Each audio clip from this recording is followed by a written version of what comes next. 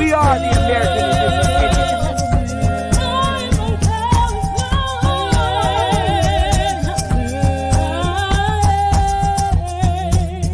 baby. Copper color Indians, baby.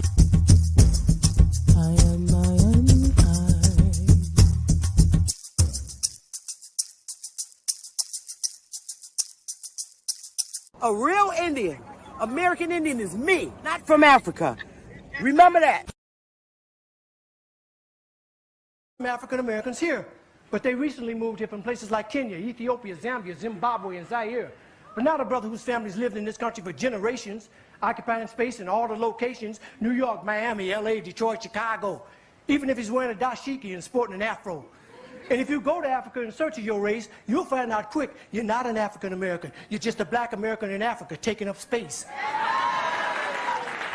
Why you keep trying to attach yourself to a continent where even if you got the chance to go and you went, most people that wouldn't even claim you as one of them, as a purebred daughter or son of them. And we are not Africans. We are not African. Are you an African, baby? I'm not no African. Nigga, you a lying motherfucker. You ain't talking about we African. Diamond. You African, nigga. Woo! I ain't African. Hey, there's so many lies, so many lies. Hey, there's so many lies, so many lies. Yo, there's so many, hey, there's so many, yo, there's so many, yo, there's so many lies. Look in my eyes, they know I'm the truth. They know that. Knocking them down every time I step in the booth. We ain't gotta lie, they know we the vibe, we living in proof. It's young, conscious, shoot my life a movie, I live in a spoof. Ain't no sticking around, I'm on the move, I'm checking the dudes. Yeah, it's only us two, so you know we copping that coupe.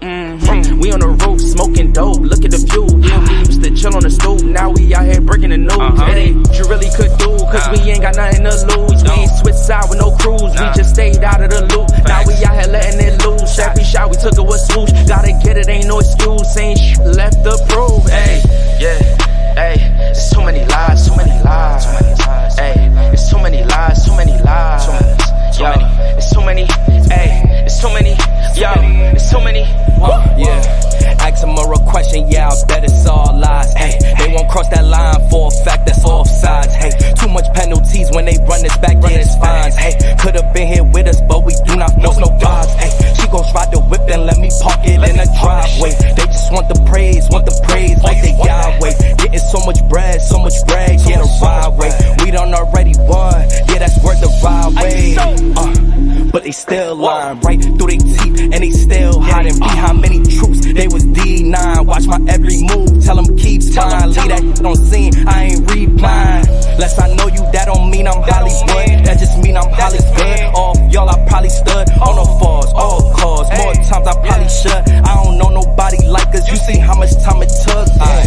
Yeah, hey, there's so many lies, so many lies, so many lies. Hey, there's so many lies, so many lies, so many, so many. There's so many, hey, there's so many, yo, there's so many. Whoa. Hey, there's too many lies, hey. Yeah, ISO, Indies, Diamond.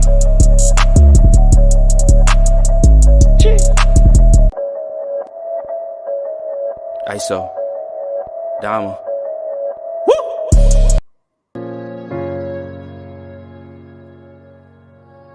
Yeah. Conscious. Matic. Alright, so far where I come from. I sit and wonder about the times that it made sense. But nowadays I don't worry about what's past tense. My younger days I used to hang around with mad friends. If we just fell out, I don't really know what happened. A lot of people come around and keep you stagnant, distraction. So yeah, don't show them no compassion. We was really out here grinding, really rapping, stacking them Franklins, them Grants and them Jacksons. Imagine if we would've never chased our passion. We probably would've never knew what happened. They was all just talk, we showed action. Once they leave, don't you let them back in. Just pack up all their stuff and send them packing. I'm blacking on anybody thinking they could act up with me. This vibe ain't for free, cause where I'm at in life, I'm only focused on me. Note the self, know yourself, focus on your health. They don't wanna help, then fuck it, do it by yourself. Don't give them no excuse to put you on the shelf. If it's me, myself, and I, then it's no one else. Yeah. Self-love is the best love. It's the people who always give that never get love. They ain't real enough to probably say they messed up. Just let it go and make the best of it. Yeah, self-love is the best love. It's the people who always give that never get love. They ain't real enough to probably say they messed up. Just let it go and make the best of it. Love yourself. Yeah, practice what you preaching, but clearly they not practicing entitlement and pride. Yeah, those two things they factor in. Spiral out of control just from all the bantering. When they accustomed to talking behind your back with all that chattering. I remove myself before I abuse myself. Talk about self-love, but you gotta do it yourself. Yeah, I won't act too good for no help. We all healing now. Said some things about me that ain't true. How you feeling now? Even at my lowest, they tried to find a way to bring me down. Big y'all up for years, ain't talking just the brand or the sound. I don't throw things around, I do it from the heart proud. Mama just wanna see her sunshine, removing them dark clouds. Yeah, self-love is the best love. It's the people who always give that never get love. They ain't real enough to probably say they messed up. Just let it go and make the best of it. Yeah, self-love is the best love. It's the people who always give that never get love. They ain't real enough to probably say they messed up. Just let it go and make the best of it. Love yourself. Hey, what's up, y'all? Hey, y'all. Everybody watching, listen. I'm going to tell you like this. Shout out to everybody in the chat room. I know y'all little Saturday people ain't woke for the morning. There you are, Copper. I sent you an email, and you didn't read it. I was gonna I sent my phone number so you could call me because she was like, "What happened to the chat?"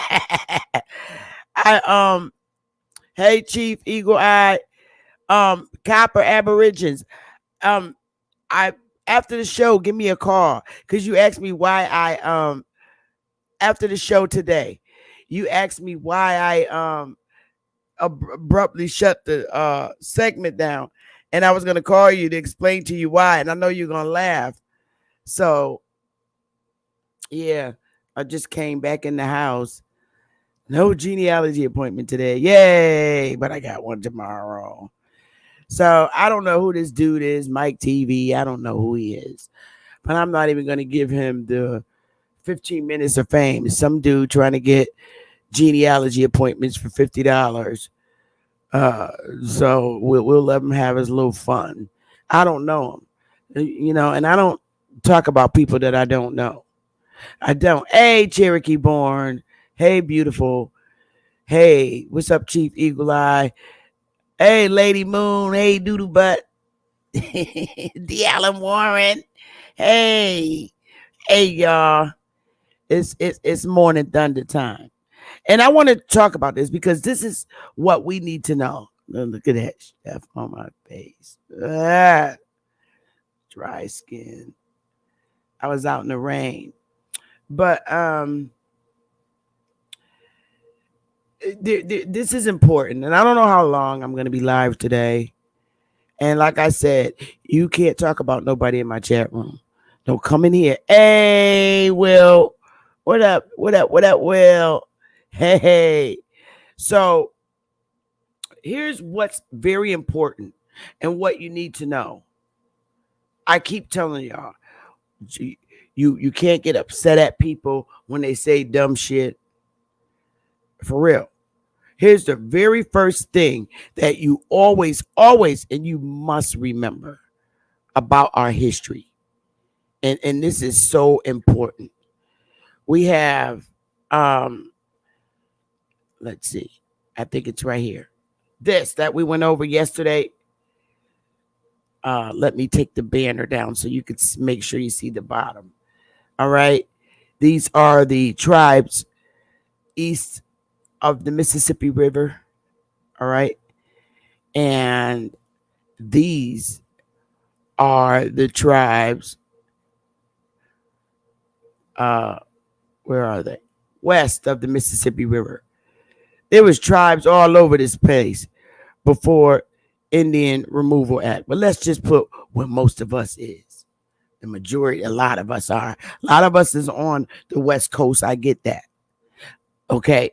And a lot of us are indigenous to tribes in the West Coast.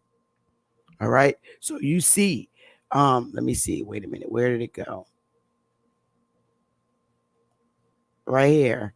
It's we're all over the place. These are east, and you got some in the west and midwest tribes. We was all over the place.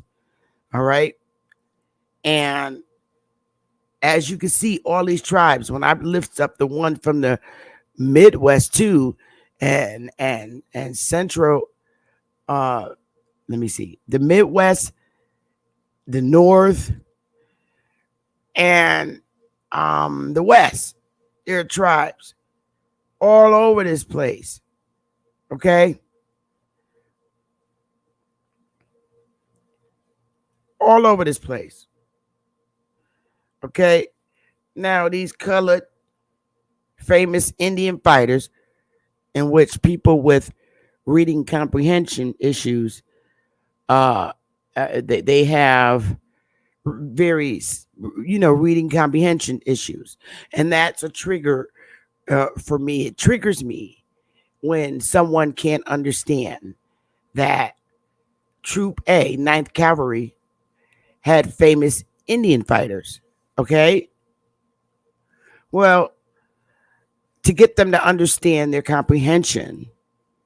Okay, and these are two white guys writing about that took a portrait and copyright protected it, fair use, of these colored famous Indian writers, Indian fighters. Okay, so rather than rag on somebody whose reading comprehension is not very strong,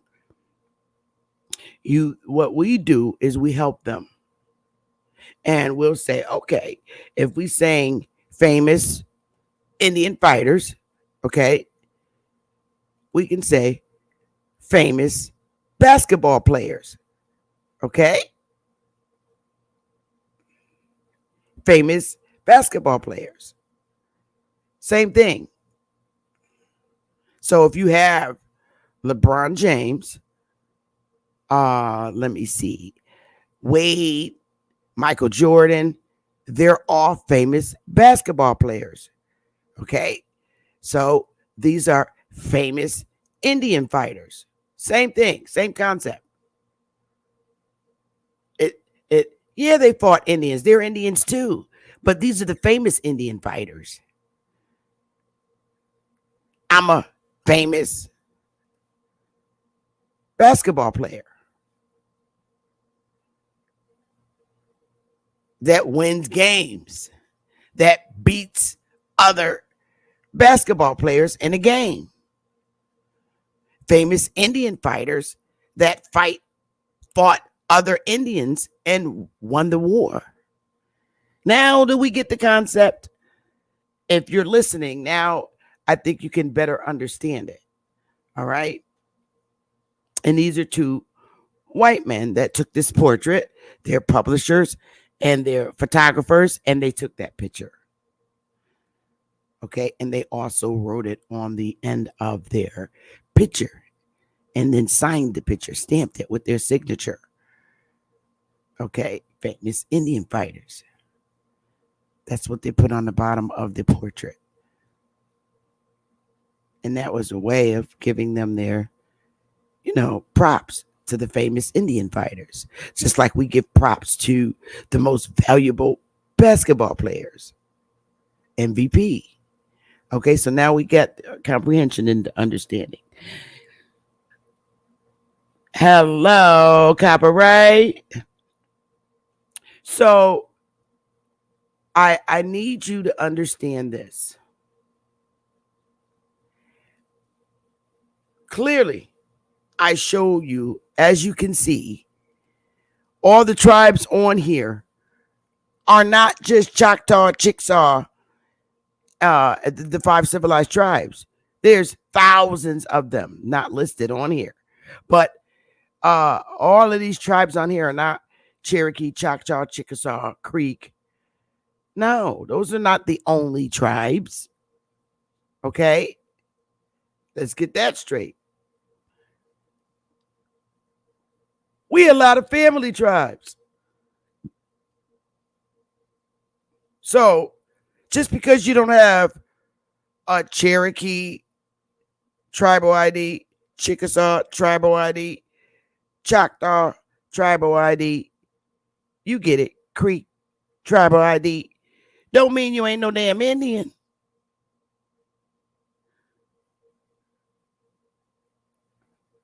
We need to go here. Apparently, we do. All the Indians that remained in the East, okay, and did not want to go to Oklahoma like the 5 civilized tribes did, don't mean that just because you ain't go, you ain't no damn Indian.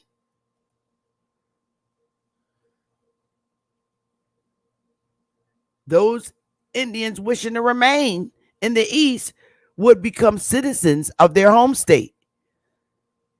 Just because it says you become citizens of your home state, as they're speaking, as the order came to you from Andrew Jackson, just because he said you're going to become a citizen where you live, basically, because we conquered the land, that doesn't mean that you're still not an Indian living on the land just because you didn't go to Oklahoma. And you also have to know that it was never said to you that you couldn't create or keep your own family tribe. We're still family tribes.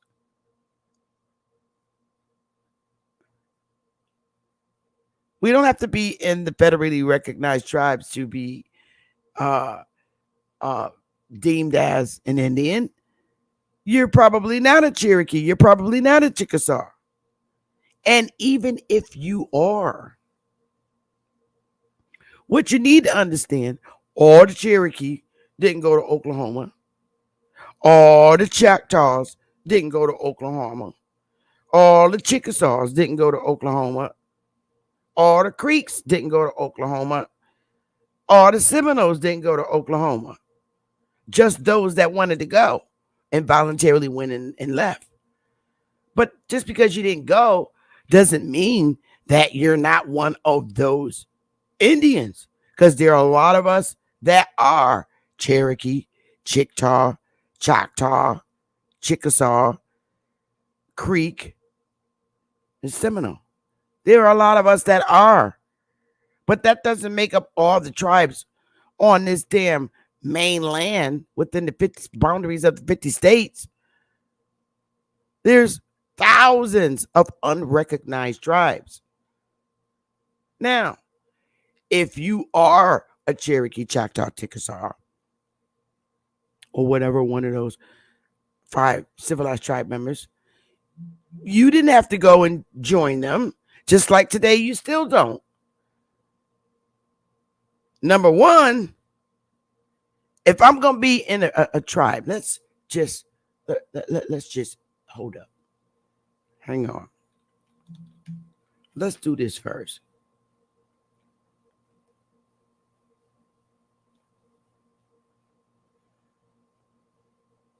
All right, let's look this up. Let's get it.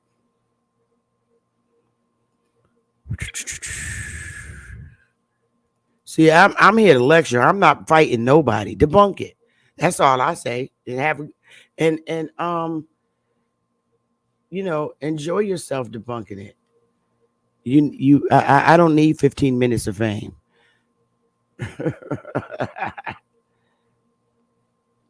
All right, so let's go, y'all. Hey, Max. Look at this here. Tribe. Let's look at this definition. A social group composed chiefly of numerous families. Again,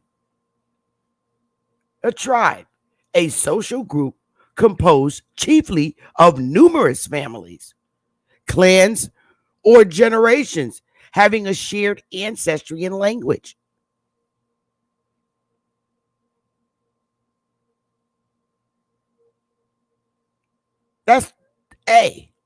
That's all we need. A social group composed chiefly of numerous families, clans, or generations having a shared ancestry and language. So that's the first thing you need to know.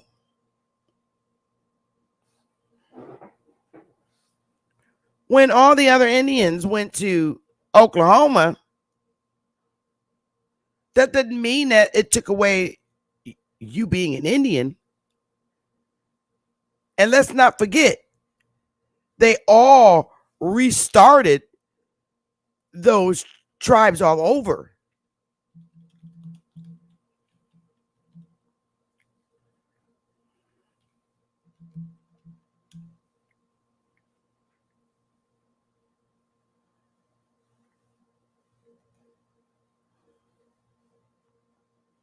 Um, let's look at this.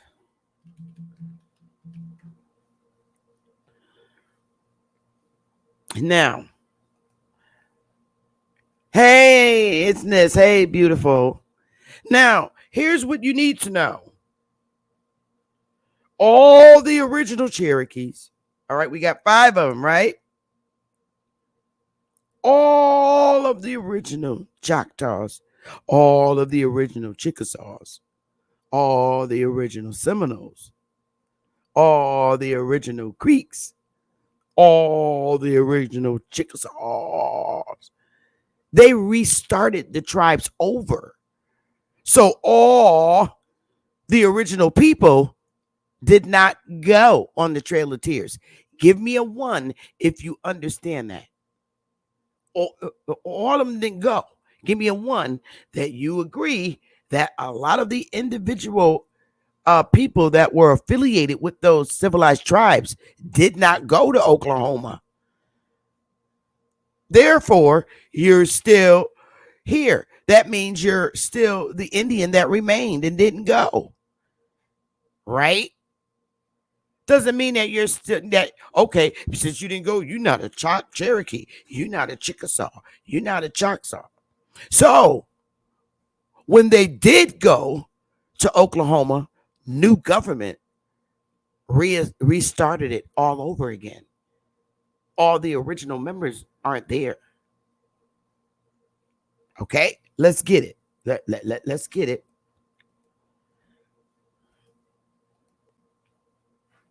The Cherokee Nation reestablished itself in 1839 after a period of internal conflict and violence. The Cherokee Nation adopted a new constitution on September 6, 1839, molded after the 1827 Constitution. So there was an 1827 Constitution in which those members that have remained here were under an earlier constitution. You do know that. And as well as with the other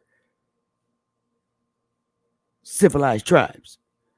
There was a constitution in 1827 in which we were part of, if you were Cherokee, if you were Chickasaw.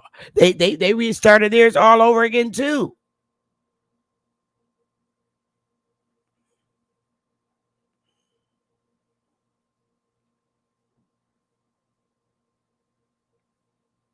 And it was based on the United States Constitution. The new Constitution established a Cherokee register to include anyone who wanted to be a member of the Cherokee Nation. Listen, y'all. The new Constitution established a Cherokee register to include anyone who wanted to be a member of the Cherokee Nation. So you know you got any motherfucking body all up in there. The Cherokee Nation then settled in Indian Territory, which is now Oklahoma, and established a new government in what is now Tahlequah, Oklahoma. Yo, let me tell you something. I told you, anybody could join. They started a new one that anybody could join. So anybody's up in that bitch. Not the same, all the same people that was there when it was the 1827 Constitution, the one before the new one that they created.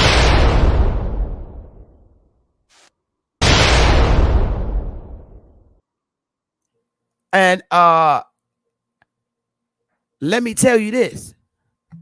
I don't want to be in no tribe. We were already in a government filled with people ruling it in Congress that don't look like us, right? That's the same thing with the Cherokee Nation when they recreated it in 1839. Hey there, Misha, baby. The people that recreated it in 1839 don't look like us. So what the hell? I want to put myself back in the same position that we're in now since 1830. We became citizens governed by people that don't look like us. Some of us did. Some of our Congress members, we had more of our Congress members back in 1890. You know, all the colored congressmen, Indian, in all the states that we showed you where we predominated in Congress. Okay. So why the hell would I want to bust my ass, fill out paperwork, and go be a member where anybody was able to join in 1839? Why would I do that? And the people running it since 1839 do not look like don't look like me at all.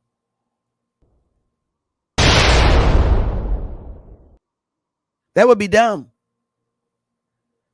Because my family and yours, if you remained here in the state of your resident, became a citizen like me,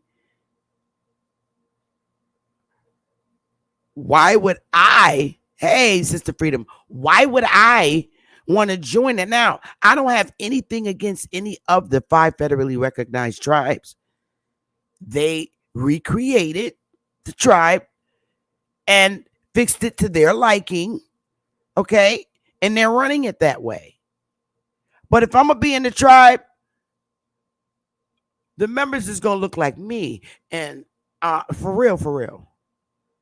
And see, they created their own and they made their own rules for joining the tribe and meeting certain criterias. Guess who has the same option as them?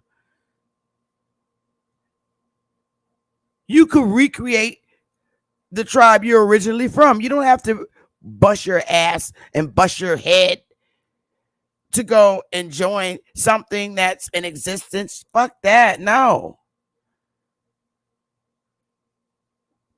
I'd rather reestablish my family tribe and put our own criteria. See, you can't come in Waya, for instance, prime example.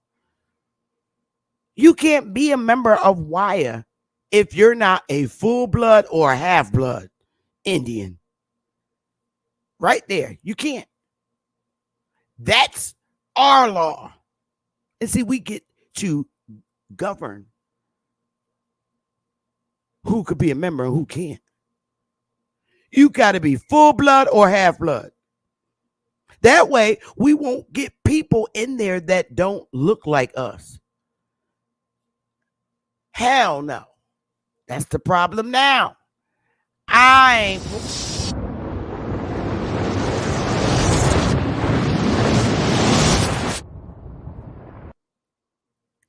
Why the fuck would I proudly show an ID card? Wait a minute. Give me a minute, y'all.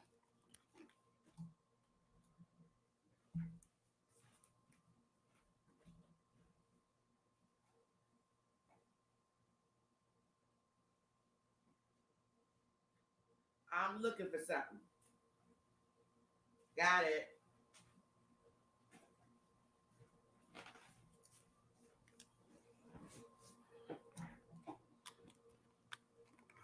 Yo, why would I be proud to be a 1/16th, a 132, and a 164 when that's not true? That would be a lie. But now, since you're running your own family tribe, okay, and you gave it the name you want it to be.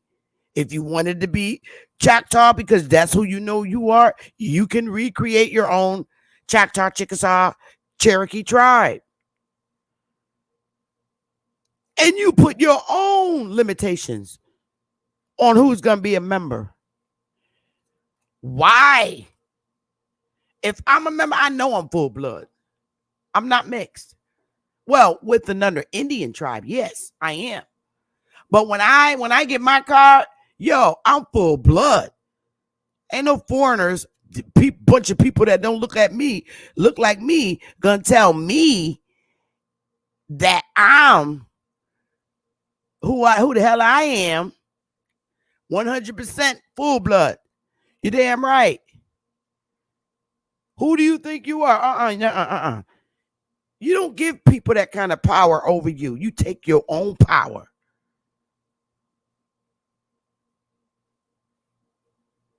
You come in wire, you're either 100% full blood wire tribe member or you're a half blood. We gave it that name because we wanted to. We don't have to even name it. Say, like, I'm a Cherokee or a Chickasaw. We don't have to name our tribe that. That's why we wire. You take your own power. You want to get out of the inferiority stage.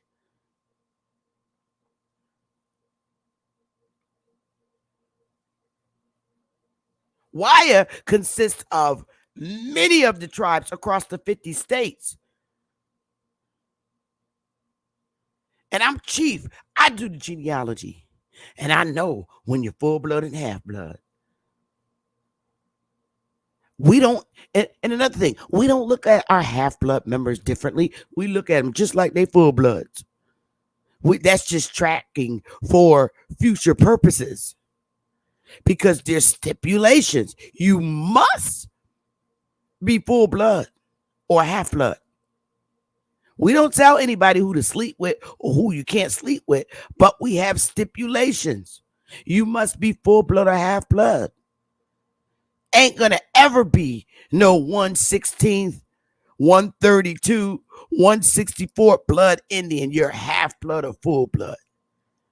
And to me, half bloods and full bloods is real niggas. It's some real engines. Engines from the mainland. We don't look at our half blood and full bloods differently. We just know you are blood. What up? What up, babies? Dennis. Hey, Harlem. That's the way it goes. So I don't worry about what other people say. We doing the damn thing, and if they don't learn, so this is why I don't vibe with everybody. I don't need to vibe with everybody. We don't. I've reached the goal that I wanted to reach as a chief.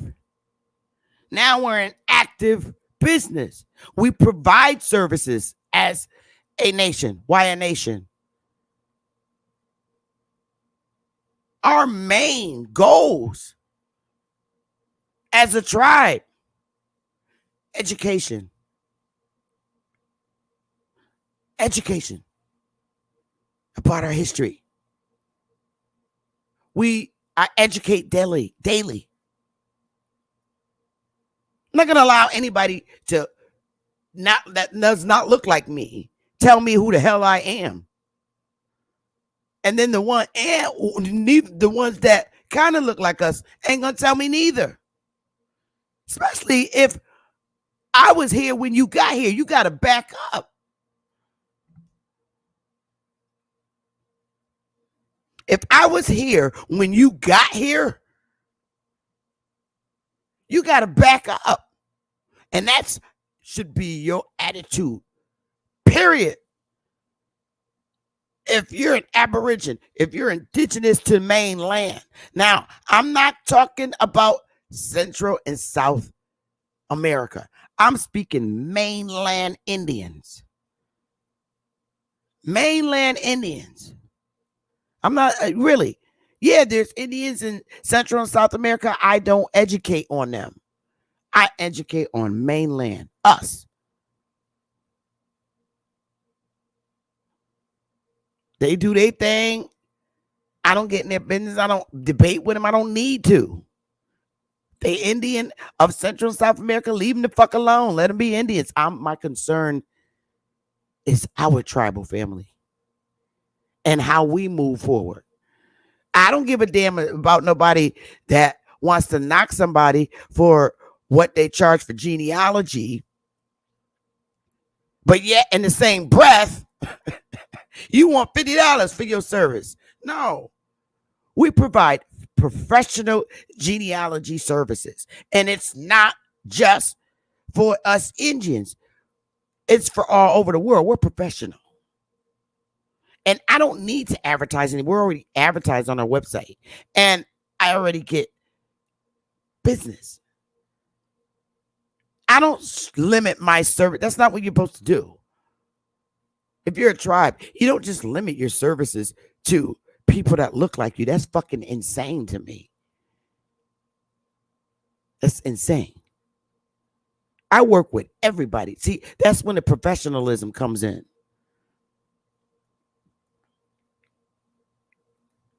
I'm booked this month with genealogy, by the way.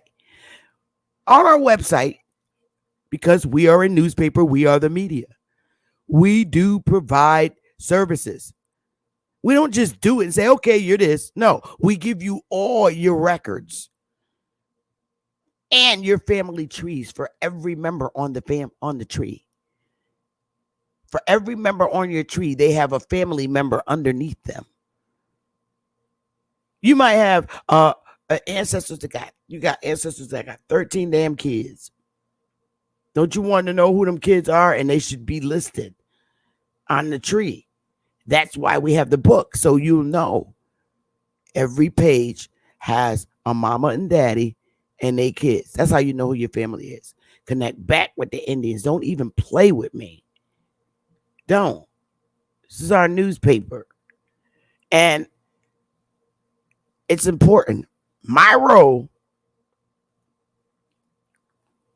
I don't partake in, my role, our educational role is to get you connected with your ancestors. All right?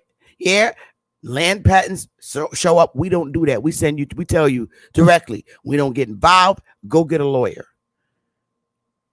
End of station. Go get a lawyer. We find a land patent. Okay, if this is yours, you think it's yours, go get a lawyer. We're not getting involved. Our role is to find help you find your ancestors, your family. Hey, Taino, Airwatt, what up? That's what our role is. We don't step outside the boundaries of getting all your family on a tree and getting it in a binder and getting it to you, shipping it to you. That's not just limited to people that look like me. I don't care what your race is. You want your genealogy from being on mainland America, all are welcome to set up an appointment. I done been in Zoom with Phoenicians, our Latino, Taino brothers and sisters doing genealogy. I don't discriminate. White people.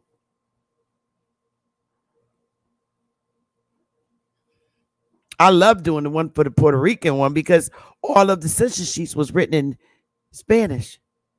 It's really cool. So you have to understand this.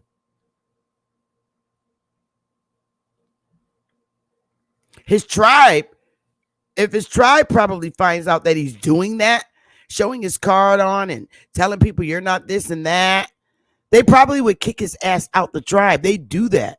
The 5 civilized tribes are very strict. You up flashing your card on YouTube and downgrading other people about being Indians, he might get a warning from his tribal chief.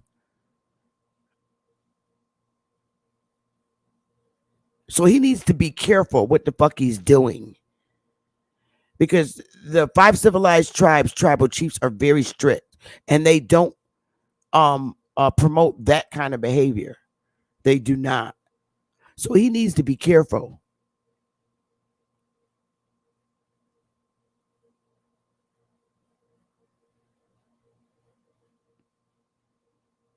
Really. So back to what I'm saying. Oh, see, I got a text. Okay. Back, what's up? Sharice, black man and business. You really have to understand this. You do.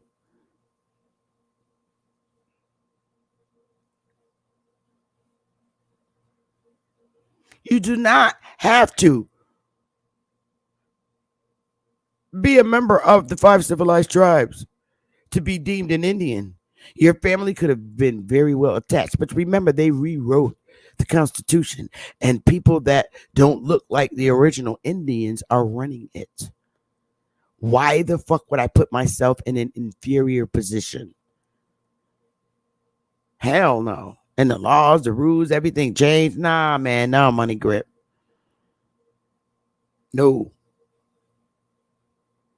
I want a tribe of full bloods and half bloods.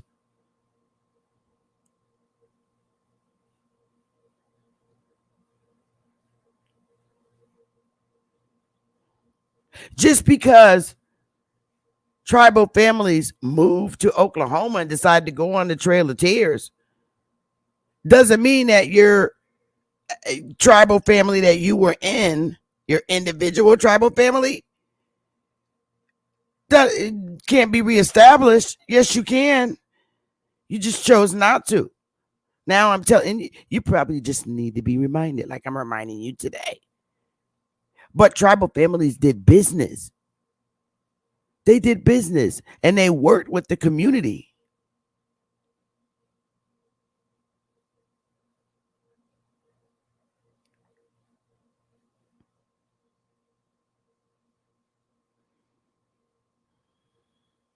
They worked with the community. That's how they get their reputation. Positive work in the community. Everybody, you tribal members, whether what no matter what they're doing in these streets, drug dealers, pimps, prostitutes, strippers, drug addicts, alcoholics, professional people, unprofessional people, working class people, they all know you because they know of your good deeds and you not judging them and you trying to help them. That's what tribes do. And I keep it buck.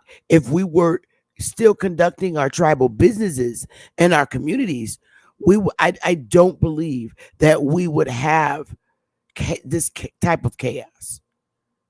I mean, we had tribal wars, but we wouldn't have these horrible epidemics of drugs. Now, we did have the alcoholism going on because the Indians kept drinking.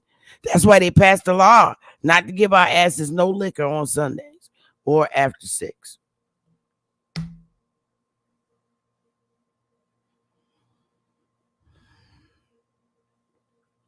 See, you have to get out your head that, ooh, I want to be in the tribe. Yeah, you do. So create it and govern over it.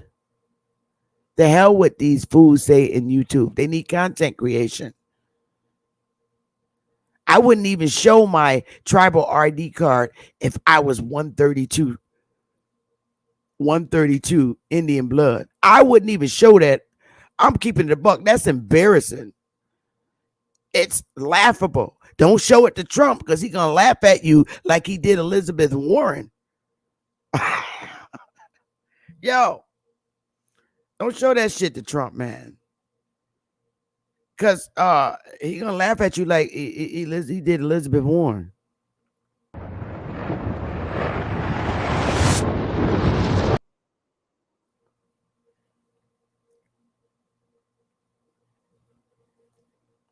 Famous Indian fighters.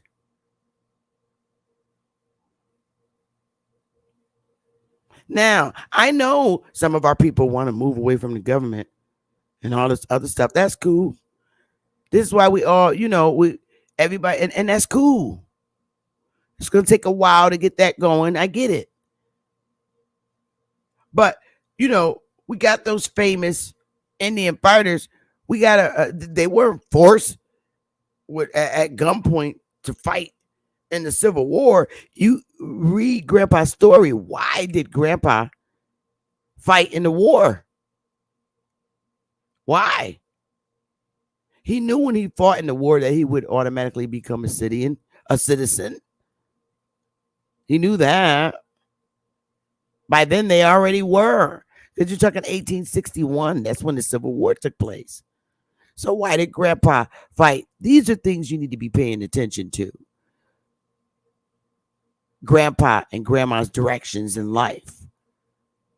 Why did Grandpa fight in the Civil War on the Confederate side? Why did Grandpa fight in the Civil War on the Union side? That's important. But just because Papa fought in the wars doesn't mean that he can't be Indian no more, or Aborigine, or have his family tribe. The United States didn't say, no creating Indian tribes. There's no law that says that. No creating Indian tribes that's going to help your communities. If that's the case, then you don't, it shouldn't be no churches, shouldn't be no Salvation Armies. All the civilized tribes have many nonprofits.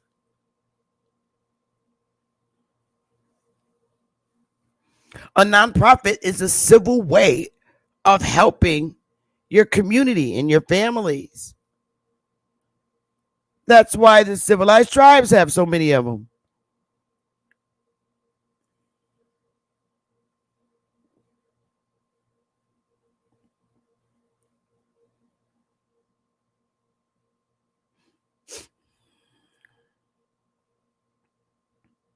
Yeah, the Union was the Brit. You're right, Copper. But don't forget, a lot of our Southern ancestors joined the Union. And they didn't join it by gunpoint. They wasn't getting along all down south. Right, Copper? Matter of fact, Copper, I'll let you up. I'm not letting anybody on my damn panel. There you go, Copper. Hit the link, boo-boo. Let's dialogue. I'm going to go to the ladies' room and wait for Copper to come up.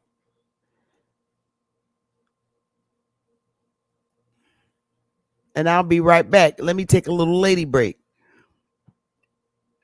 Let's see. I'll be right back. I got to go.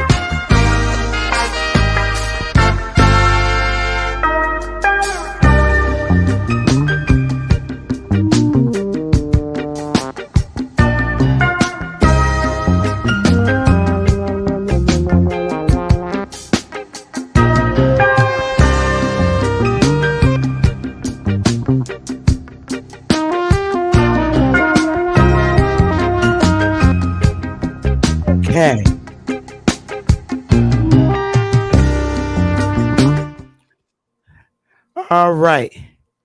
Thank you for the break. Hey, Copper, you good? Yeah. Nice. Let me take the banner down. So yeah, I ended it.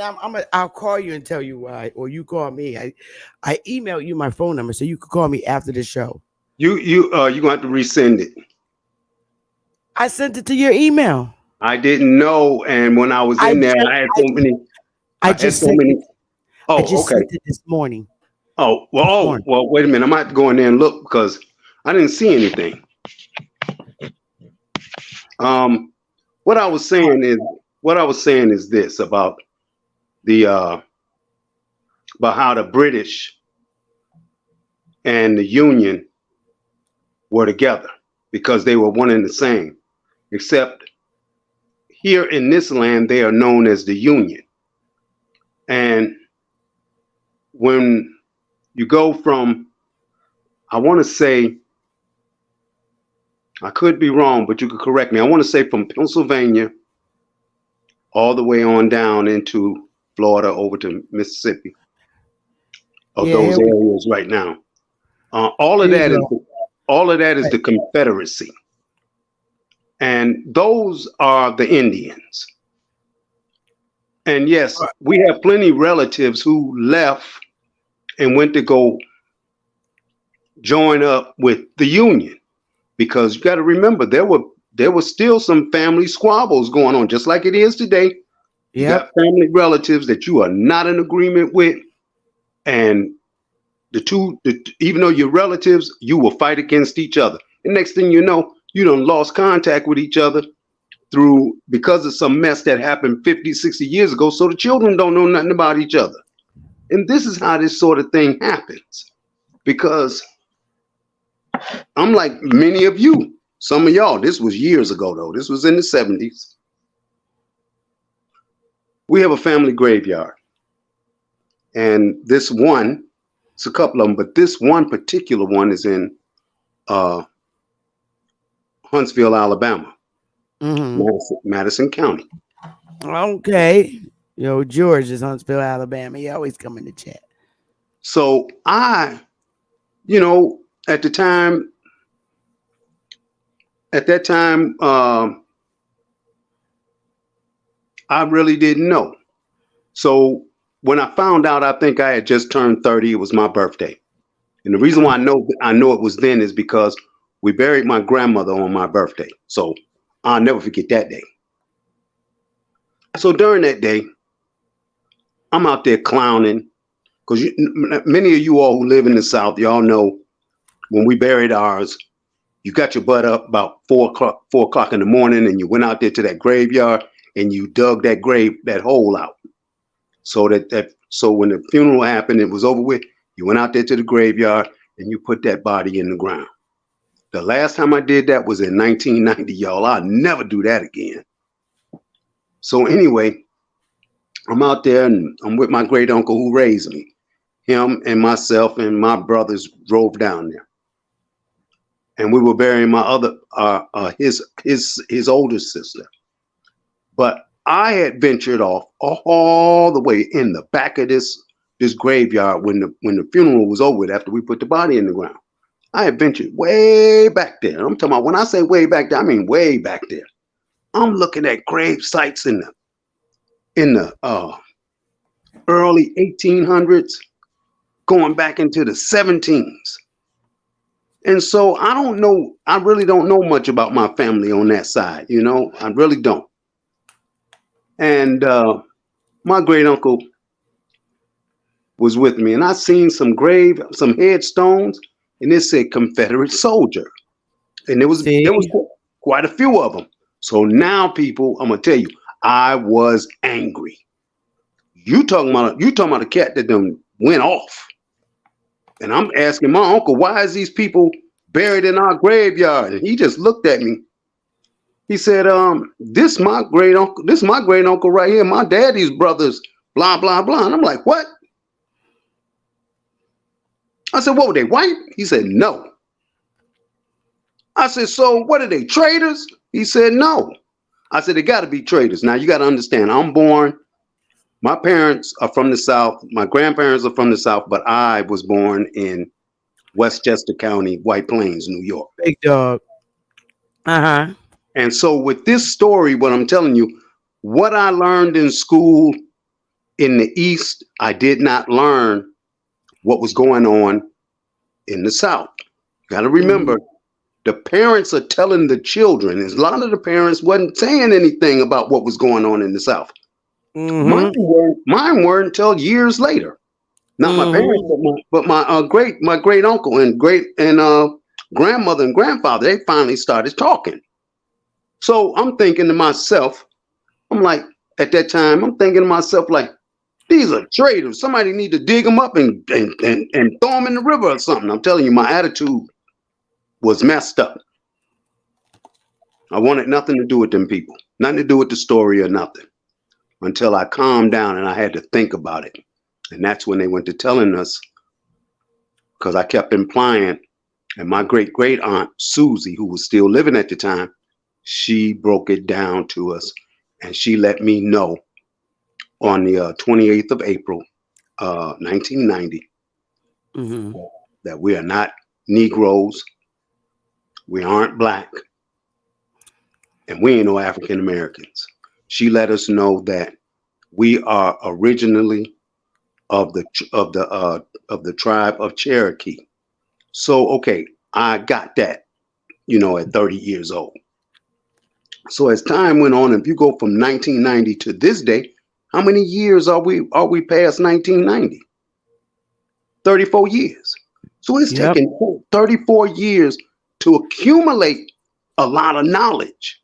And I'm gonna just say it like this. I don't know how many of them want to give the young people their due, but I do. Me too. This information age, that when y'all were young or babies or weren't born yet, you all tapped off into an energy that someone of my age of 64 at that time, who are 64 now, but when I was 38, 39, 40, 41, 42, I could have never tapped off into that, because my mind isn't in the information age, but you all are born in it. This is the reason why you're able to do things that we could not. So of course, I'm gonna say it online. We follow a lot of y'all, but at the same time, just because y'all could get this information out faster than we could ever get it, don't get it twisted like you might think you know more than we do. Because we come out as the generation of readers out of books. Yep. So we can add what we know in what you all bring forth. And this isn't for us. I'm gonna just say it. Now, Sister Bethy is a different breed. When I'm just Generation X, that's all. When I say it ain't for us, I'm saying like my age. I'm just getting a little bit of it. My children will get a whole lot more than I will. My grandchildren gonna get it all. Right. So I'm not looking at it for me. I'm getting the information for my grandchildren.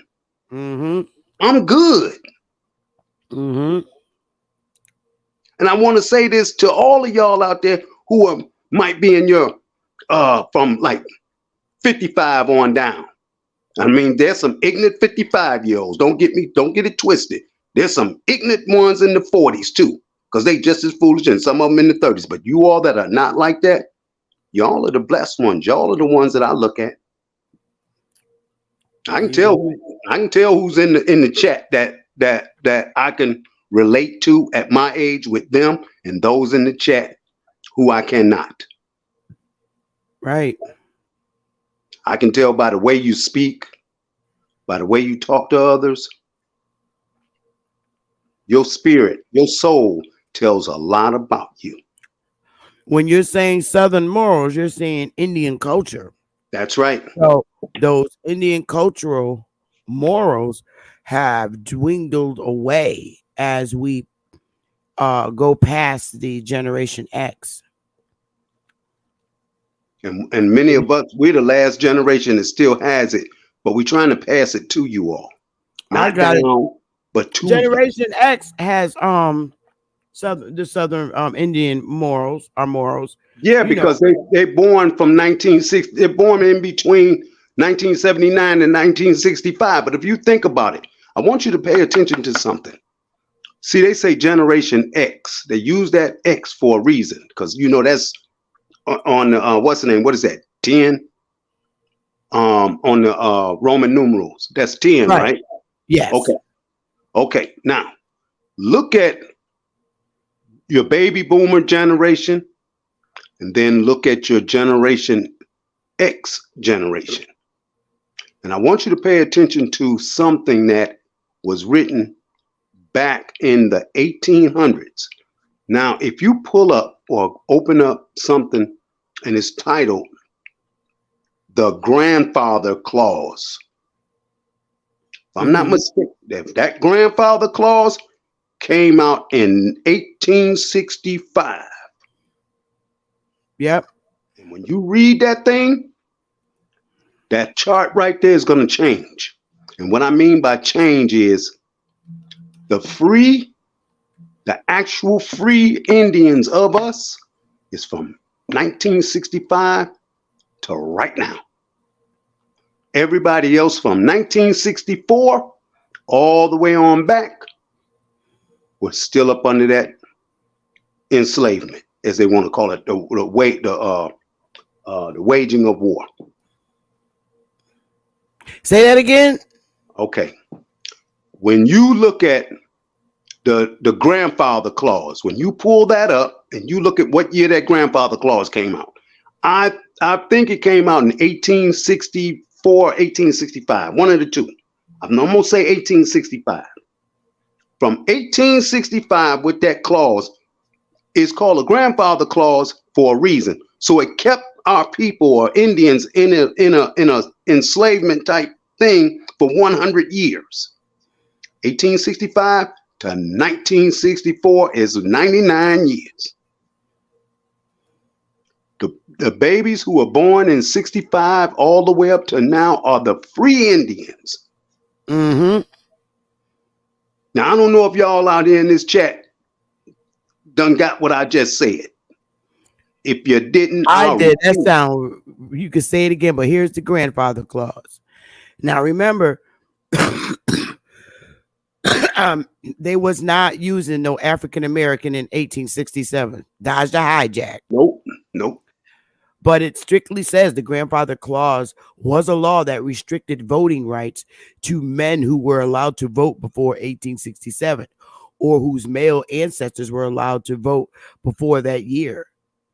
It was a common way to prevent Indians, coloreds, men from voting, as most enslaved people's ancestors were not eligible to vote. The clause was enacted in 7 southern states between 1895 and 1910. It also exempted descendants of voters from educational, property, or tax requirements for voting. A hot mess. So for you all that comprehended that, then you understand why I mentioned the grandfather clause. Mm-hmm. I clearly understand that the way you explained it.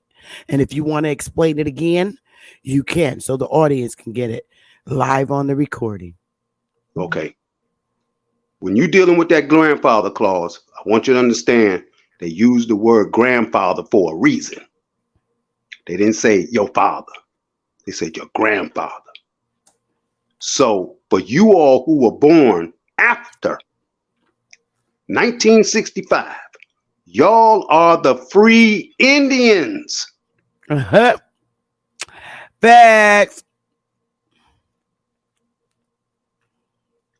Those of us who were born before 1964, we were the ones who were caught up under the grandfather clause. Mm-hmm. And this is why I get a little salty with a lot of these younger ones out here, is because the older ones is not explaining this. All anyone had to do, that is of the older ones that are like myself, all they had to do is pull up that grandfather clause. I learned about that grandfather clause from this lady, and she was a teacher, and I love this lady right to this day. If I'm 64 and I remember this lady, she must have been special to me. Her name was Mrs. Dowdale. She was a very heavy melanated sister. She didn't play at all with you. You didn't pass her class just to be passing. Oh no, you got it. And if y'all know in the chat, I always did say to you all, I grew up under what is known as Negro History Week. You all grew up under what is called Black History Month. What we got in 1 week, y'all could never get in a month. That's how it was for us to get it. This is why I can mention the grandfather clause. And I'm going to mention something else to y'all in a minute that you ain't really ever paid attention to. Give them the grandfather clause again. Someone in this chat is saying this child's still trying to understand it. Hi, Alexis. Hi, Dennis. Okay. I was going to say something behind that, but I'm not. I'm going to just say it again. Anyone who was born before 1965 was under the grandfather clause of 1865. Everyone born after 1965 to present day are the free Indians. What is there not to get?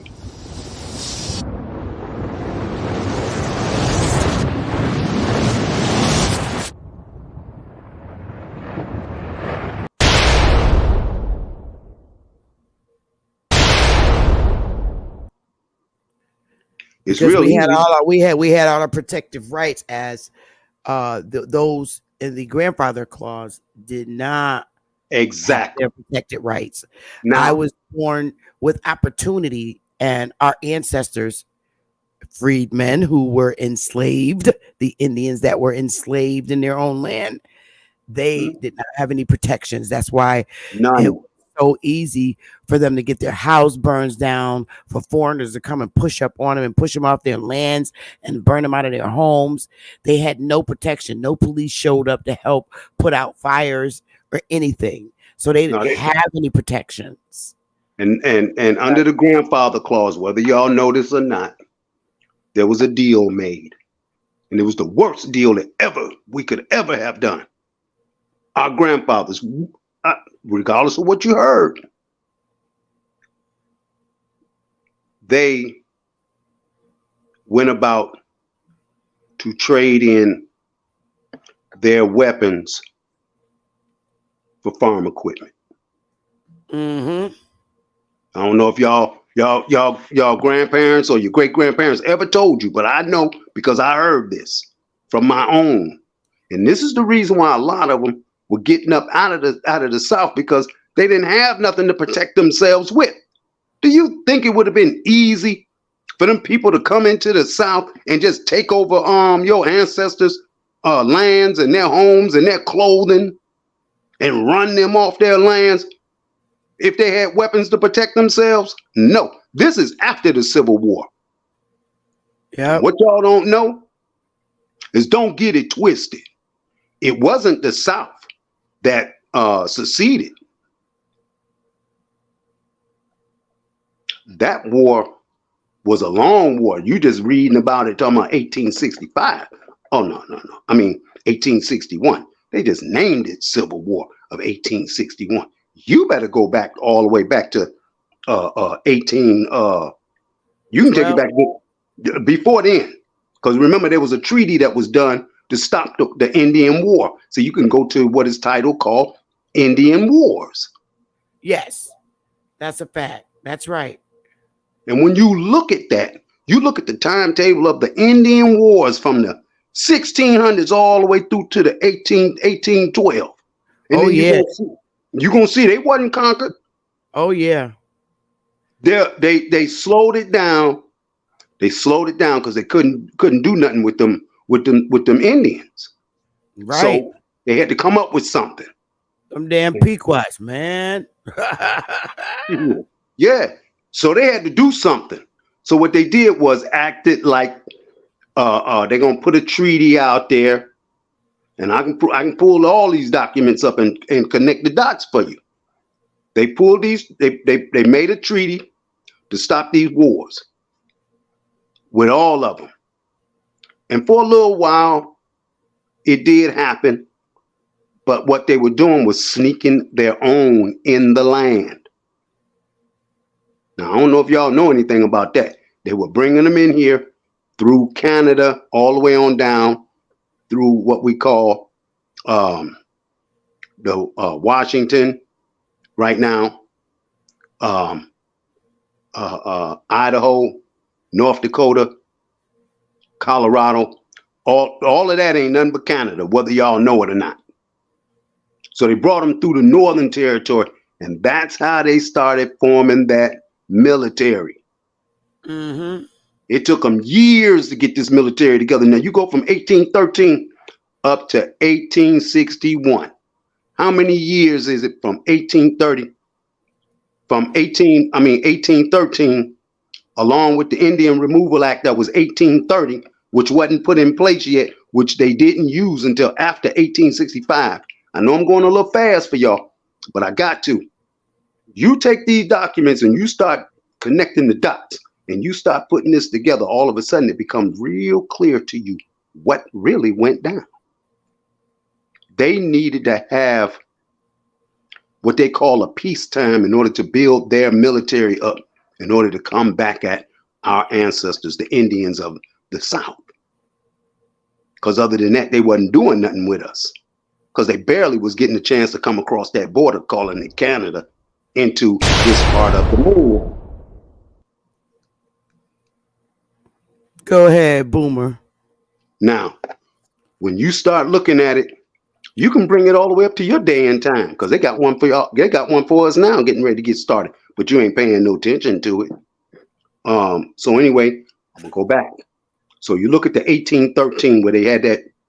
It was either 1812 or 1813, and then they slipped in what is called the Indian Removal Act of 1830. Yep. And they didn't use it just yet. They just had the document sitting there. So if you look at 1830, and then you take 1830 and go up to 1861, do your count, your yearly count, you see things being put in place. Now, the last thing they had already put in place was called what I just named the grandfather clause. If you notice, this was the attack on your grandfathers and your great grandfathers or your great great grandfathers. For me, it would have been my great great grandfather and my great grandfather and my grandfather and my father and me. It don't take much to peep this out. So anyway, we learned a lot about this when we had Negro History Week. So I remembered a lot of this because this lady, like I said, Miss Dowdale, she made you get it. Oh, you got it. Trust me, you got it. She didn't care. She come by your house. She talked to your mother and your father. Oh, you got it.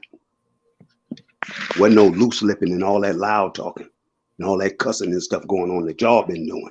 That's why y'all not getting it. You think you don't need something, but they working this stuff on us.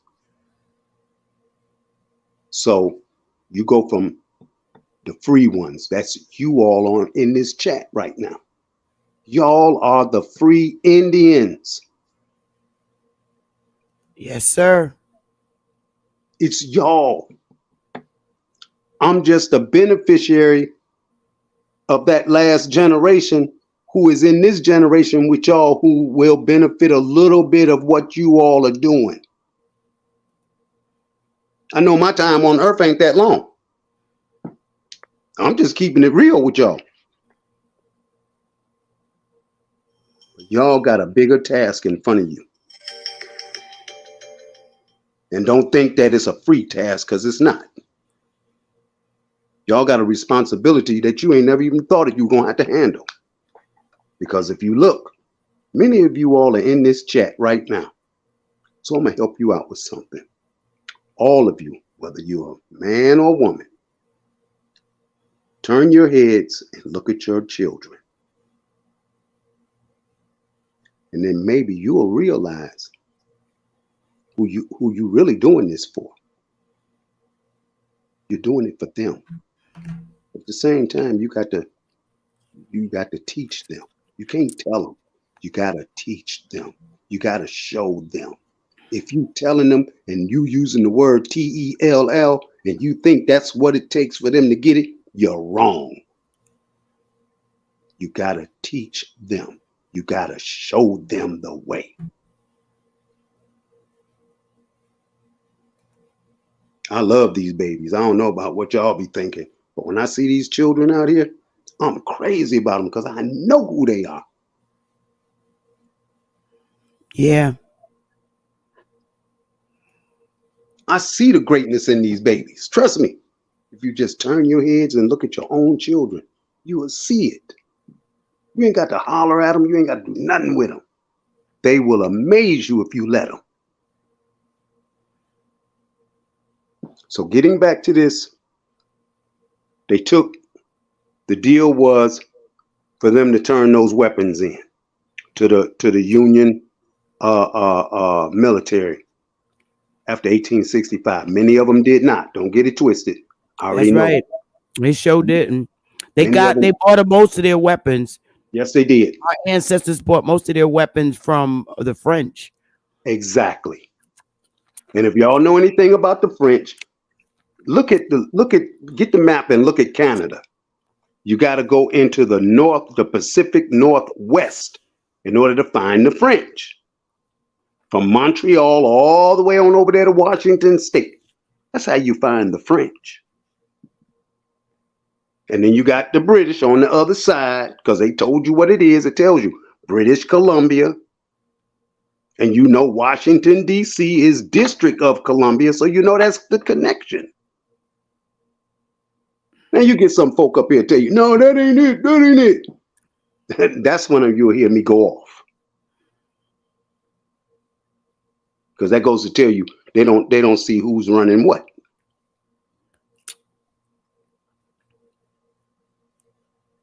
So just start looking at these documents. And here's one that's a real surprise, Sister Bethy. You mentioned part of it because you said, the people that you've been doing records for, and they were, they're of the Spanish descent because of the Puerto Ricans, right? Oh, yeah. Okay, here's one for you. Here's one for y'all that y'all don't even know until you pull it up. It's called the, oh man. Oh, look up what it's called, the Spanish land grant. This is what they don't want you to know. So if you're really angry with the Spanish, you got it twisted. You can be angry with the ones that are today because they don't really know. But those that know, read that Spanish land grant. There you go. I learned about the Spanish land grant when I was in the 8th grade. The Spanish land grant system, or Mercedes, was a way for the Spanish king or his representatives to give land to individuals, groups, and towns to encourage settlement and reward military officers and government members. The system was used in many Spanish territories, including what is now Alabama, Arizona, Arkansas, California, Florida, Louisiana, Mississippi, and Texas. How many of y'all knew that? No clue. Yeah. That's why. Well, that's I why know brought it up. I did read about, them ceding lands and to the United States government. It's still this way. It ain't changed. It's the people who don't read. Right. They don't read. Right. Yeah, we Now, did go through how they got the rest of the land and things of that nature. uh, you read them particular states, right? Yep. Alabama, Arizona, Arkansas, California, Florida, Louisiana, Mississippi, and Texas. It's still that way, and it's to the Indians. Take a good look at this document, y'all. You really got to really look. It just shows you where the king was at and what the king did. But remember, these are these particular states. They're still under this Spanish land grant to this day, and people don't know it. It ain't changed. Just like the French corridor. Y'all do know what that is, right? The French corridor? Yeah.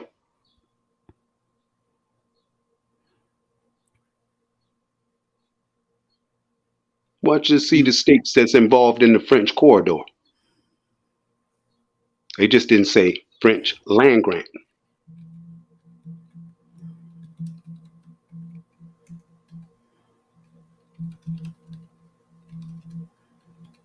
But there's things that's going on out here y'all have no clue of.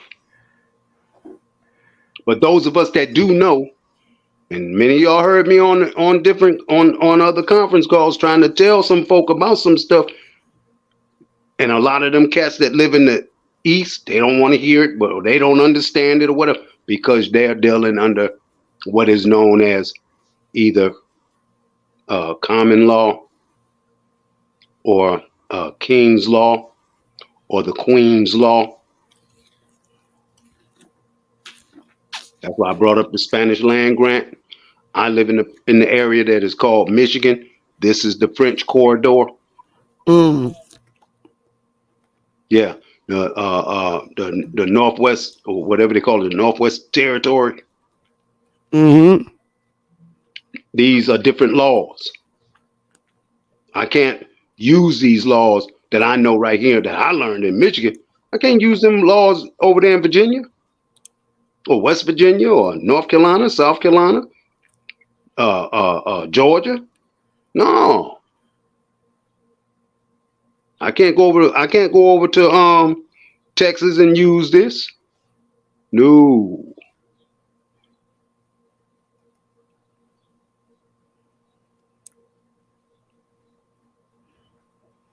Wait a minute, what'd she say? We are not taught much. What? Oh, in college. In college, you really need to read lots of books. Yeah, I agree.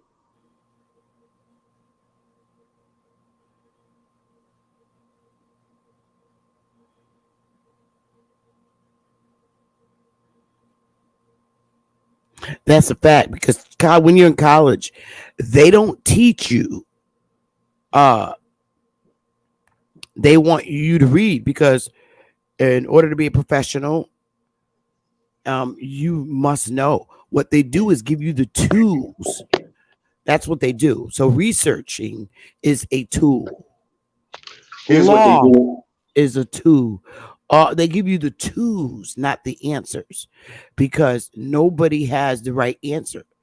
So whatever you come up with, this is why I say I don't believe I don't go by everybody's research, and I stand on that. No, you gotta use what's already been in place before Reconstruction, because what people don't realize about the word, once you do the research on one word, and it's called Reconstruction, then you will learn the truth, because that is a dividing line. That word, facts. That one particular word will take you a long way if you just took the time to understand what that word means and how it applied. And this is why they use that word Reconstruction with the grandfather clause. Yep. Changing shit up. And that's why I mentioned that our ancestors, even though I'm not saying all of them, so don't get it twisted again, because that's not what I'm saying. But I want you to understand that many of them gave up their weapons for farm equipment. Yep. This was the deal. Yep. So when they started rebuilding in the southern states, as we call them, the southeast territory, when they started rebuilding it, meaning you all have to understand that that whole area that I'm speaking of, calling them states now, what y'all need to understand and get it in your mind is that when they talked about rebuilding the South, it was to regrow everything in the commodities area. Had nothing to do with building houses and roads and no, because they didn't have all of that then. I mean, they had roads, but it wasn't paved like concrete and asphalt. It was dealing in commodities. This is what the world was eating off of. The southeastern territory of this land, the whole world. And they did it again under what is called the New Deal. I'll take y'all up to that too in the 1930s in a few minutes. But you got to understand what this Reconstruction Act was about.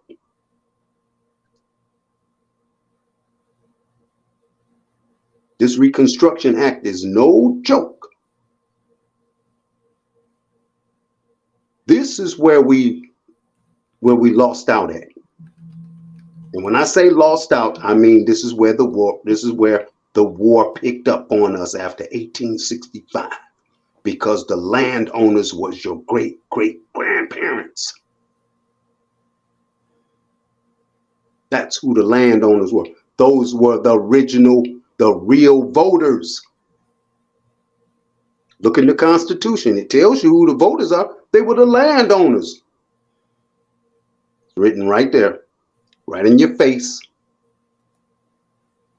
If you'd only read, you teach yourself.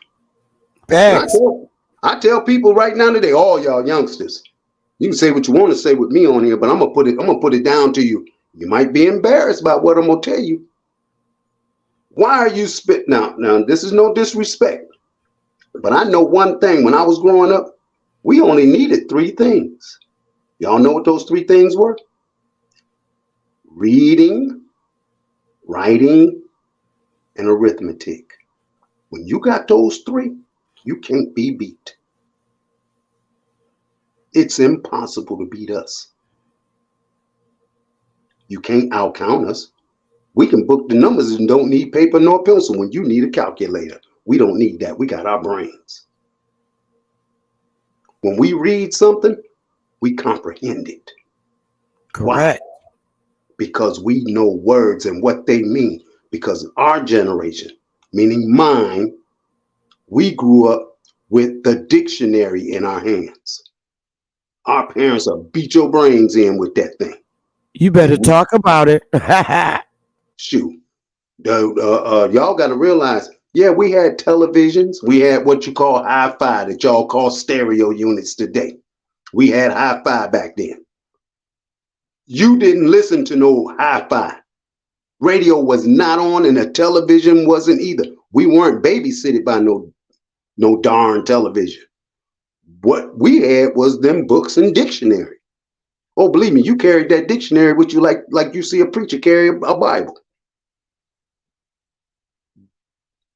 When your parents ask you a definition of a word, trust me, you knew it. Don't tell her what it means. Don't give it to her while she's sitting there reading and see what happened to you. I know it was like that at my home. My father and mother did not play to that. Oh, you're going to learn, you're going to know how to read and write and do arithmetic. My mother, boy, was woo. Sister Beth, you remember ShopRite? I think that's what it's called. The grocery store. Yeah, we got one right up the street. Their competitor is Stop and Shop. But ShopRite, we grew up in ShopRite in Connecticut. Yeah, exactly. So can you imagine each one of your children? And now just imagine you born what, 1960, what, 69? 68. Okay, 68. Now let 66. me 66. I'm not even gonna lie. okay, 66. Take 20 So years off. so let's back that all the way up to 1926. You born 1926. So by 1936, that would make you 10 years old, right? 1936. I said, let's say you were born in 1926. Okay. And then by the time 1936 rolled around, you were 10 years old, right? Correct. Okay. Now, by the time you were 10 years old, you knew how to read, write, and do arithmetic. Would I be Oh correct? yeah. Oh, Okay. absolutely. Yes. Exactly. And Yes. this is how the parents taught us when we were growing up, because they let us know these three things you gotta have. If you Yep. don't get nothing else, you're gonna get these three. That's And right. that's why today when people go to talking numbers or whatever, if I can and my brains is in on it, I can click right off into it. Just like Alabama was doing the other day. This is why he can do this. You don't need no calculator. Yeah, we read. I'll never forget the way we were taught. I think the way that we were taught as children when we were little was like the best. You to get a teacher that taught in the 70s, you're getting the best. Because I remember those days. Every day we had an assignment. One day you had to do your spelling words 10 times. Yeah. Then Repeat. you had to the next day you had to look them up in the dictionary to see what they mean and write it down. Okay. And then and then the teacher would put the words up on the blackboard. She would misspell all of them and say spell them correctly, and we had to spell them right. And then by the time Friday came, you had a test. You had to do a spelling test. Sure did. And you had to, she would write down the word and the definition on the other side, and you had to draw the line from the word to the definition. Exactly. And it might have had 2 to 3 or 4 different definitions to that word. But you better pick the right definition for that word. I know that. You might be sitting there all weekend, then Friday roll around, she give you that same word, and you be sitting at home writing that word 100 or to 300 times, and you're going to bring that in Monday morning. Trust me. Yes. There's always a class between 20 and 25 kids, and we didn't have American history. We had U.S. history. And when we would read in our, it was called social studies books or whatever. Thank you. We all sat in rows in school, and each one of us would read a paragraph. The first person, the teacher would start it from one side of the room and the other side of the room. And you all read a paragraph. And if you wasn't on time to read that paragraph, you was in trouble, because that meant you wasn't paying attention. Exactly. Oh yeah. And the spelling bees. I always wanted the spelling bees. I can't say I did, but I want a few of them, but not all of them. Nowhere close to it. We got candy. Like if we spell the word right, every time you spell the word right, you got a candy. Piece of candy. I remember that. I said when the only time I did it, Sister Bethy, is when Miss Dowdell or Miss Clark or Miss Talbert had them bags of Tootsie Rolls. Oh, I'm a roll then. Oh, honey, okay. I'm the smartest guy in the class then. See, that was my motivation. I mean, people, that's what I did. I'm sorry, but that's what I did. Sometimes I was interested, and other times I just wasn't. And did we not get tired of the teacher's shit and say, you know what, we'll stop at the penny candy store and buy our own damn now and laters? Yeah. Yeah, a lot of people don't know nothing about the original now and laters. They just got that little pack they got right now. Laters. Hey. We all had different colored tongues. That's right. We had teachers that were strict. She'd come around her basket, put the candy in here. You shouldn't be eating early in the morning. Oh, man. M&M's and what's the other one? The Good and Mr. Good and Plenty, and oh man, Mr. Good Bar and yeah. But see, y'all, we grew up different, much different, and all this. I don't know where it came from or how it happened, but it's a distraction from y'all who are free today. And if they can get most of y'all killed off or locked up, strung out on drugs, stuck into this this gay business they got out here. And I want y'all to understand something about that gay business. Hey, not on the channel, honey, because that. No, I wasn't gonna go there. I was just gonna let them know. Yeah, don't even say you nothing can't about discriminate. Listen, Yeah. You cannot discriminate against any of them. None of them.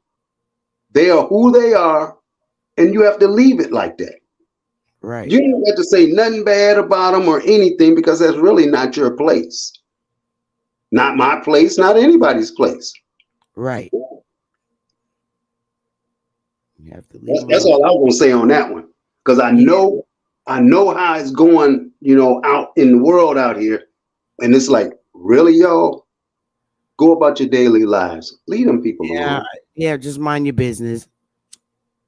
Their life don't affect your life. It shouldn't. Correct. So yeah, you're right. Go back and pull up, like I said, go back and start pulling these documents up and look at the years and look at how far when they start using these documents on our ancestors. Yep. They put them in place first, then they use them. Now, I don't know how many of you all remember a few years back. I don't know. You might remember. There was a movie, and it looked like a cowboy movie. And I don't know if the movie was called, I know what it was I was going to mention. Sister Bethany, what year did the Homestead Act come out? Was that? That was in let me see. We did a build on that. 1862. Okay, now look at that, y'all. Civil War started in what? 1861? January? Yep.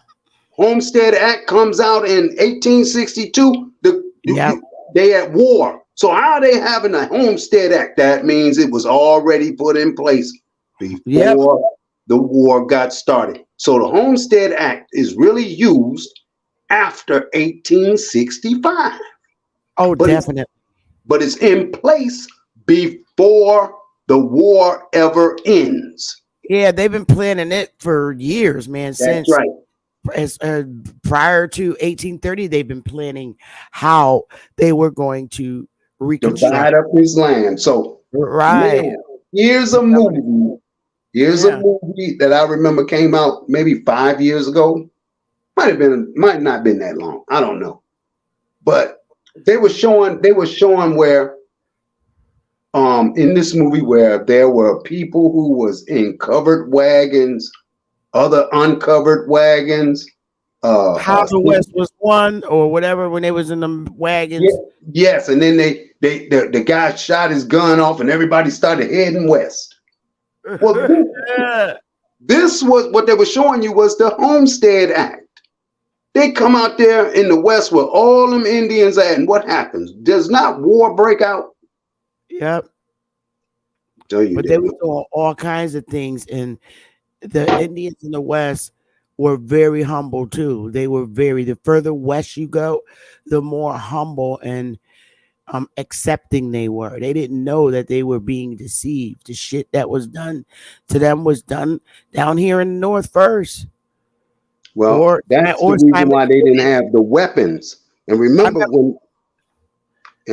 when it was happening, those people that listen, I know something that when I say this, y'all gonna think I'm tripping, but I'm not.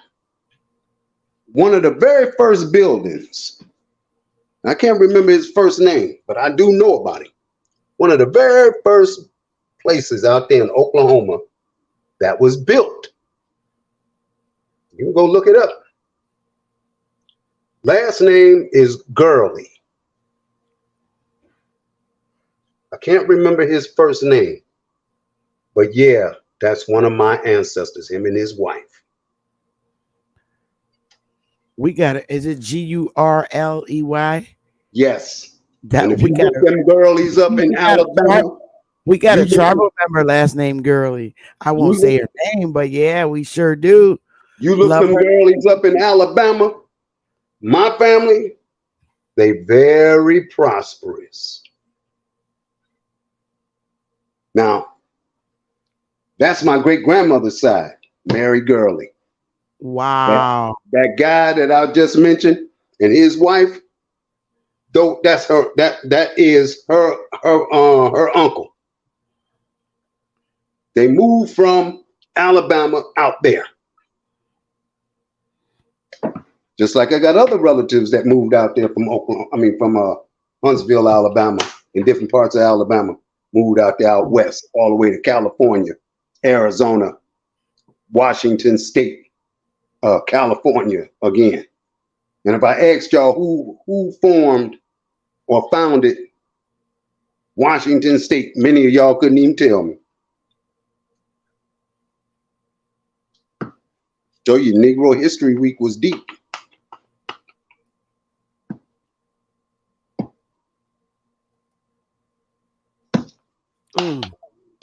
Yeah, it is. Truly is. You better believe it is. But y'all don't know because they're giving y'all black. You was touching Copper, you was touching on something when I abruptly ended the live stream. You was going in on something. You was talking about the I think it has something to do with the automobiles back then or something like that. Yeah, 1800s. And I mentioned to these people, I mentioned to them in the chat, and that's why I keep bringing up Negro History Week. Some of the people know who C.R. Patterson is, but many did not know that C.R. Patterson only did the automobile to make money to start his other plant, because people were saying Ford was the first one to have the assembly. No, he was not. Oh, he wasn't. And I had to clear y'all up on this. He's not the first one who had an assembly line. He was the first one to create what we call today the garage. Hello. And I know because I'm right here in Michigan. I ain't too far from Dearborn, and I can take a picture, send it to Sister Bethy of this garage. And I'm gonna tell you how it became a garage.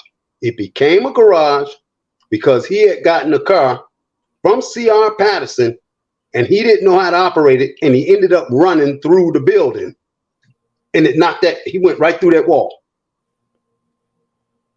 So that's how you got your garage. And he did that. Now, as far as you want to talk about his buddy, Carter G. Woodson. Carter G. Woodson is the one who showed him how to use plastics. You got plastic crates, that's how you got them. Now, yeah, Ford finally did get an assembly line going because of Carter G. Woodson too, but where did he get it from? C.R. Patterson. Oh, thank you, D. Allen. C.R. Patterson. Yeah, C.R. Patterson. He a bad dude. And you know what? Being able to create those things back in those days, early 1800s, and knowing now, because I did the segment, on how John J. Carter went to college and stuff, and he's from Maryland, and he became a teacher and moved to Virginia. And you know the story about oh man, I can't think of his name right off the Eli Whitney. Y'all, and I know y'all heard the story. Eli Whitney. The light bulb? No. Or was it the phone? I'm talking about Eli Whitney, the one that they were saying who was the inventor of the cotton gin. Yes, that's right. because the cotton gin was already in place, being used in Virginia. What he did, he added on to the cotton gin where the cotton gin can be used out in the field. That's what they all do. They But all artists, that's what they do. They go and they will copy and then go get it copywritten like they actually created it. that's right. Because don't y'all know their first one is called the cotton mill. The cotton Right. mill was sitting Right. still, and there was the cotton gin inside that mill. So what he did was he was able to turn the cotton gin that was in the mill. He invented one that was mobile that they could use in the field. That's all he did. And so they gave him credit for that cotton gin. They're wrong. No.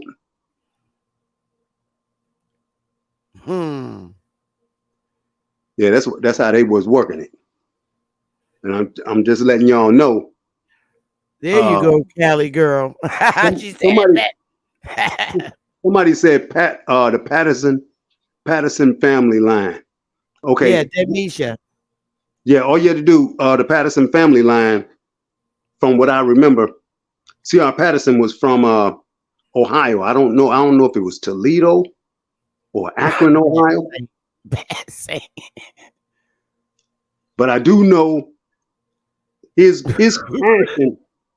passion was buses. He's the inventor of the bus. Who? C.R. Patterson. Damn. Yeah, he gave his car line over to his sons. And he went ahead and started designing and mass producing buses. That's what his passion was. He only used that car line to get his money up so he could do the buses. Now, I don't know if y'all know this or not, but his sons got with some brothers who was from, I want to say, England. Or they were from Britain, somewhere like that. But anyway, do y'all know who the Oldsmobile brothers are? No. Yeah, if you look at the car, we were called, they're called Oldsmobile 98s, 99s, Yeah, the 98s was back out in the late 80s here. All the drug dealers was getting them 98s. So when you do the history on the Oldsmobile, you're going to find out when you look at that word closely, it's going to say Oldsmobile. It's really two words. So these two guys are the ones who were able to use petroleum for those engines to run off fuel. They invented the carburetor. Wow.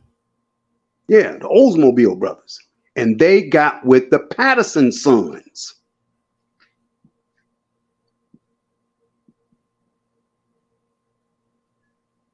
So all that crap y'all been hearing about, Ford this, or Chrysler this, or General Motors this, let me tell you a little something. Those three corporations I just named, all of them are German corporations. Every last one of them.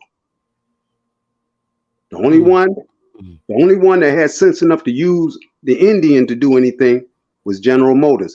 How many car lines was under the General Motors car line?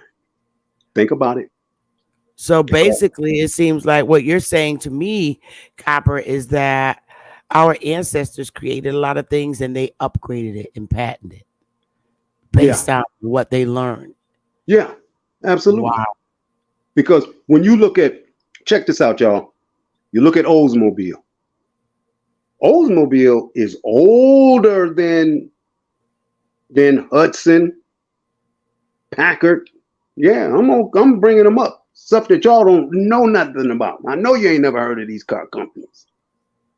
There was another one. Oh man, I mentioned the Hudson. I mentioned the Packard. Dang, I can't think of this other one.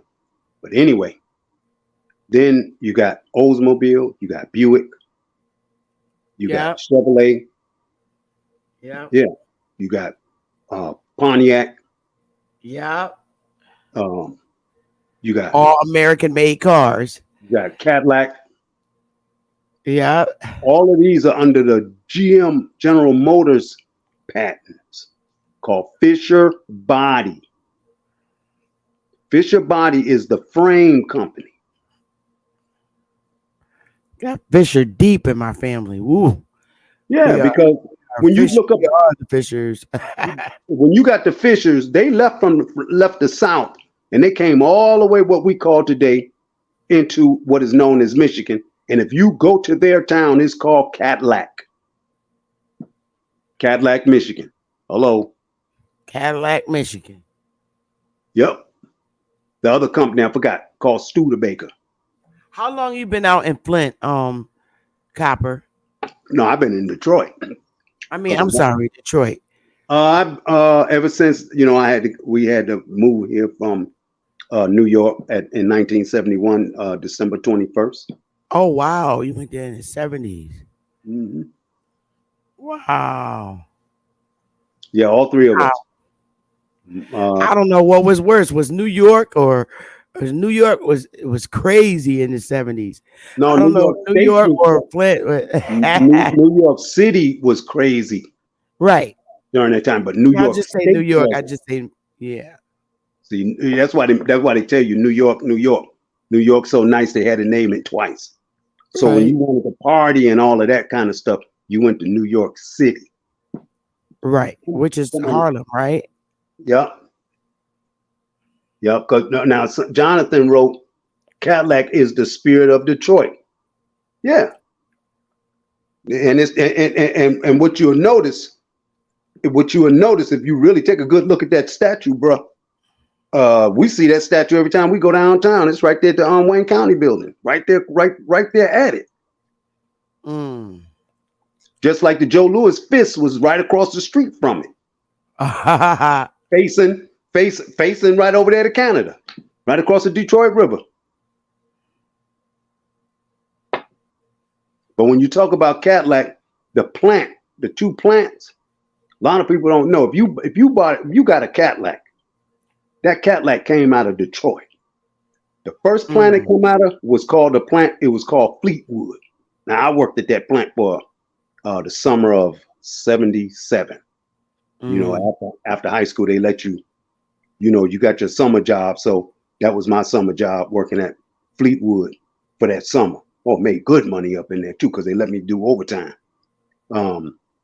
So at that time, we were putting together the 1978 caddies. The 77 caddies, I'm sorry. The new 77 caddies. They only made that body style 1 year, the back end. The front end was 78, 79, 80. But that 77 is the caddy, I remember. Then we did the back end, and when that car got on that train, it went over to the Cadillac plant off of Clark Avenue over there, which wasn't far. The train took those bodies over there, and they put the body on the frame, and then they clipped the front end on. Everything else went on that Cadillac, and they drove it off the line.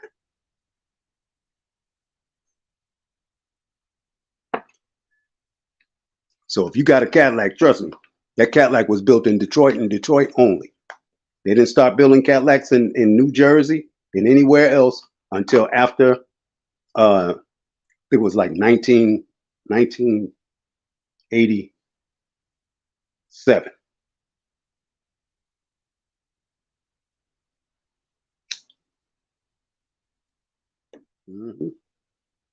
Sorry about that, sweetie. I had to go and turn the burner down really quick. There's a lot of history here in Detroit, Michigan, period. Because when you talk about copper, this is where it's at. You get more copper out of this state than you do anywhere else in the country. I remember back in the 70s in Connecticut, and this is real funny because my uncles was involved in this too. Wild ass Indians, people were stealing copper and steel. Yeah, right I here. never understood why they were stealing copper. Yeah, they They would do. steal copper and sell it. That's right, and they still do. If you find a building, an old building with it, that's right. Why See do what they they do that? I mean, I'm not a builder and I'm not into the construction business, but because everything went to PVC. to So they steal copper was a privilege because it would sell. Most people wanted copper. do you remember before they started stealing copper? They were stealing aluminum. I mean, they was stealing like pipes. Yeah, I remember them being silver, and I remember a lot of copper, and they would literally get arrested. yep, They would go and you know what? They would go in the junkyard and take it. sure would. If you can get away with it and And get it to the scrap yards. the ones that I recall doing that were a lot of people that were on dope. They would steal copper and steel. Copper is a conduit. Remember when you do you remember when you were growing up as a little girl and your mother or your father would get angry with you when you went by one of those electric poles and What? Say that? that wire was hanging off the electric poles and it was grounded to the ground. That wire that would come down that pole and there was a metal loop that ground wire was grounded to the ground. I know there's got to be some people in here that know about it because I believe they're still like that. Some of them, if you go into them old towns and stuff like that, you'll see these particular electric poles. And so the poles had these long copper wires that would come down that pole that was anchored to the pole. And what they did was anchor it to the ground at an angle.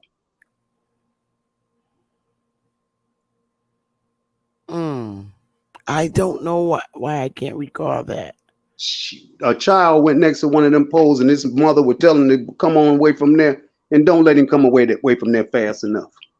He'll wish he had her because she coming, but she ain't taking no chances. That's why when it was storm outside, I know you remember this, everything in the house was shut off, unplugged. Oh God, yeah. Lightning and thunder. We had to get on the ground, lay down. That's right. And there We was had a to lay reason. down. My grandmother would say, God was angry. The Lord is talking. No, the Lord is talking. And we got to shut up. And we had to all get on the ground in the house and all the lights was turned off and we had to be quiet. Anybody made a sound, they was getting popped. I always got popped because I would make funny. We was kids. We would make funny noise. And my grandmother was like, who said that? And everybody all at the same time, bad thing. Hey, shoot, as soon as it went to lightning and thunder and lightning, and they tell you the Lord is above and he upset with something going on and you open your mouth. Oh, believe me, you wish you hadn't opened it.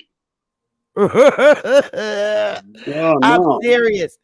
I remember them days, and we was kids, we know, but we did know that our parents that was our culture. They called our culture superstitious. And it wasn't. Because I'm gonna tell you something. Think about so much that they picked on our culture so much that they asses started getting struck by lightning. Not only did they start getting struck by lightning, you never heard of any brother or sister. I don't care who y'all gonna tell me about because I know you're gonna lie.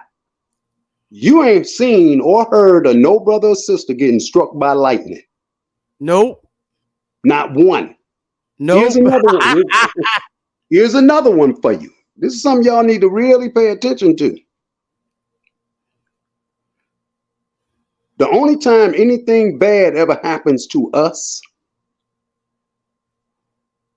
whether with any resources of the earth, is when you personally leave your people and you go move in somebody else's community. Now, if a flood come through there, you getting washed away too. You may not totally get washed. The Lord gonna look out for you, but he gonna let you know you ain't got no business here. So you may get some damage to that house, even though yours might still be standing, but you're gonna get some damage to that house because he's giving you warning. Now, show me an area anywhere that y'all know about where your relatives was at that they got flooded out. Anywhere. Where their houses were torn up by tornadoes and all of that, hurricanes, any of that. Y'all will be thinking.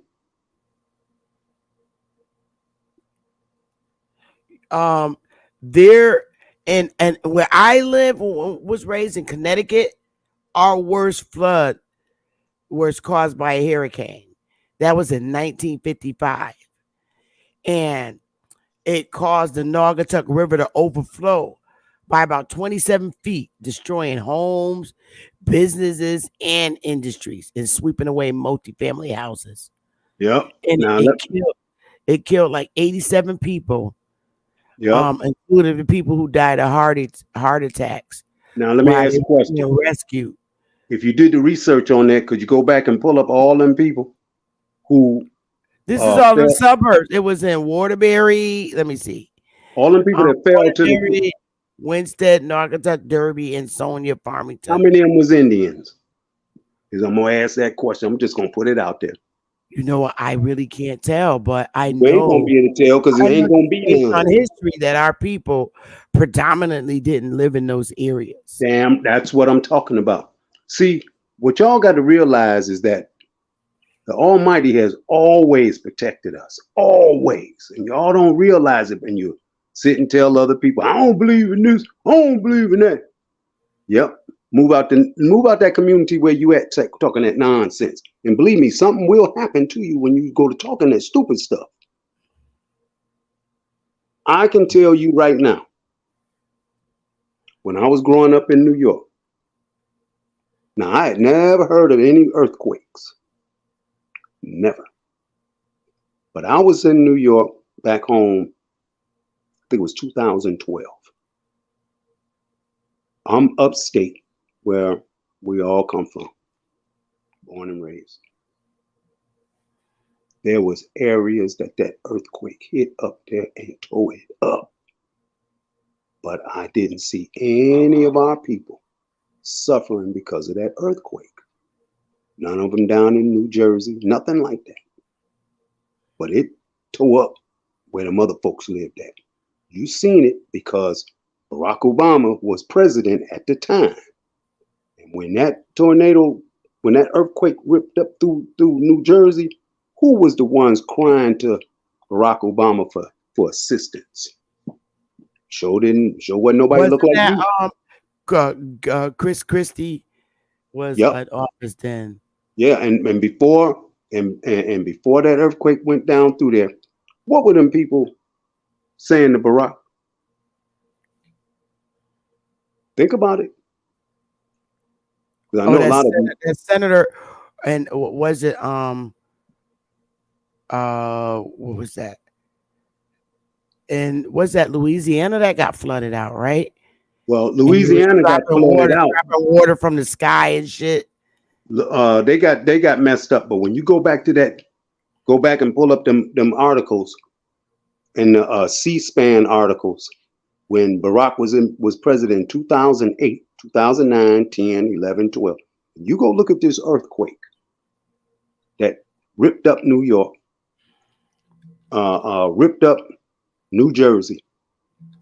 Then you go to look at the folks who was crying for FEMA to come in so that they could get that money to rebuild where they was at. You ain't see nobody look like you.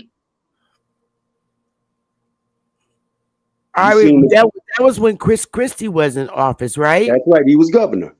Yeah. You didn't see nobody look like you. What you saw was people that looked like you who was bringing them forms to them people so they can get them filled out and get them sent in. Them same people who was dogging that man calling him all kind of names when he was getting elected, saying all kind of nasty stuff about that man. All of a sudden, that stuff hit them people, tore up their whole communities. They went to crying to him. They was on their knees begging this man. I'm telling y'all, because I witnessed it. And I was like, wow, look at this chain of events.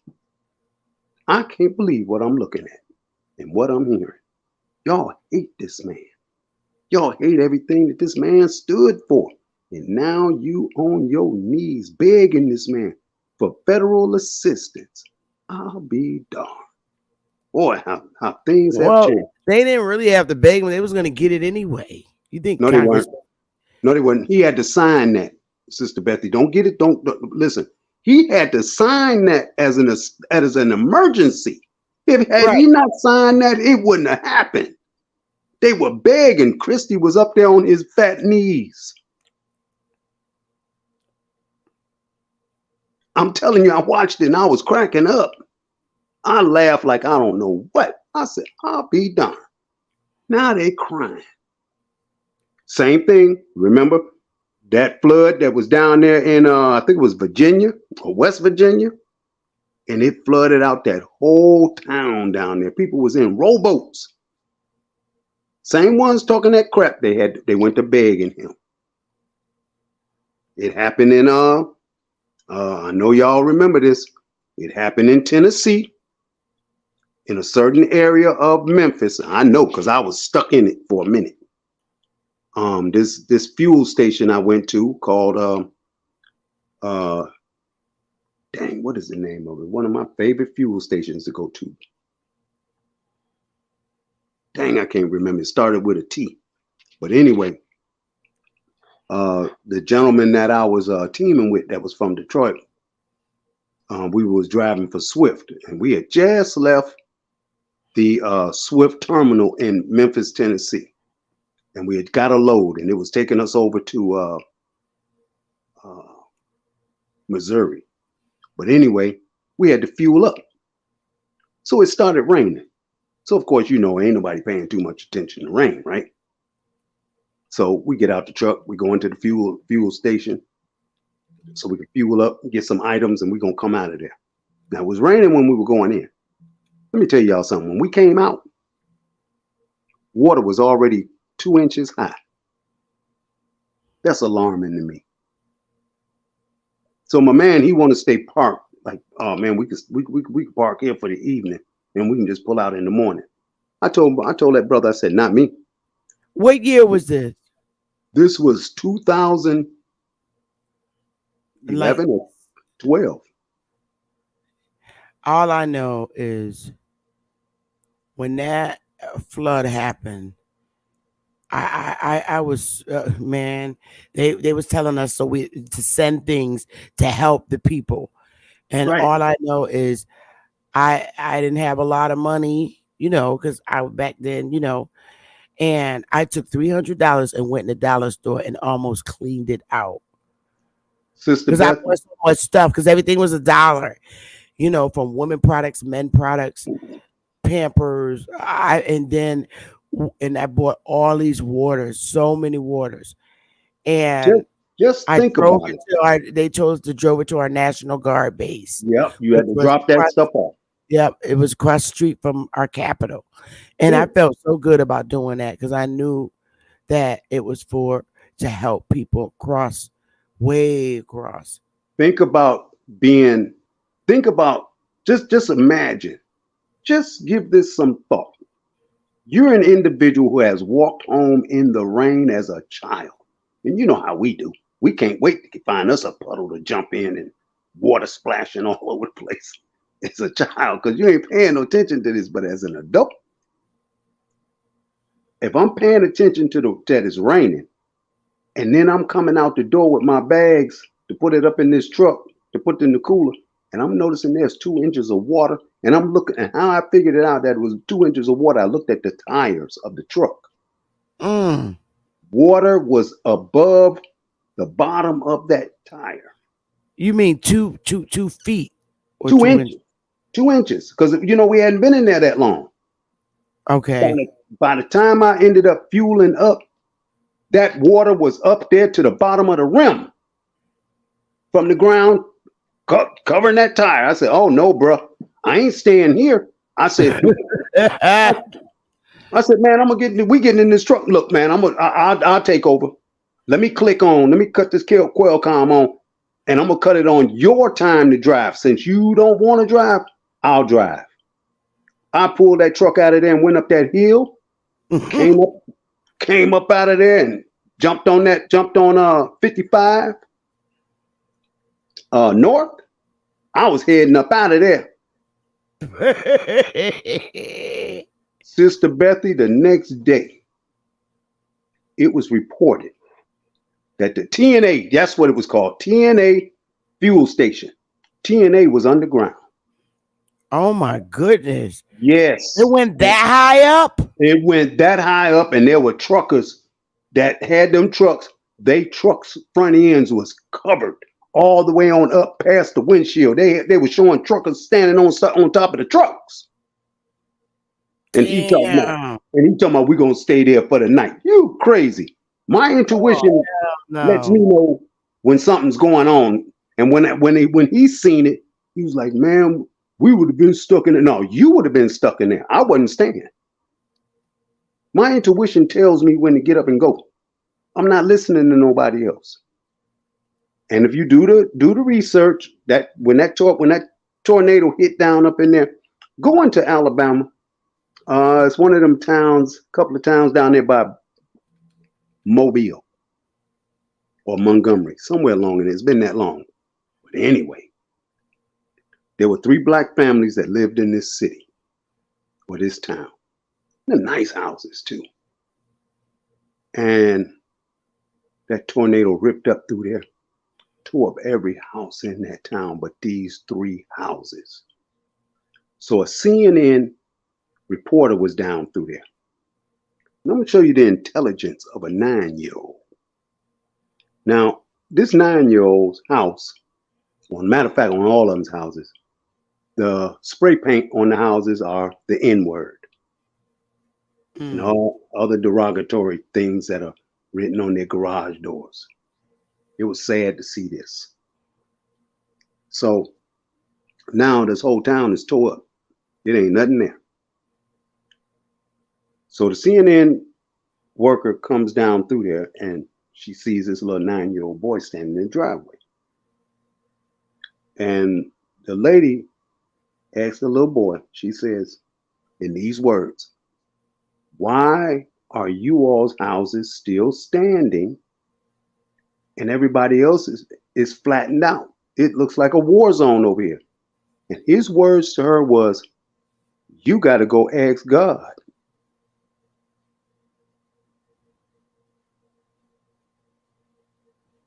That was the answer that 9-year-old gave that lady. You got to go ask God. I can't answer that for you. Now, one of the houses had a tree limb that went through I want to say a window or something. The house wasn't tore up or nothing, but that tree limb went through that window. What that let me know is whoever owned that particular house, their heart might not have been right. Because them other 2 houses, tornado never touched none of it. Nothing, no debris, no nothing. And can you imagine all them white folks that hated them 3 families that was there, what they were thinking when they seen them houses standing, and they're the ones standing. Let me tell you something.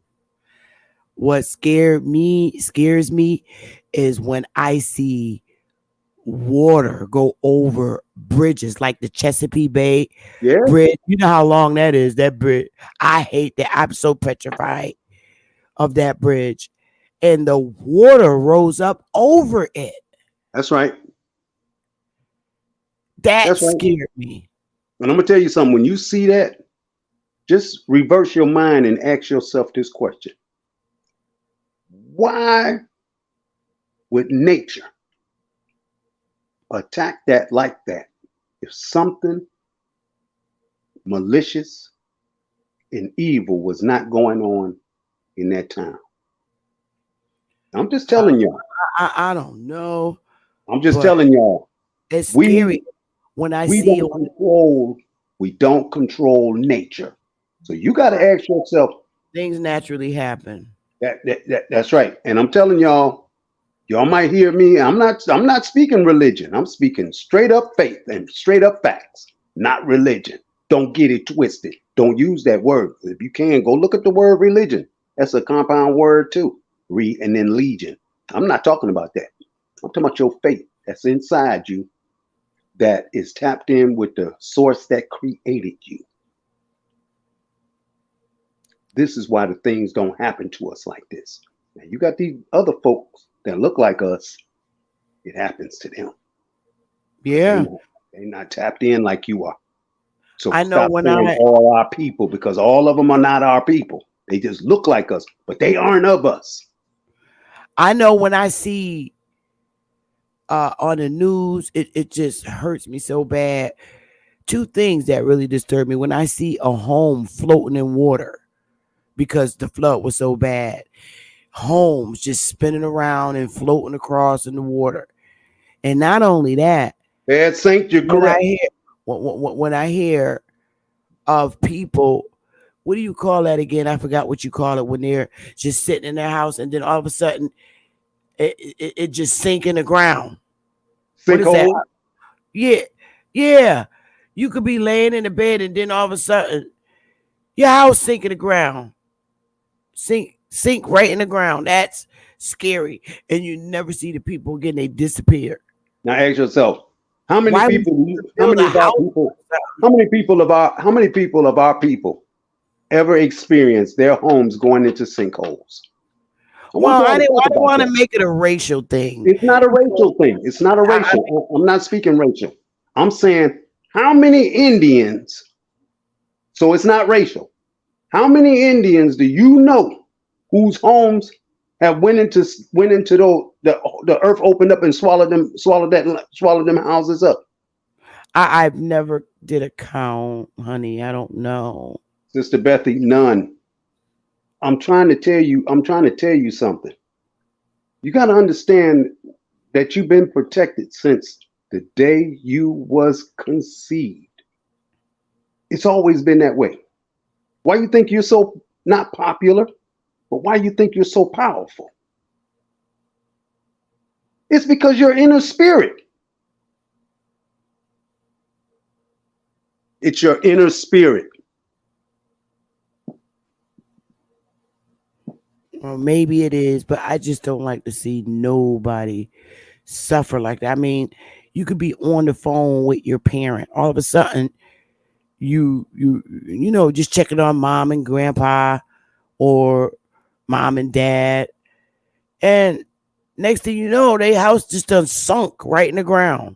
And I'm like, I this is where I don't understand the architectures, the building officials and the land surveyors or those responsible for checking to see if homes are being built on in an area that's not a sinkhole. Yeah, I agree. Now you remember that's why you got surveyors. I'll be right back. Yeah. You got the audience. They're listening to you, hon. Go ahead. Okay, listen. When these catastrophes happen, sometimes you just got to stop and take a look at where these things are happening at and why they are happening. It's because something went on in an earlier time of life to many of our ancestors who were in those areas before any catastrophe started happening in those areas. I don't know how much more plainer I can make this. And the reason why I'm saying it is because reason why I'm saying it like this is because I think it might have been 83. No, I take that back. It had been 85. I had taken a trip to Huntsville, Alabama, so that my grandmother, who was still living then, could see her great grandchildren, her great grandson and her great granddaughter. They were just children then. Everything was good. So that Sunday we leave. We're coming back to Michigan. We get back to Michigan. We talking. We having a real good time. We ain't paying attention what's behind us because we done left there. So we get home and we cut the television on, and all of a sudden the news hits and it says a tornado tore up Huntsville, Alabama. Oh, I freaked. Yeah, I did. I'm just telling you, I panicked, all the stupid stuff. So I instantly pick up the phone and I dial my grandmother. My grandmother answers the phone. Now, many of y'all on here is going to say, man, you must have been nuts. Yeah, I was. Wasn't thinking. So I go into a panic with her on the phone about grandma, you all right? You all right? And she's calm as I don't know what. And I'm going off. And so I tell her, I said, well, it just said Huntsville was tore up by a tornado and blah, blah, blah. And I'm, calling you to see if you're okay and this, and this. And I'm just going off. My grandmother got silent. Real silent. She just let me ramble on until she got tired of it. And she said, son, are you finished? I said, yeah. She said, let me tell you something. We're not tore up here in Huntsville. Aren't you on the phone with me right now? I said, yeah. She said, so where's Huntsville tore up at? She said, it's tore up, but not Huntsville. She said, what's tore up is the surrounding cities in Madison County. They are wiped out. That's what she told me. She said, so I don't want you to panic and all of that other kind of stuff. She said, one thing you need to keep in mind is that the Lord protects his own.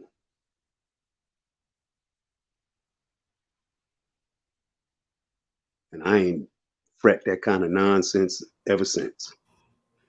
What are you talking about? What happened? Well, there was I was telling the chat that a story that when I was like 25 and a tornado, the news said a tornado tore up Huntsville. And I had just left Huntsville. So I went into a panic and I called my grandmother down in Huntsville. And I'm going off on the phone. I'm just talking about going off, Sister Bethy. Mm-hmm. In a tyrant, sounding like a idiot. And so my grandmother got tired of the idiocy. And she asked me, was I done? Was I done? I told her, yeah. She said, aren't you on the phone with me right now? I said, yeah. She said, so where you getting this at that Huntsville is tore up and we on the phone talking to each other? Now, you got to realize, yeah, see, you laughing at me. But no, I'm not laughing at you. No, I know you laughing. Listen, I listen, what you're doing now, I finally got it. I did get it. I sounded like a babbling idiot to that woman. So she finally broke quiet and told me, she said, Huntsville's not tore up. She said the surrounding towns and cities around Huntsville is tore up, which is in Madison County. She says, this is what she told me. She said, one thing about it, she said, the Lord protects his own. And she left it just like that. A lot of our grannies and stuff would use those words. That was those Indian word. And she wasn't lying. Because when I sat back and thought about it, I said, she's right. I'm on the phone with her, sounding like a babbling idiot.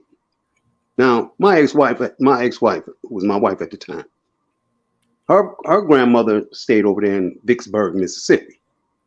Mm-hmm. So as I'm going off, and she's looking at me, I know the children, they ain't got no concept of what's going on. But when she heard that woman say, the Lord protects his own, she broke out laughing. Because she knew what she already knew. I didn't. I didn't think on that level then. I'm thinking on a foolish level. But it dawned on me, ever since then, I've been paying attention. And she has been right all the time. We are protected. But those that want to step outside that boundary line, you might get hurt, you might get injured, you might get sick, you might lose your life. Mm-hmm. Because many of our people end up moving in what is called areas that are targeted by nature. And you be to put yourself in that position. And I understand there's some things that go on in our own communities we don't like. We don't. But it's up to us to fix that. And it's happening in the communities by folks that are not like us. They just look like us. And you know what? That's why I will not move in areas like Florida. I will never live in Florida. Nope. And I will never live in California. I'm so scared of them two states. Well, you could live in California. You just can't stay in Los Angeles County because of that fault line. But if you stayed in places like Pasadena, San Diego, yeah, oh yeah, because they don't get them earthquakes and stuff over there with that. Yeah, but it got the whole damn California in the water. Well, California was an island before the water seceded from there. It was an island the whole time. Yeah, no, but why I wouldn't want to live there because that shit could happen at any given point in time. Hey, don't see that. I'd be so scared to live in California. When I was out in California, I spent my time out there. And Texas too. California. I was in Southern California the whole time. But see, a lot of people don't realize something. When you look at, you remember, well, you might have had the tail end of it, Sister Bethy. The course called Geography. You got to realize when you're studying geography, it's dealing with the terrain of the land and the water. And you have to remember, they drained a lot of that land of water to power up other lands in the desert that people don't really realize that's the desert. Nevada is the desert. Part of Texas is the desert. Part of California is a desert. Utah is a desert. That's a lot of water to drain from other areas to make new veins for that water to flow into those areas like that when it probably never should have been. And that's what causes a lot of that stuff.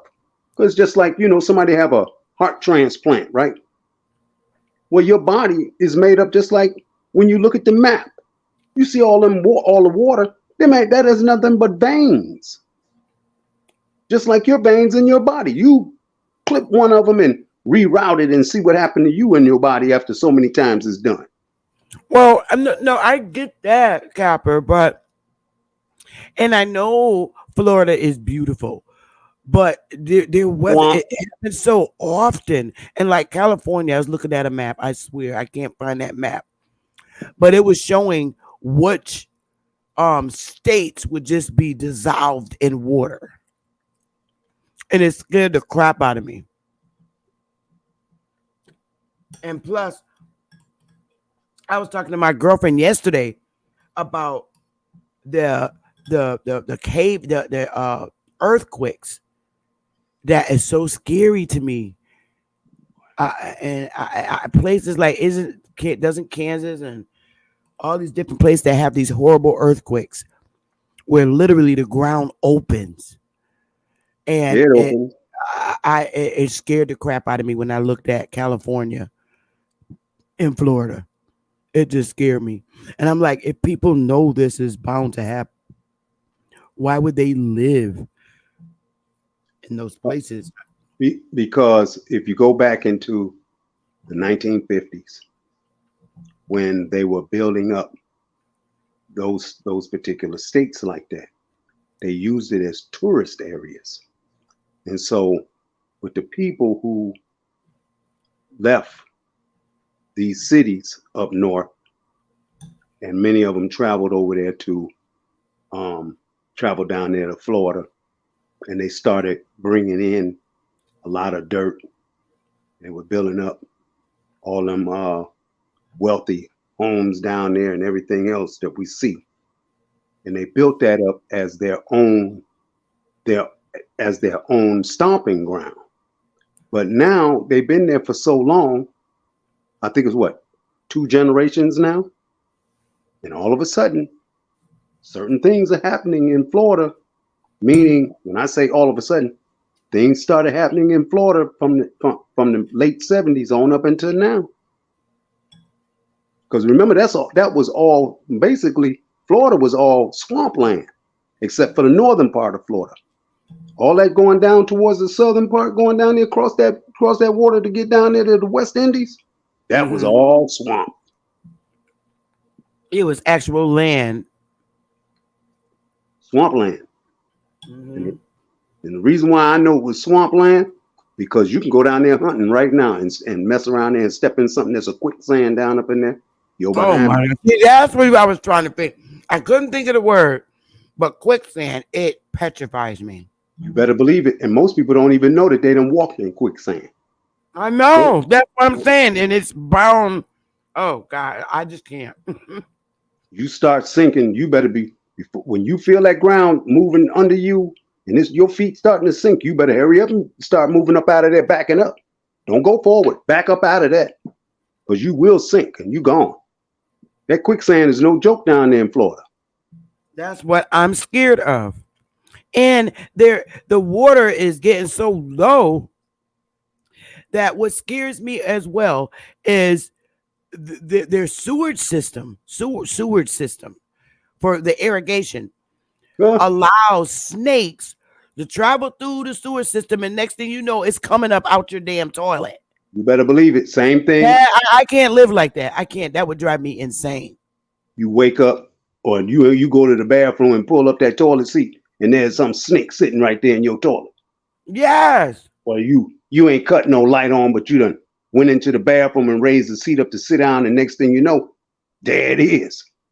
See, like I said, there are things that's going on, and I tell our people, you stay away from certain areas.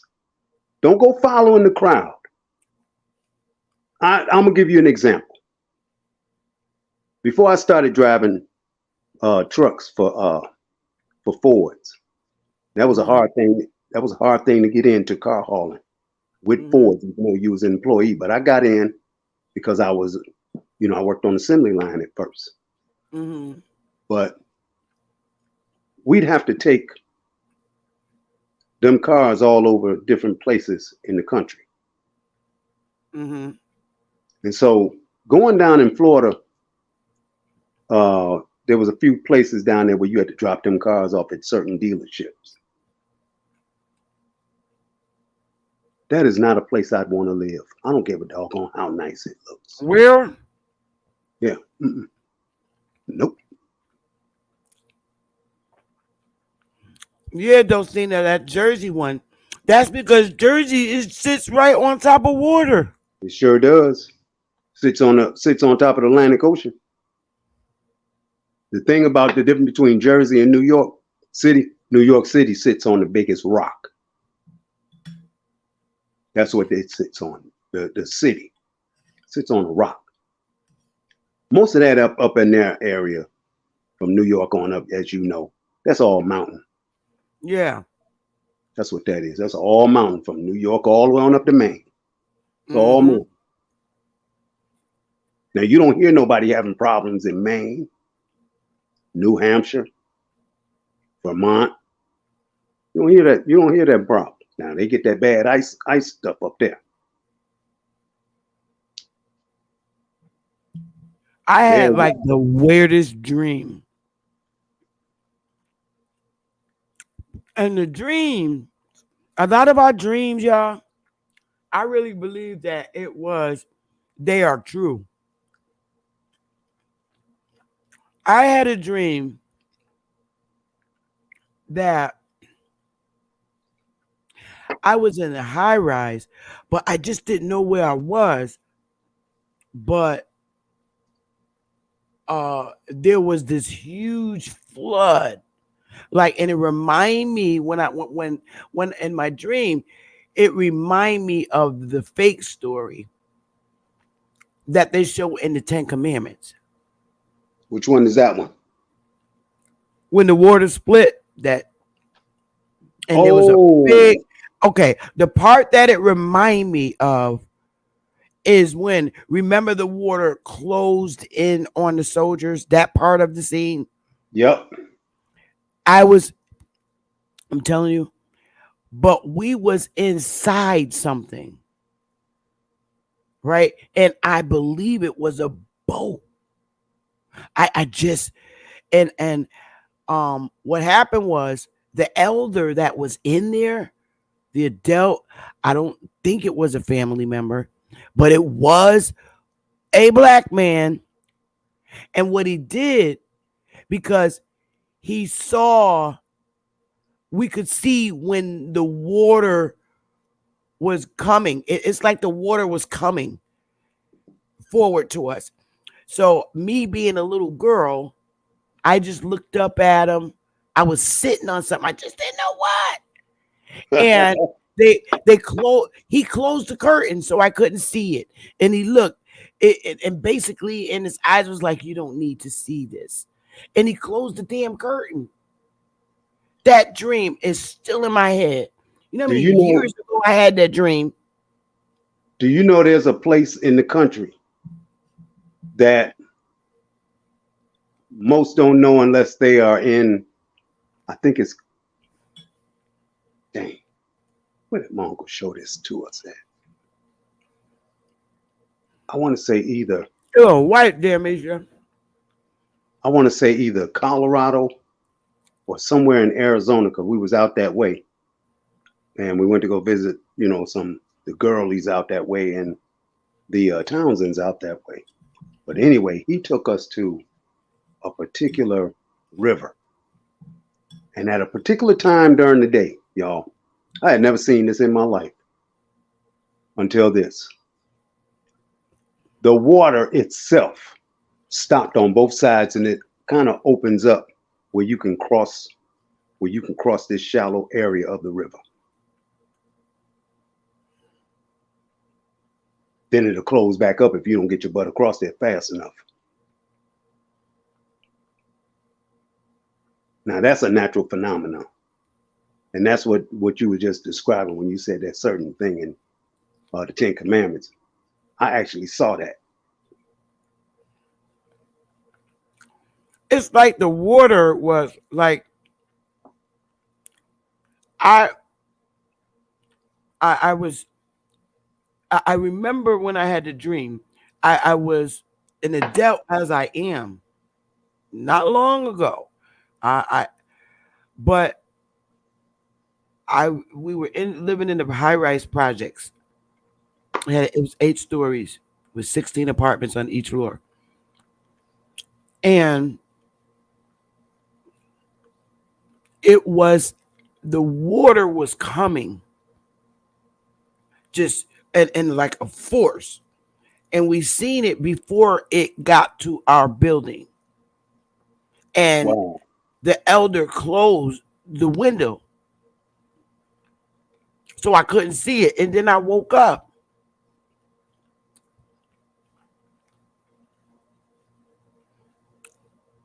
I'm not sure. I'm not sure if Shah's son is still in the chat. What happened? Well, I know if I'm not mistaken, I believe the brother lives out there in California. I'm not sure. I thought he lived in South Carolina. He might have. But I thought he lived out there in California. But I know somebody in the chat lives out there in California. We got a couple of people that live in California and tell you all about California. Okay, I remember driving through a area. I'm gonna say it's an area, and the sign read, "Welcome to Nineveh." Who's in the chat that can confirm that.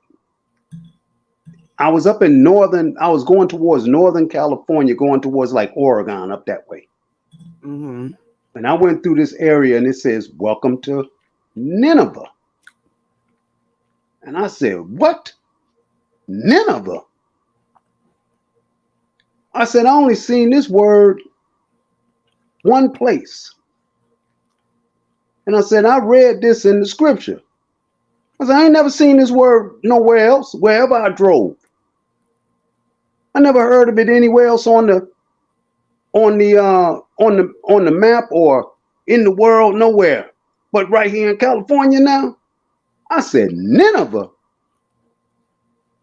Of course, I freaked because it stayed on my brains just because of that word. I'm like, wait a minute. Are these places that's mentioned in this scripture, are these places actually named right here?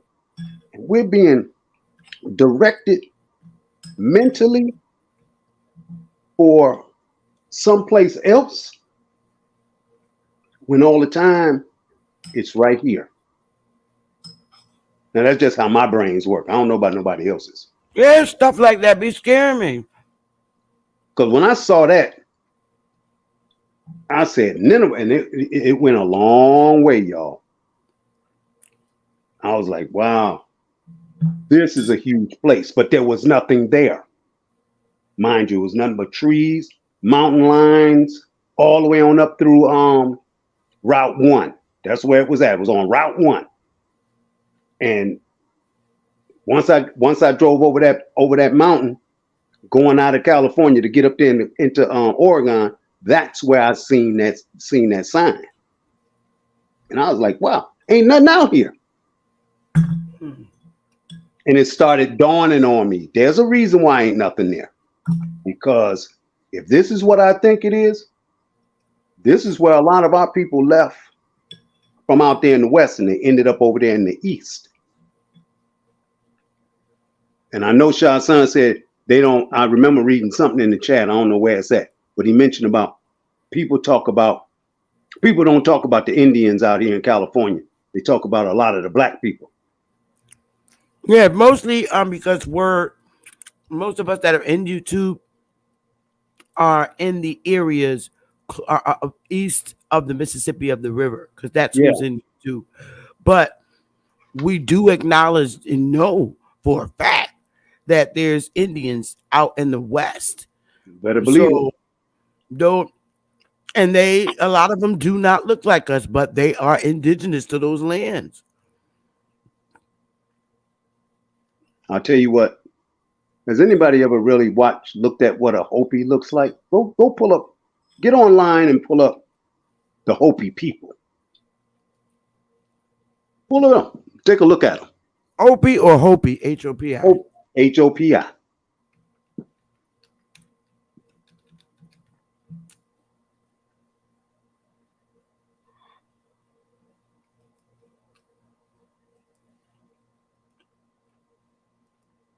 And then go up there on the top of the computer and click the word where it say image.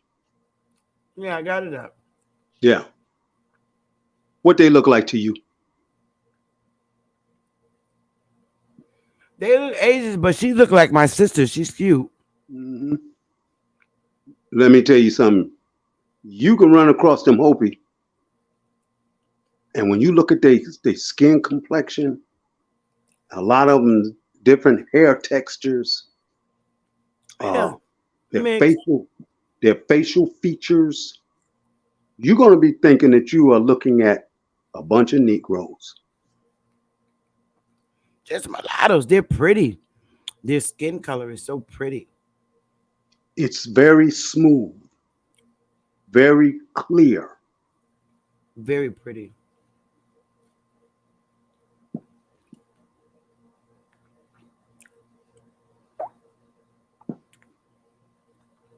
See, if I didn't know this little that girl right there, what did you scroll past?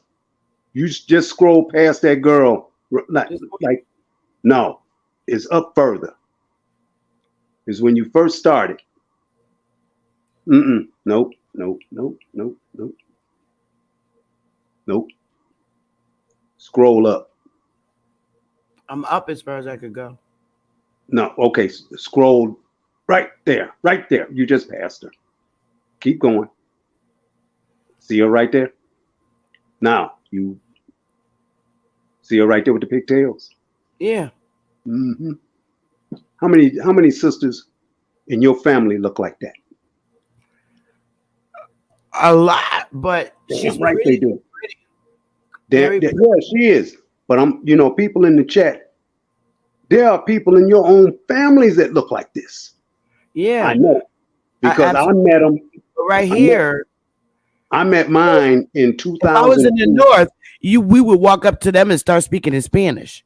Puerto Rican. They'd be like, I'm not Puerto Rican. They still will. I ran into family members who are of the Hopi tribe at the 2002 family reunion in Las Vegas. I had no clue. And guess what their last names were? Baker. I had no clue. What's your cousin name, Chad? Yeah, I saw what you said, Brown Bunny. I had no clue. So you'd be surprised who your relatives are when you go to these family reunions. Right. See, I already knew about all the ones that I knew about that was in the South. And then like them on my father's side, in their family reunion.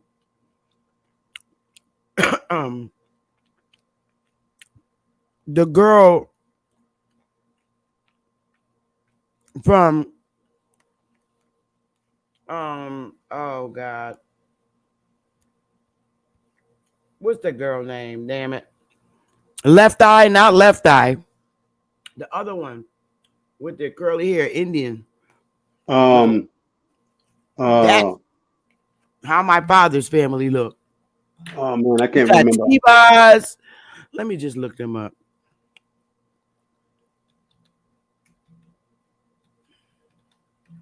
You got all right, I'm just gonna do it. Yeah, Chili. Yeah. Chili. That's who showed up at the family reunion in Florida. Because my father from Tampa, Florida. They people. I swear for goodness. That's why you gotta look and see who's in your family. You better believe it. You better this believe it. My father's people look just like her, like that. They literally look like that. She's so pretty. I think all of them are beautiful. All three of them are just beautiful. But yeah, you'd be surprised. Y'all will be surprised of your relatives, and and you want to say, "Oh, those are distant cousins." No, they're not. You using somebody else's language when you say that. No, these people are your relatives. Well, I'm making sure 50 Cent's not my relative, so it won't be no issues. No, sir.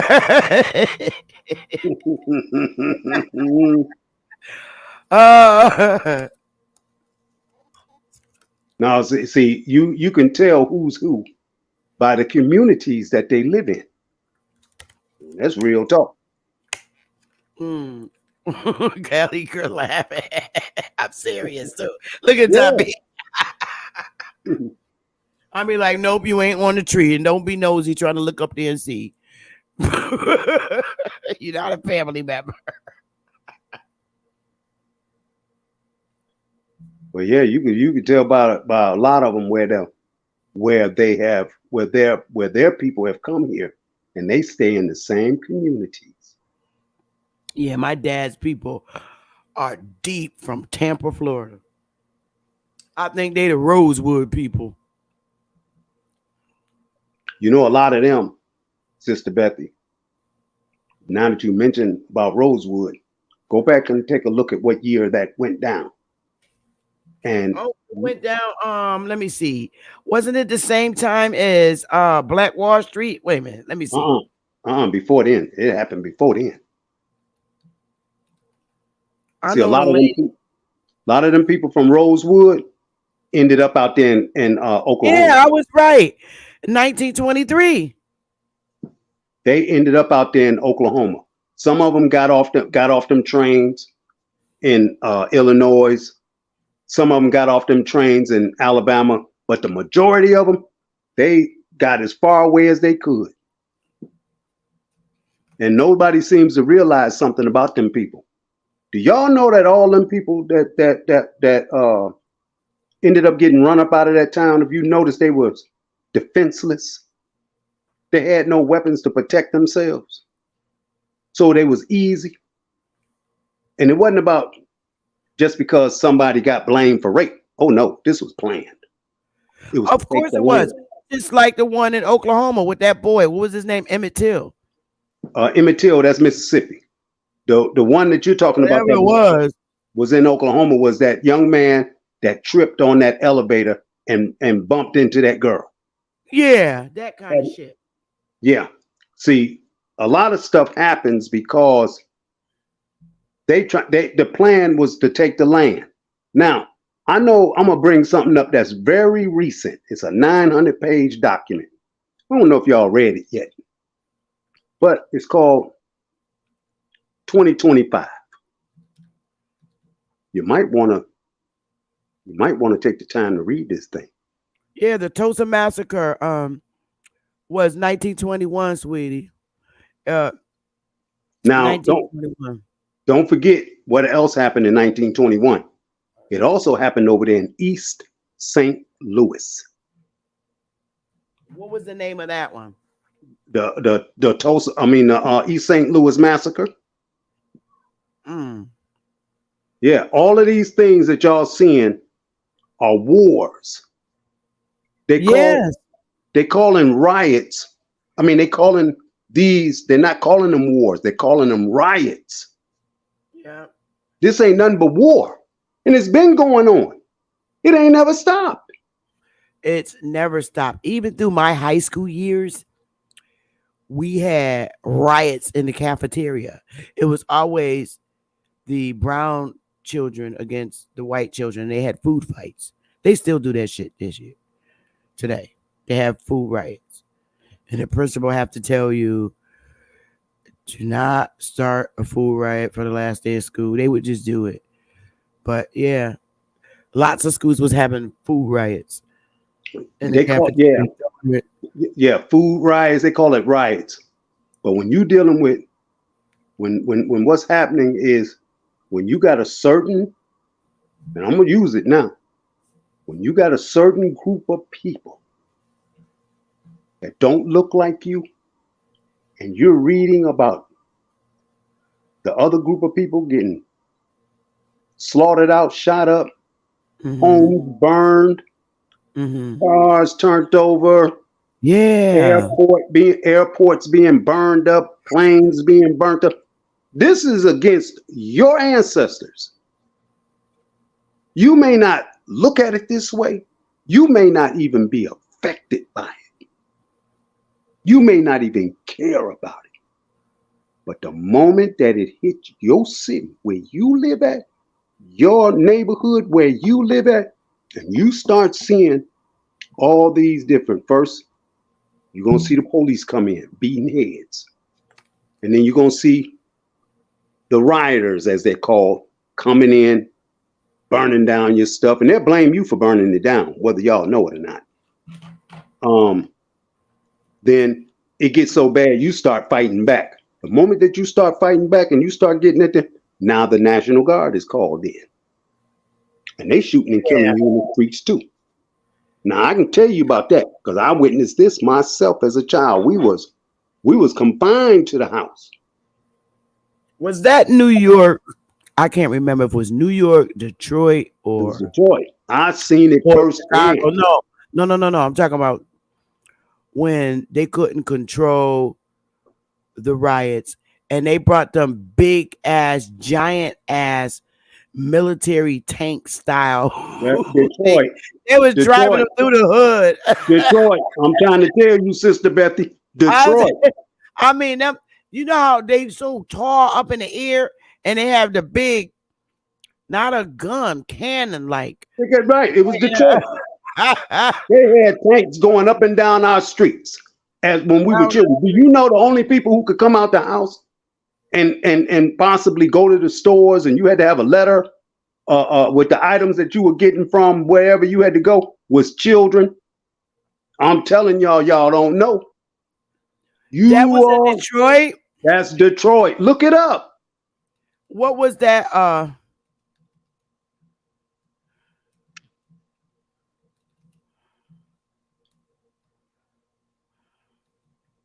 Yeah. Nearly 2,000 Army parachutists arrived on Tuesday and began patrolling the streets of Detroit in tanks and armored. Yeah, I remember. Oh my God, I remember this. Yes, this is it. Right. That was in 1967. Yes. Oh my God, y'all, look at this. I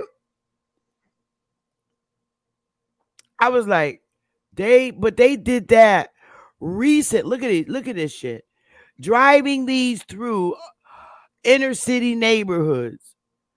That's crazy. Hey, I'm trying to tell y'all, y'all ain't got a clue. Yeah, here it is right here. What we were dealing with here in this city. This is the reason why we say in this city right now to the day, us against everybody. And you wondering why we get the this is why we tell people, when you come from out of town and you come to Detroit. Now this, I'm just giving y'all fair warning about this. They had these recently though, not as far back as 1967. Yeah. Recently. This was recently during these riots that were going on, and they couldn't control the streets. So they called in these militia that drive these kind of vehicles. That's right. And if you notice, they're in black and white. A lot of them. What you see in color, look at the car. See the car right there? What year is that car? Right next to that, what you pointing at with your pointer. Go to the next car. The middle picture. The one in color. Look what year that car is. That looked like a 60s car. Wait a minute, get rid of that rabbit thing right there that's trying to cover up everything. Oh, it should be gone. Let me see. Let me do a reshare the screen. This was recently. I'm talking about recently. No. Bring it back up and I'm gonna show it to you. Here it is right here. When you look at that vehicle older than a lot of y'all. That vehicle is a 1967 Dodge Corvette. Wow. Now you see that plant behind the tank? Yes. Those are how the old factories look when I was a little Dodge Main. That's the Dodge Main plant. I'm telling you, I know. Hey, Sylvia. These are what they look like today. When I walk past these, I remember them filled with people working as a little girl in the 70s, early 70s in Connecticut. You had like the pink sitting right there. GE. We had GE in Connecticut, General Electric. Yeah, we had GE here, General Electric, because that's also General Electric is Edison. Edison was married to Henry Ford's sister. Telling you what's going on. That's why I tell y'all, we had Negro History Week. We learned way more than y'all ever know. You had two of them. You had General Electric, and then you had Westinghouse. Because they had already killed Tesla off, so he couldn't do nothing. But what I'm telling y'all right now, that picture that you all are looking at, this is what we were seeing coming up and down the block. That is, I can't remember what state it was. This was in the 2000s. No, they're showing you these pictures in the 2000s. That happened in 1967. That's why I told you. No. No, we ain't had nothing like that here recently. Yes. Not in this city. Not in this city. Well, not in your city. But that's what I'm saying. I'm trying to think what state. I almost want to say it was New York. I want to say the only place I can figure it was going down like that that if I had to really think about it, that got that bad would have been Baltimore. Because them people did come here during the time of those riots that was going on in Baltimore, different places in New York, other places around the country. Them people came here. Maybe it was Baltimore where the tanks was going down the Yes, street. it was either Baltimore. there or New York. And this was in the 2000s. It was But what these people don't realize, I think it was something called. That happened in Los Angeles too. Well, that happened in Los Angeles during the riot when Rodney King. No, this is in the Copper Aborigines. This happened during Obama administration. Then that's Baltimore. Maybe it is. They That's drove Baltimore. damn tranks down in the hood. They was driving. Because they blame that sister who was mayor. They blame that sister who was the mayor of Baltimore at the time for that mess happening. She had nothing to do with that. All of this stuff is planned. It's planned in advance. And you have to realize who's doing this to cause this. Doesn't it listen, has it ever occurred to any of you that you never hear of riots or anything going on in the suburban cities or the rural areas? It's only happening in the areas that we live in, and they're blaming it on you, when all the time there are people coming in who is of a particular group, and they nationwide, and what they do is set up certain districts. And what they do is they start this mess, and the police come in, they start whooping your heads, but all the time it's them that's starting the fires. It's them that's busting the glass. And a lot of them look like you, and a lot of them look like them other folks too. But all I know is there was a lot of states that was starting to have curfews. That's right. There was some kind of civil unrest. This state, they put a curfew out, and those military Baltimore driving around. Oh, okay, it was Baltimore. Okay, Baltimore. And they had to be in the house at a certain time. Their people was mad as hell. So was we in 67? We was hearing about it on Facebook because YouTube wasn't on and popping. I'm just letting y'all know that a lot of this stuff that's going on, that has been going on for over 100 years, was never our people starting this stuff. This is what I'm trying to get y'all to understand. We don't tear up where we live at, and that's been the biggest lie told. And it's featured all over the news. And then you got people that look like us repeating this nonsense. But now I'm gonna tell y'all a little something. When all this was going on, we don't tear up where we live. Come on now, New York. No. I said no, Sister Bethy. I said. I'm saying what I'm telling you is, I want you to understand something, and I want y'all to see the bigger picture, because we found out. We don't know if other people found out in their states or their towns where they live at, but we found out. Ask yourself a simple question. How many of the businesses did black folk, I'm just going to use the word black folk, how many of the businesses that black folk had, how many of them buildings did they own? The ones that was getting burned down? Yeah. None of them. So whoever owned them buildings, don't you think for 1 minute that they didn't pay these people to come into those areas and burn that stuff down so they could collect the insurance money? Oh, the insurance scam. No, I'm just gonna put it out there so all y'all wake up. So you don't go and get fooled into thinking, oh, I seen nothing but black men, they were busting up windows and all this other kind of stuff. Yeah, you probably did. But those are the ones who was getting paid by them outside sources to do stuff like that. See, we learned a lesson here in Detroit about that. So recently, this is what Sister Bethy was talking about. She was thinking that it happened here recently. No. Here's what happened here. I couldn't recall what state it was. Here's what happened. Things happening. Here's what happened recently. They did come into the city. They did try to bust up downtown Detroit. But what they didn't realize, that the brothers from the east side, the west side, the northwest side, and the southwest side, little places like Ecorse and River Rouge, we all got together. We found who these people were that was doing this, trying to do it. When we started getting at all these different groups, we run them up out of the city. They were mad as I don't know what with us. Not one of us got arrested by the police. And if you look online, see how many times you ever hear about some police officer from the city of Detroit that shot and killed somebody in this city unjustly.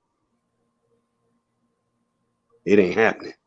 It started that with with the police, and the police was on them people. I can tell you that was a very scary time, because then wasn't scary for us. Well, it was scary down here because in Connecticut we really don't have police brutality. I gotta admit that. Now I'm not saying there ain't no shady ass officers that do. It sure is. But in Connecticut, literally, we don't really have police brutality like other states, although we do have it. But it was kind of scary. It got really scary, when the police were doing this to random brown men. And what made me even more scared, petrified, is when they started saying, okay, you take one of mine, for every one of mine we're taking two of yours. And remember, somebody just randomly ran up to, I think this was in New York, a police car, and killed sure did. Asian man and a black man that was in the car. And he said, yeah, damn what color you are. This ain't racist. I don't care what color you are. If you got on a blue suit, you going. And they did that, and that was so damn scary. Hold on. Somebody asked me, was I a Mosley? No. But I have cousins that are Mosleys. I know Mosleys in Connecticut.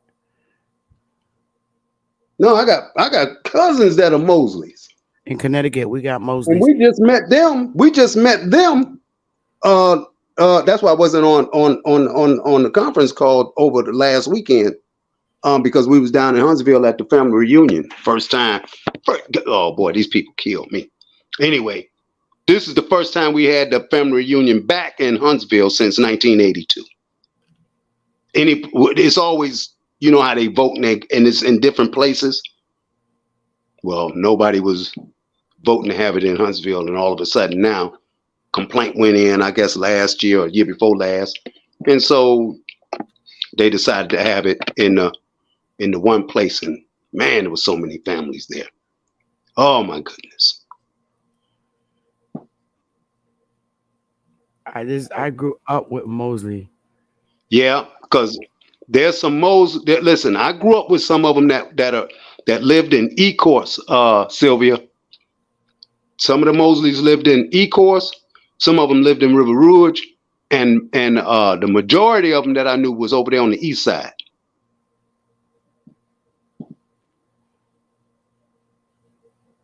I learned about them through my grandfather.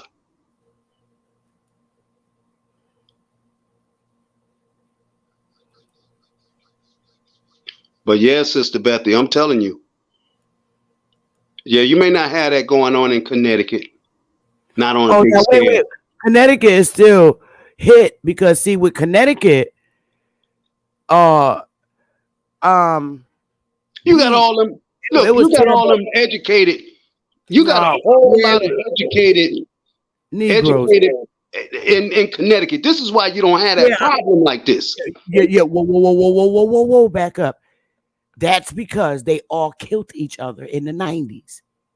Or they're doing lifetime bids. The 90s in Connecticut was off the chain. All of them were off the chain across the country in the 90s. They're all dead. That's what I said. Everything that's happening like in the South and already happened in Connecticut in the 90s. I hated the 90s. I did. Oh my goodness. As I children did. growing up in the 60s, my father's two of my father's brothers thought they were, oh boy. Anyway, these cats play, these cats play tennis and golf, okay? So they different. They wives did the same thing, croquet and all the other kind of stuff. So they were different. And that's what I remember about the Negroes of Connecticut. They were so educated. Yeah, they were. We that's because we had a heavily diverse school population. Whereas They I were speak with doctors, a lot of our dentists. southern, yeah. I speak with a lot of our southern sisters and brothers, and they was like, my teacher was black, and everybody in the classroom was black. But here in Connecticut, it was always diverse. Like I, I literally grew up with a very diverse population. Yeah, they are. They are very diverse. Yeah, And I when grew I up with tell you, blacks, when Puerto Ricans, and whites. That's all. at that Literally. time there was none. When I was growing up there, nope, you only had the two. You only had the Negroes and the whites. No, no. Yeah, we talking about I don't know where listen, you growing up, but because we're and, talking about 1963, 64. I'm talking about earlier than that. My sister's daddy is Puerto Rican. My mother had a baby by a Puerto I'm Rican. not They lived saying in they the weren't here. I'm saying they weren't here in large numbers as people might think. in Connecticut. Yes, they were. No, I'm saying the majority. Listen, the population of the Puerto Ricans, the majority of them bad boys was in New York City. They was in Connecticut too. When your I'm not saying family, they weren't. They come out of New York and spread it out. But when you go into Spanish Harlem, oh no. Copper, yeah, you gotta take the L on that one, bro. Because Puerto Uh-uh. Ricans was from New York all the way up to Mass. Mass is loaded. It's Yeah, I'm not straight up. saying that they weren't. I'm saying where the majority of them at Oh, that I didn't time. say the majority were in Connecticut. I'm just telling you what the No, I population know they was in Connecticut. grew up. I know they was in New York, Connecticut, Vermont, New Jersey. A lot of them. Then all of a sudden they started venturing downward towards Pennsylvania. They come into the Virginias. Yeah, they started getting big and moving out. They were moving out. They were moving on down. Well, when most of my colleagues, all the kids I grew up with, a lot of them moved to Florida for the most part, and Atlanta. Because there was a large population of them here in Detroit. They was Um, always from the north, predominantly. yeah, because they come into the New Northeast. York, yeah. Matter of fact, I'm gonna show you something. They made a movie. They made a movie of them. Oh shoot, and it was made in the 50s. Oh shucks, I can't think of the name right I now. grew up with Puerto Ricans, and I could tell you this: here in Connecticut, Bridgeport, where I grew up, we didn't see each other different. We didn't. They looked No, at you didn't see them white different because society. they weren't different. White society looked at us, looked at the Puerto Ricans and blacks as the same, one and the As same. this thing, they showed it. Both of them were Negroes. Simple as that. Yep.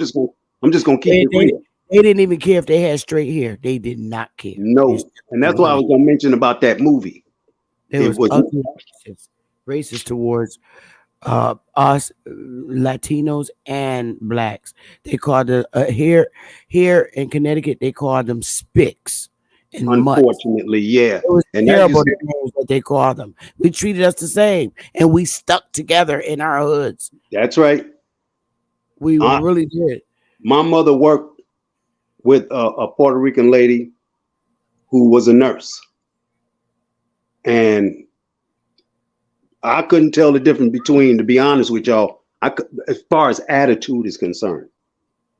personality. I couldn't tell the difference between that woman and my mother because they acted the same. Yeah. They did not tolerate that nonsense. Don't forget about the poor whites. We had a lot of poor whites in Connecticut. And as me growing up as a kid, the poor whites, they couldn't stand the whites. Because even the whites treated them like niggas. Listen, because if you notice back in the day, now I'm going to bring this up. Most people don't know this, but I'm going to bring it up. At that time, there were two types of people. No, I mean, well, you're in the East, so you wouldn't know. But if you was here in Michigan, you would know. The two types, right? Yes. And I didn't know this until I came here. Of course, in the East, they were known as white. But when you come into the Midwest, whether you're in Michigan, Illinois, Wisconsin, Minnesota, Indiana, then you start noticing the difference. And the difference between them was here, you had one of two. They were either rednecks or hillbillies. The hillbillies was the so-called poor white trash. I'm just telling it like it is. And it took one to explain it to me. The redneck ain't gonna deal with you. He or she can't stand you. They would prefer to kill you. But that hillbilly, he had no problem, or she had no problem with you. But the redneck would put up with that hillbilly when he ain't gonna put up with you. He'll drink a beer with that hillbilly, but he ain't gonna drink no beer with you. Down there in the Midwest? I'm talking about period. Anywhere in the country, you run across a redneck and see what happened to you. Not in Connecticut. Run across a redneck. I'm telling you. Are rednecks and they nope. See, that's why I'm telling you, you run across a redneck. Now don't get it twisted. Yo, my grandpa used to bring them home and they be getting drunk together. Listen, you got to know the difference between a redneck and a hillbilly. A redneck ain't gonna get drunk with you, because when he do, you gonna be the one drunk, and before you know it, you done lost your life with that one.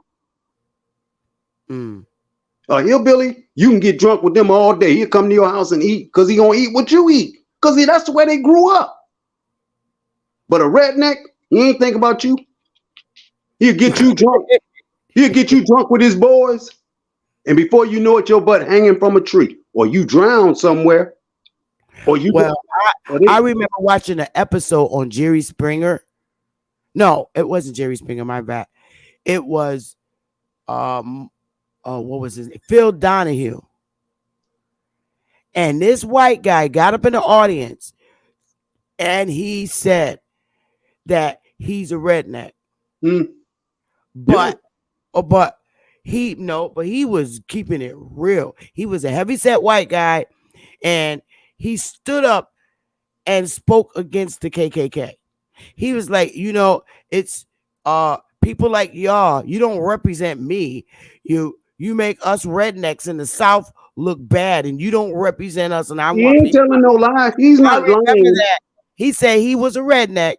He's not lying, but you only got a few of them that think like that, Sister Bethy. Don't get it twisted. You only got a few of them that think and say like that. But you run across some other ones, you'll find out real quick. Who you think was the Ku Klux Klan? I know we got racist people, but no, these are rednecks. No, sister, not racist people.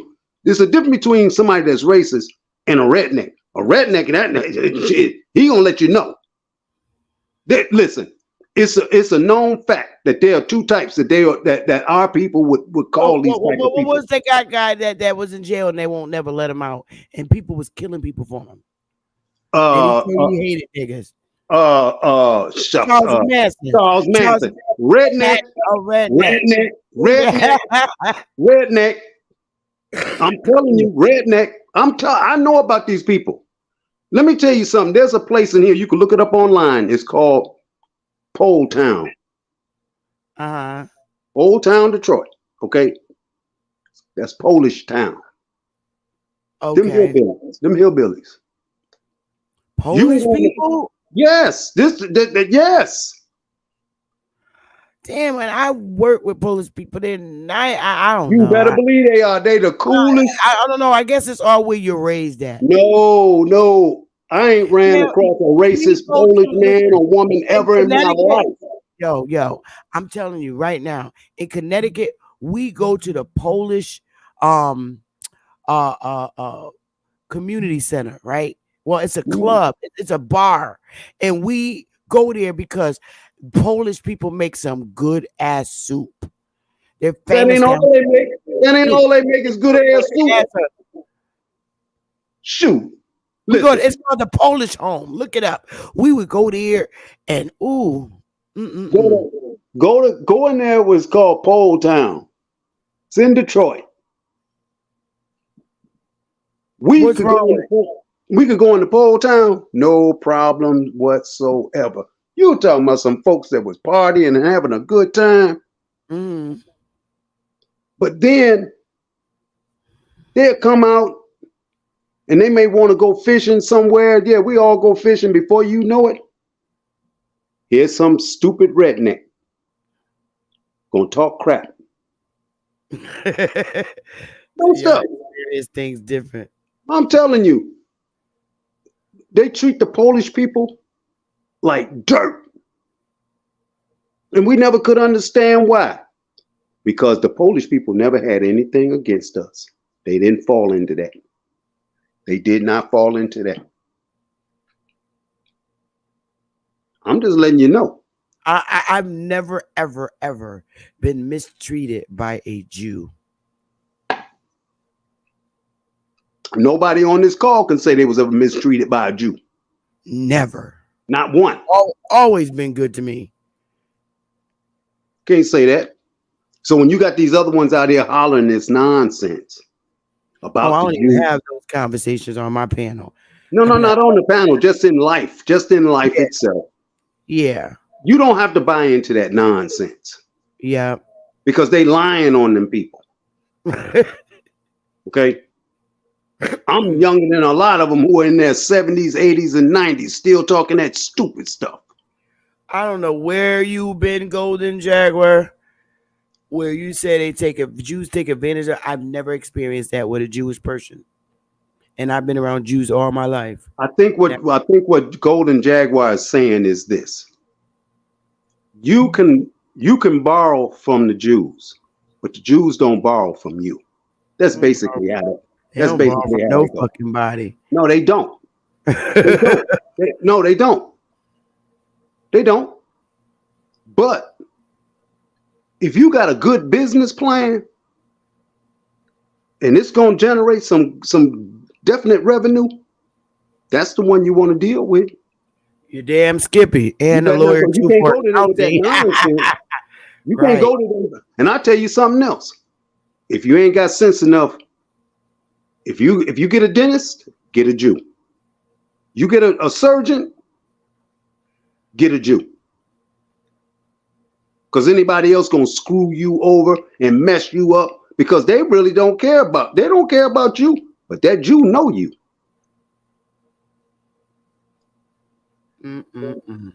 I ain't never had no problem with them. Never.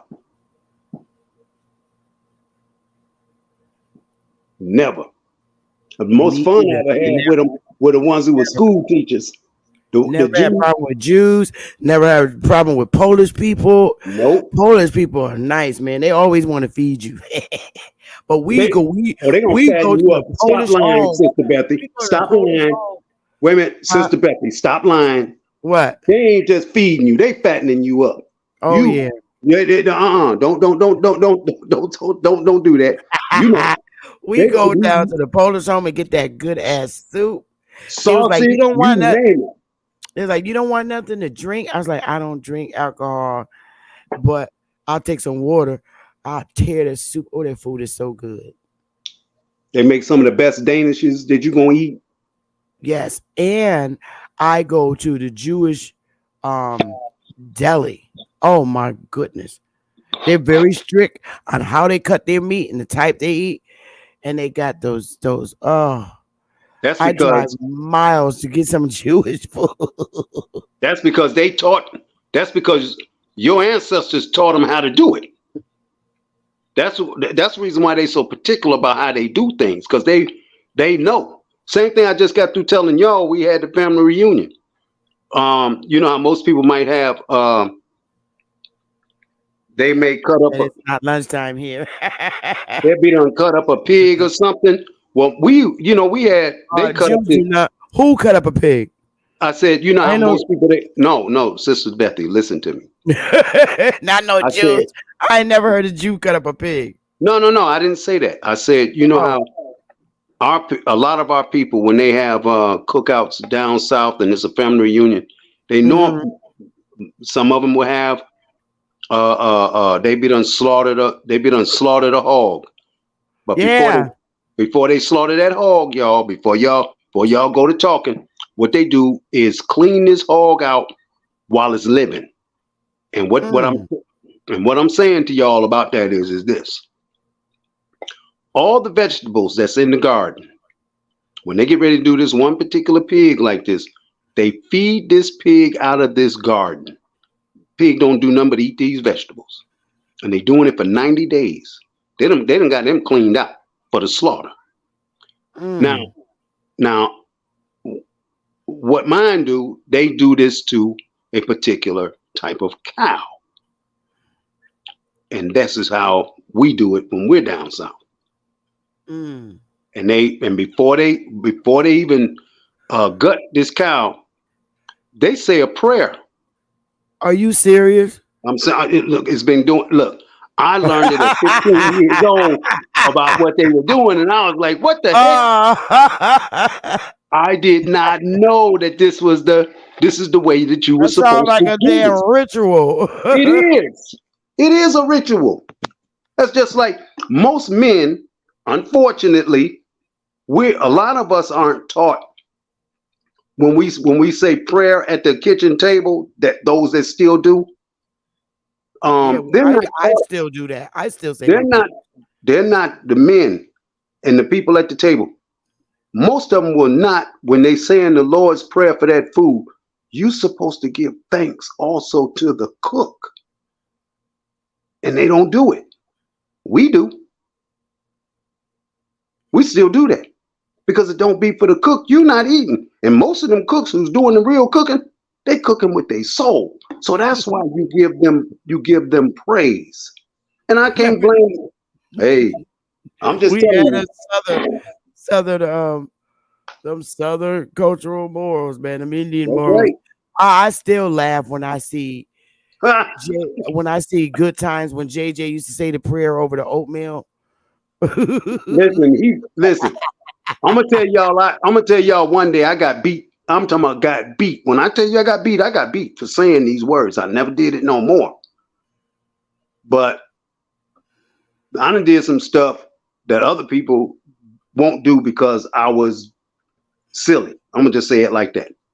So I was told on a Thanksgiving, and I had to been about 13.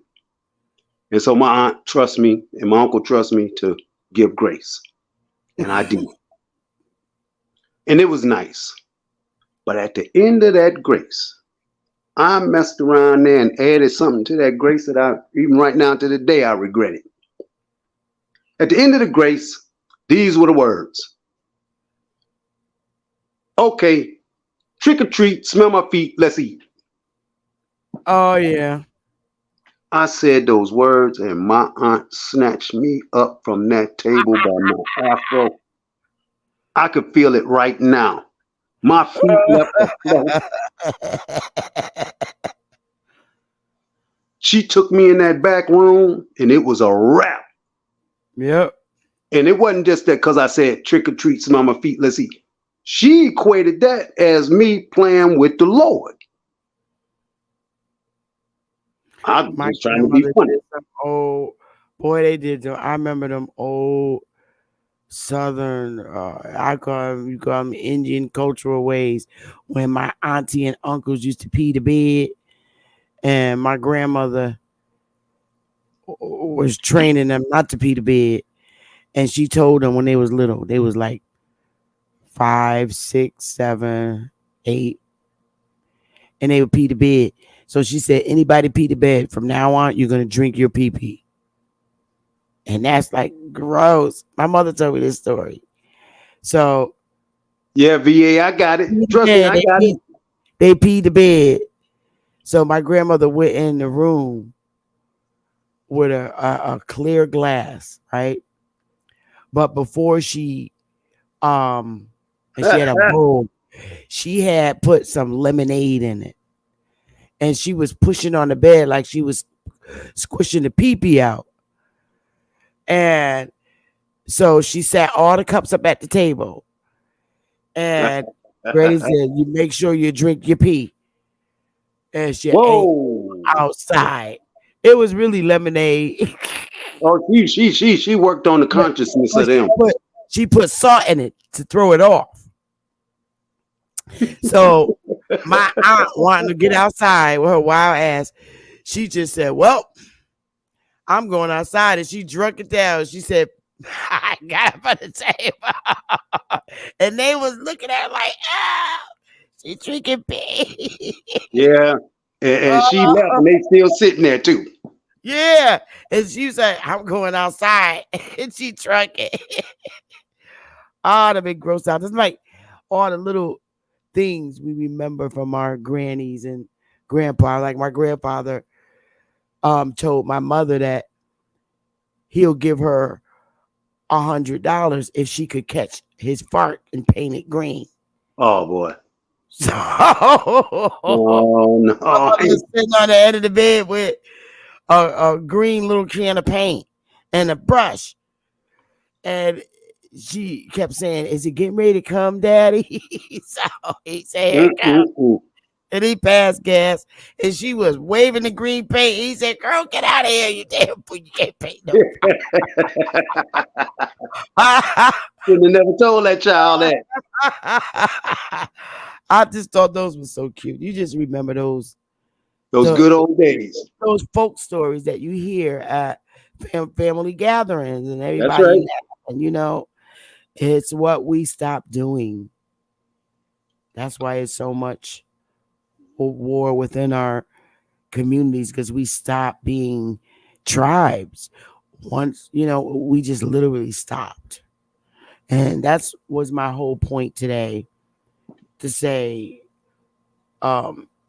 you do not have to join these federally recognized tribes to be a tribe, because of the simple fact that they started those tribes all over again.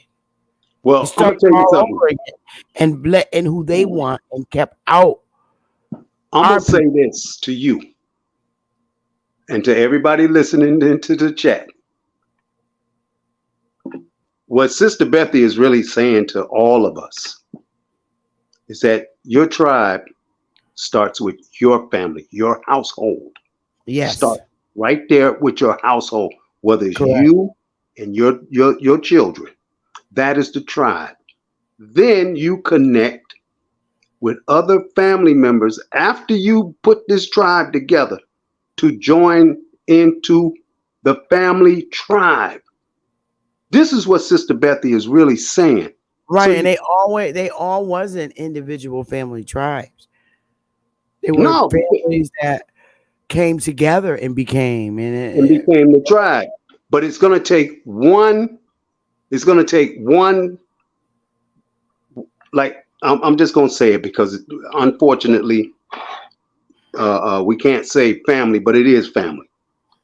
It's going to take, because many of you all sisters are the head of the households. So it's going to have to start with you and the children that you have under your roof to start this tribe. And then you bring in, once you do it and you establish it, and you bring your brothers or your sisters in with their children and their wives if they have them, or husbands. And this is how you start to grow your tribe right there. And then you call in your cousins and everybody else. And before you know it, you got a huge tribe that you can work with and that can do some things. Tribes, clans, whatever. Yes, we did. We spoke those words. So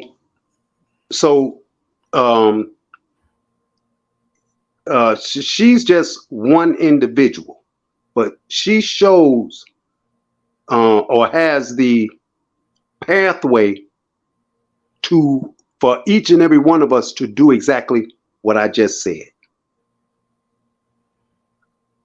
And it's going to take some time for each and every individual to get whatever it is that Sister Bethy has as far as documentation for us to do this. She doesn't have to do it for you, but she does have the path for you to get on to do this for yourselves and your family. Yeah, it's so important because no one never told us that we couldn't restart. That's right. And they always ask, and this is what really killed me when the Emily, the Pan Boo Boos come in here and say, "Who were you before Indian?" We were literally our original family, tribes, clans. We were. It was almost like infinite when it comes to counting. That's why I laugh at the numbers when they say they counted them in 1492, the Indians. So where did you get that information from that they counted the Indians in 1492? Get out of here, man. That's why I said we can't keep believing these scholars. Sister, the way to bust that down and count all the Indians in 1492 in America. Get out of here. You know how to bust that down? It's real simple. When they go to asking when they go to making those kind of statements to us, it's only but a few words. Just like what you had just said when they say, "Who told you blah blah blah blah?" Exactly. It goes like this: Who are you to tell me who I'm not? Facts. Then just leave it like that. They can't answer that. And then they're like, "Show this." I don't got to show you shit. I don't got to show you nothing. Who are you? Simple. You ain't got to get in no argument with them or anything. That's why I be like, "Oh, you was born in the 90s, huh?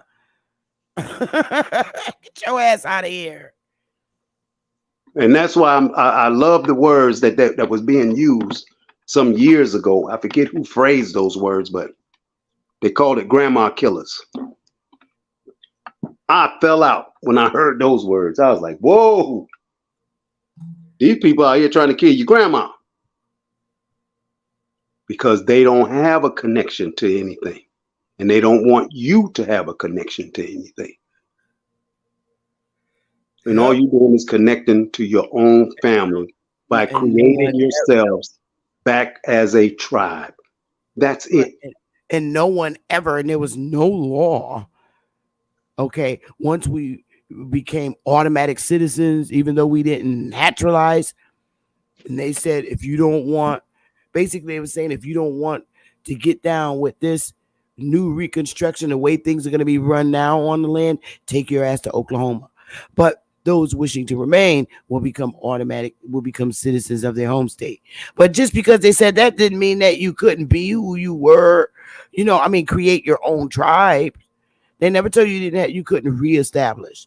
How you think so many of these tribes that don't look like you are getting recognition from local state governments? Hey, Craig in the chat, that's not true. Women need strong men defending their worlds. That's not true. I don't know. Bruh.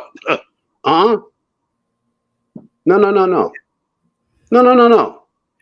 I believe you must ain't never really ran or knew who many of our grandmothers were or great grandmothers were. Because I can tell you right now, my great grandmothers, both of them of Huntsville, Alabama, if you went up on their porch, you dealt with that shotgun in your face. Yeah, that's true too. But when it comes with arguing with other men, I'm not gonna argue. I'm just letting you know. I have respect for men that really stand up for women, and there's one who's strongly. Sorry to hear that, Craig. I'm really sorry to hear that. Did you read what he's saying in the chat? That's a girl. Oh, is it? Sorry. I apologize for that. That's Cali girl. She said they killed both her parents. Sister, I went through the same thing. Both my parents was killed at the same time. and Man, was lied to about them being killed in a car accident. Come to find out they were murdered, and it shows why they were murdered. I didn't know my parents was that deep up into this what is called back in the day the civil rights movement. I knew they were, but not that deep, not where they was at. I didn't know they were that deep. And my sister finally let me and my brothers know this last weekend, after all these years. Because my sister's a freedom rider. I had no clue about a lot of this. I learned a lot of this past weekend. People were starting to open up. Man, when you're doing genealogy, you learn so much, and you learn that we always been warned against ourselves. So many genealogies where you find death certificates for people in like the damn mid 1800s who was killed by gunfire, and I'm like, yep, wow. And see, I don't know if the sister was in the chat earlier, if the Cali girl was in the chat earlier. You've been here the whole time. Oh, and when you brought up, that's why I had that document brought up called the grandfather clause. It was against your great grandfathers and your great great grandfathers and your grandfathers and your father. That's what the grandfather clause was put in place for. It didn't say women. It said grandfather clause. And we have to pay attention to that. It just didn't deal with just voting. It dealt with you wasn't gonna be able to protect yourself. If they applied it to grandma, it meant towards the whole household, because he was the head of household. But what I'm saying, Sister Bethy, is you don't read a lot when the women were going to vote, because at that time they didn't have to worry about women voting. Yeah. But those men were the landowners. And if you go to the Constitution and you pull it up, I don't know if it's in Article 4 or Article 5. I can't remember because I'm not reading it as well as I used to. It lets you know who were the electoral voters. It was the landowners. Your great grandfathers were the landowners. Yeah. And so they cut it out on them using this grandfather clause after the Civil War. Yeah. Yeah. That's what I'm pointing out. I'm telling y'all that these documents were put in place by some other people who had nothing to do with us. Yes. They were out to steal and take the land by force, using the Union Army to do this. Yep.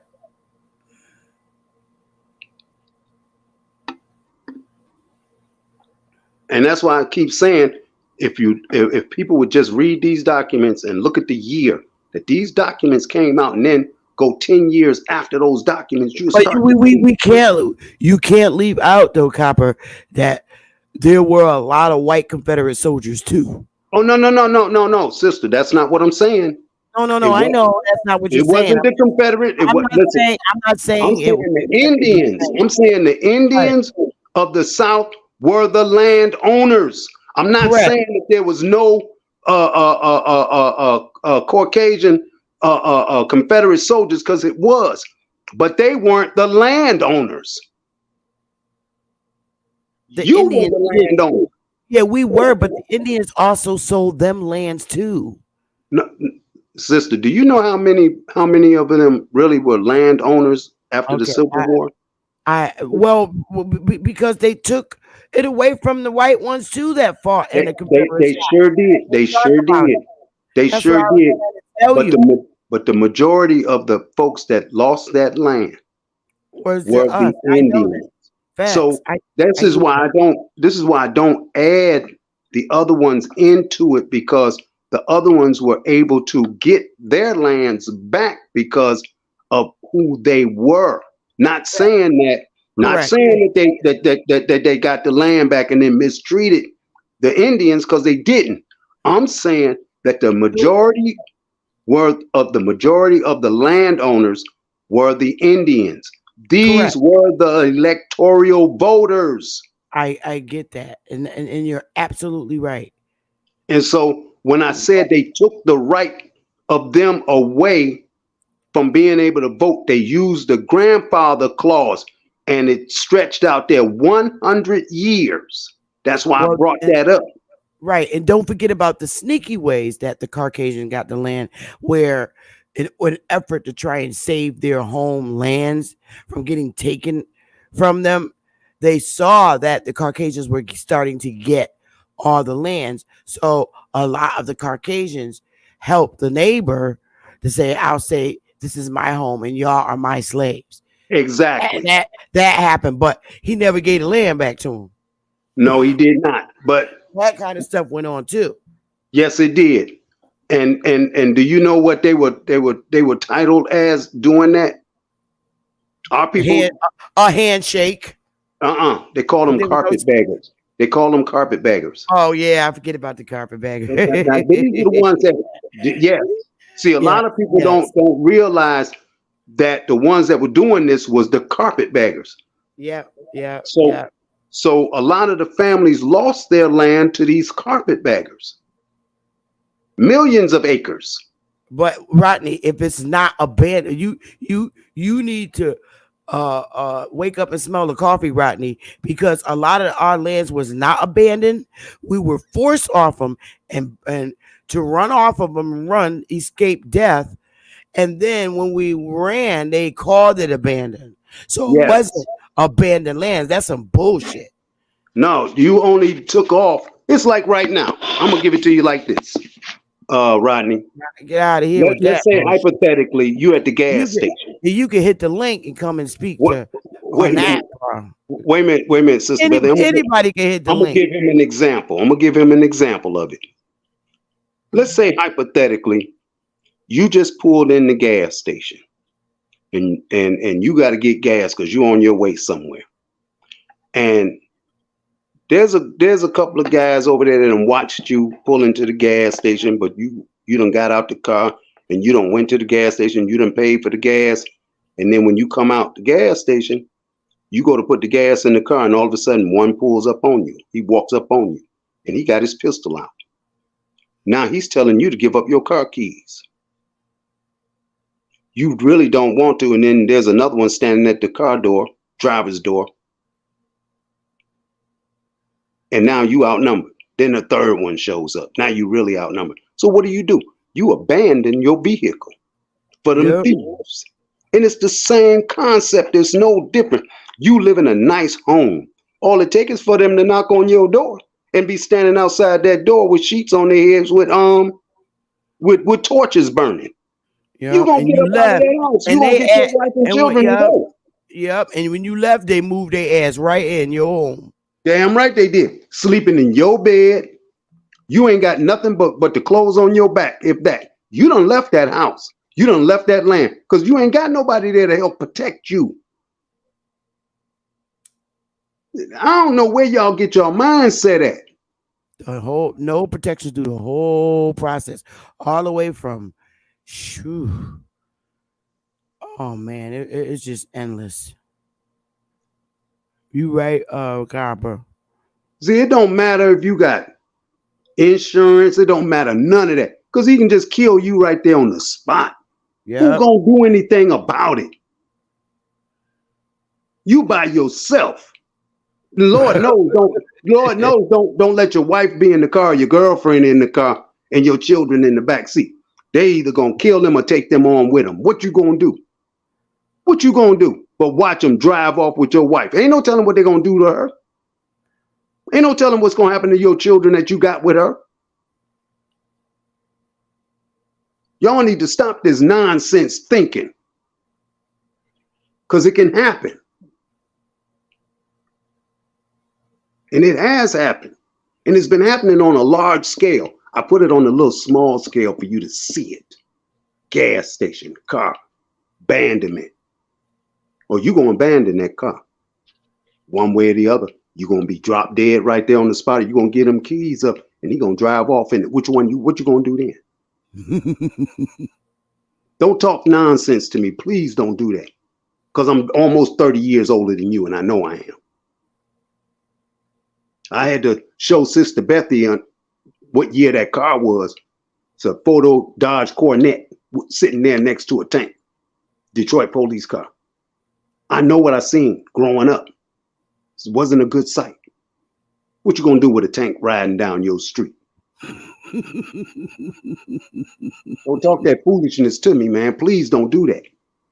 Because if you ain't seen it in real life and you just reading about it, see, I can read about it, but I also lived it. And I explained that the only people who could hit the street, you had a letter in your hand, a note, and that note had what items that you were to pick up at that grocery store or that store and take your little butt back home. Believe me, they checked that piece of paper with them items on there. Wasn't no parents out there on the street. You had children out there on the street going to these stores, picking up items, taking them back home. The parents that was there, your father, and I'm gonna say it like this: at that time, it would have been your father, your grandfather. He better, if he worked, he had a letter in his pocket from his employer, or he had an ID. Like if he worked at Ford Motor Company, you had an ID that you worked at Ford, and it told what shift you worked. So you better be on your way to work about that shift, or on your way home from that, so they know exactly how long it took to get from Ford's, wherever you lived at, to your door, and you're gonna cover that time. Trust me, you're gonna cover that time. Because you sure would have went on over there to Fort Wayne. Now you can look it up, Sister Beth. Fort Wayne military base inside the city of Detroit, because that's where you got locked up at. All right, there you go. You got it. I relinquish. I'll leave it to y'all, men. Now, what you were saying about what? What I was saying is this: when the word abandonment came up, I gave an example on a small scale of abandonment, meaning they used the word back in the 80s called carjack. Okay, so Yeah, now I understand that part. So now move that part up to a bigger part, meaning land. You and your wife and family are in that home. You feel secure. You're a farmer. You don't have any weapons. And now you can't use your mind up to date. You got to stretch this back into your great grandfather's day. Right. That's what I'm trying to do.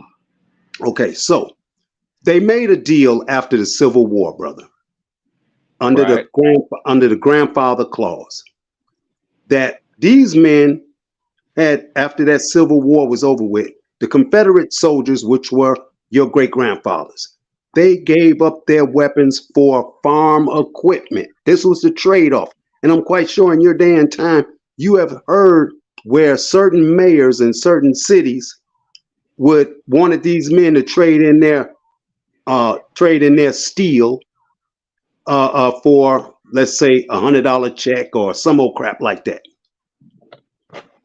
Right. It's converting the same. our commodities into trading goods. Yes.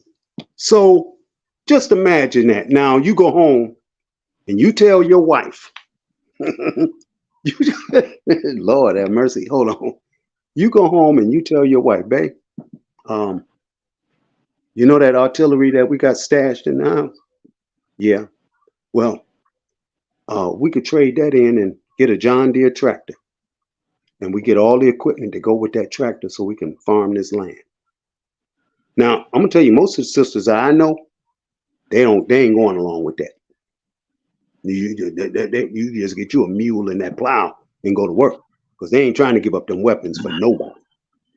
But it happened. So now you done plowed this land up. Now you a landowner because you got 160 something acres. Now you got all your vegetation growing, you got everything looking good, and it's doing its thing. Then all of a sudden, one night, your dog go to barking. And it's barking profusely because you ain't heard this. But then when you go to the window the front, the back, the sides, and you see all these people standing around your house, and What people? you see all these things standing around your house with these torches. What you talking about? Germans, Oh, I don't Polish, know who they are because they covered up. Dutch, They covered up. France, We gonna call them the Ku Klux Klan. They covered up. Knights of the Ku Klux Klan. They covered up. a clandestine of people, Yes.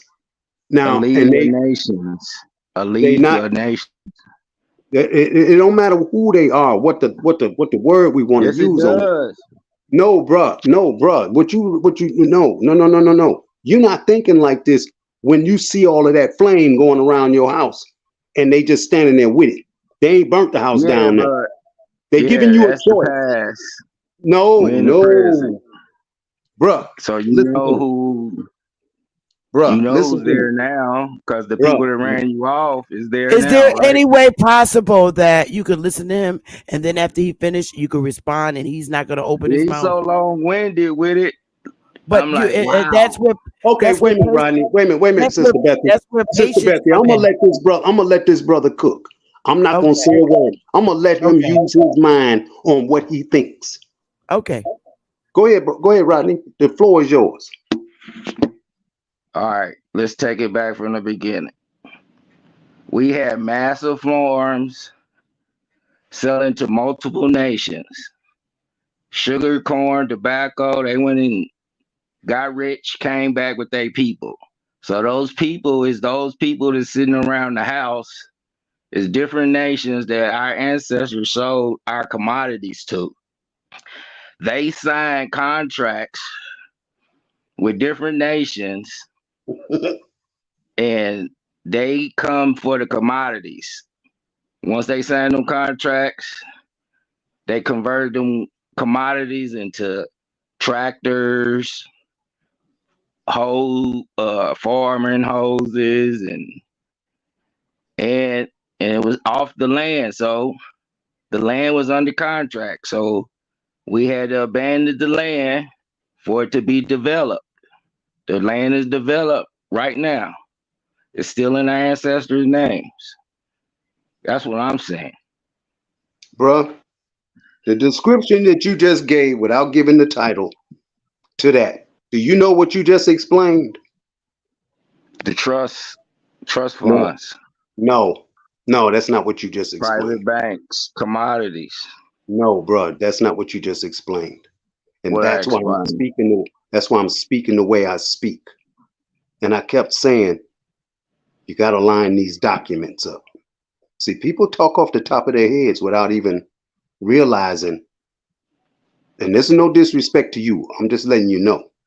What you just explained is what is called the New Deal.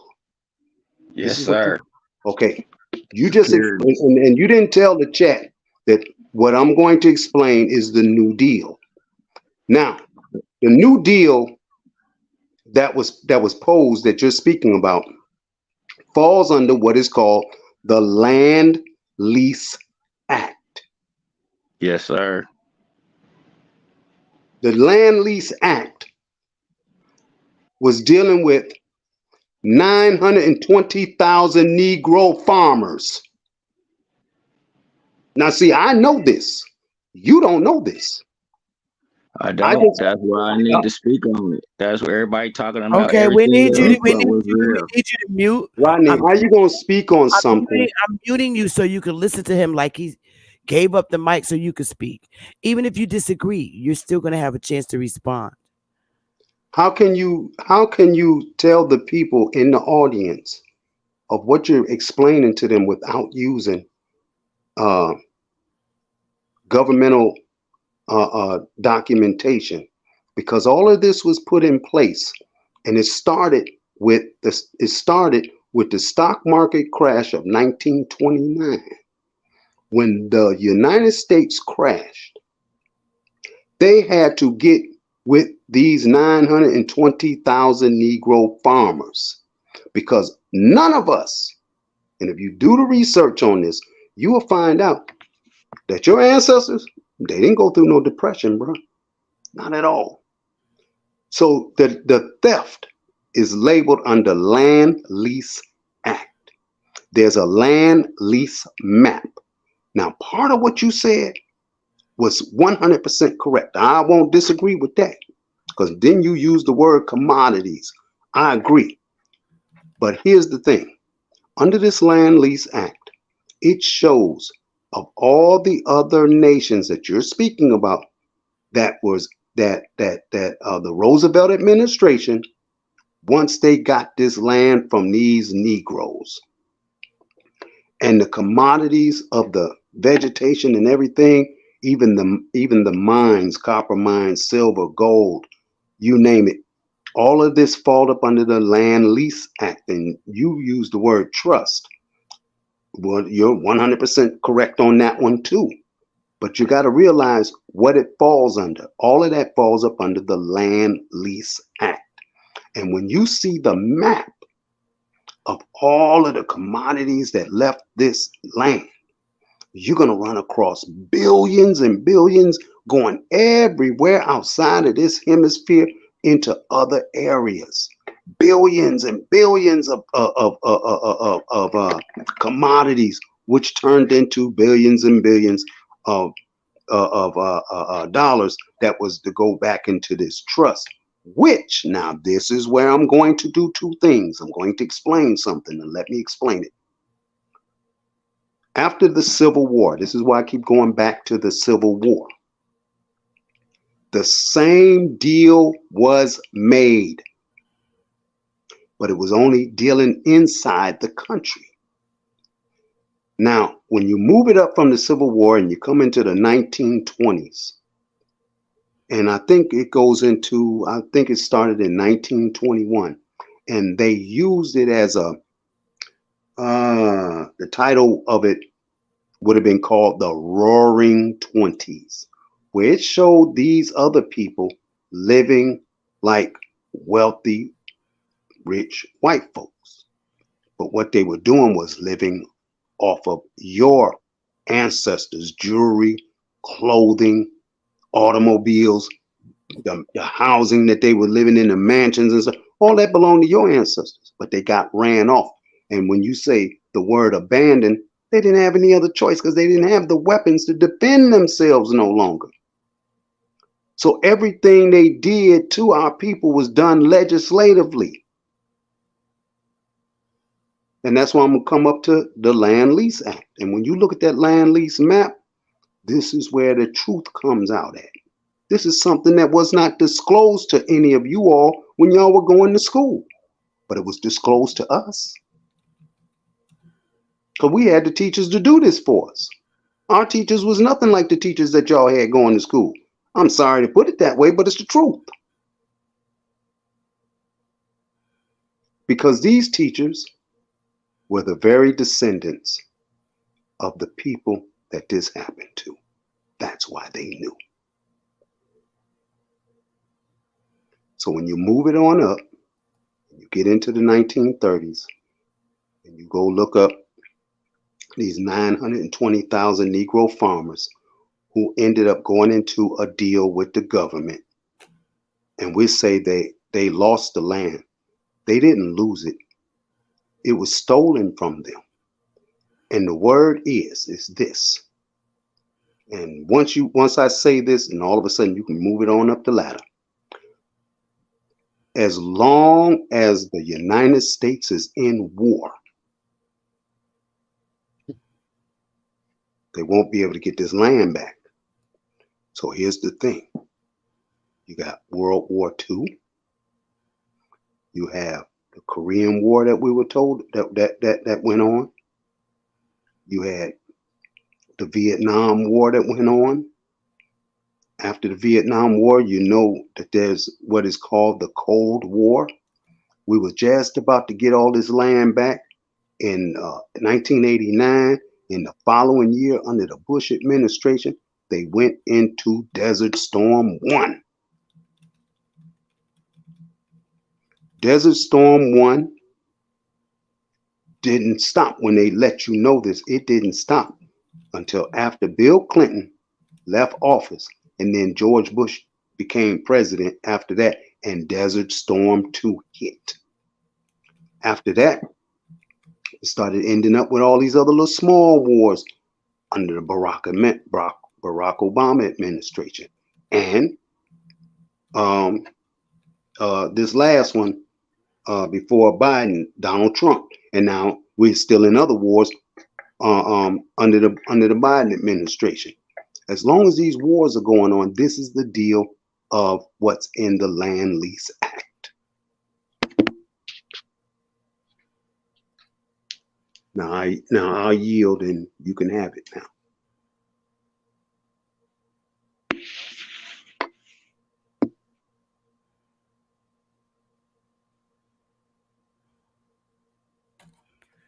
I don't. Your mic is not unmuted, Rodney. If you're speaking. Hello, can you hear? Yes. Yeah. Go ahead, brother. All right. So I'm looking at current today and how to. So there's the trust, then there's the antitrust. The antitrust dealing with commerce, emergence of foreign trade with those securities. So those commodities got converted to like equipment. Yeah. So through a grant, government grant, like if you want to do agriculture, you can get an agriculture grant, you can get and open up a school or whatever with those commodities that's got converted. No one said you couldn't do those things. That's not even what we were talking about. No, see, so wait a minute, Sister Bethy. See, the first thing you got to know is about what is called, what you use the word antitrust. Now, what you have to finish that so people understand what you're really saying. You have to bring up what is called the antitrust laws, and you have to study those things. He's speaking about how the Moors speak, so gotta excuse a lot of our people. You know, no, I just named that the Moorish way. No, I do not. See, where I stay at, it's like that's what's going on. I'm in a hub of America. I'm in Kansas City, Missouri, in the center. Okay. So whoa. So you know about the East St. Louis, right? Here, you know about, and I see it daily. You know about East St. Louis, then, right? No, I'm on the other side. Okay, but Kansas. I'm just. Oh, yes, I do. Familiar with it, but I'm not. That's Hawk School. That's not. I'm on the other side of Missouri. Okay. See, what happened? When you're looking at Kansas or Kansas City, it comes up under what is called Lawrence massacres. You familiar with that? Yes, live next to Lawrence County. Douglas County. Those people that came out that way were the same ones who was running our ancestors, the Indians, off their land as well. That you smoke. And there's a movie that came out back when I was young. I don't know if anybody remembers it. Smoke on here? Yeah, he knows. Sister Bethy knows, and I know. I'm not sure how old you are, brother. So I'm not going to say. 50 Straight plus. smoke? Is that you? Ma'am. That's me. Okay. Yes, ma'am. So there's a movie that they featured, and this name of this movie was called Buck and the Preacher. Anybody remember that movie? Yes. In that movie, it shows about them Lawrence massacres of how they was killing our ancestors who was already out in the West and going to certain areas in the West because they had already got the land. And what they were doing under the Lawrence massacres was trying to push our people back to West. Pushing them back towards the South, like Louisiana, Mississippi. And they're saying it in the movie because they're saying that we got to get these people back there because we're losing out. We're gonna lose everything if they're not back on them lands and working them lands under the conditions that they was under. You really got to pay attention to the language in the movie, and it lets you know what's going on. And on top of that, it shows that a lot of those men at that time, they were out of the Civil War, and some of them were already done with serving their time as Buffalo Soldiers. It's all in that movie. Yeah, they live around me. I live around those people. You know. And so that's why I brought up the Land Lease Act. This is real huge. They don't talk about this because they know once you learn about this Land Lease Act, then all of a sudden, you know, they talking about your ancestors and the millions and millions of acres that these people had. That's why I brought up the grandfather clause, because I can connect both of them together.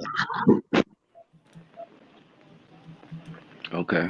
What I'm not just going to get on here and just go to talking and not being able to lead people to look at this and read it for themselves.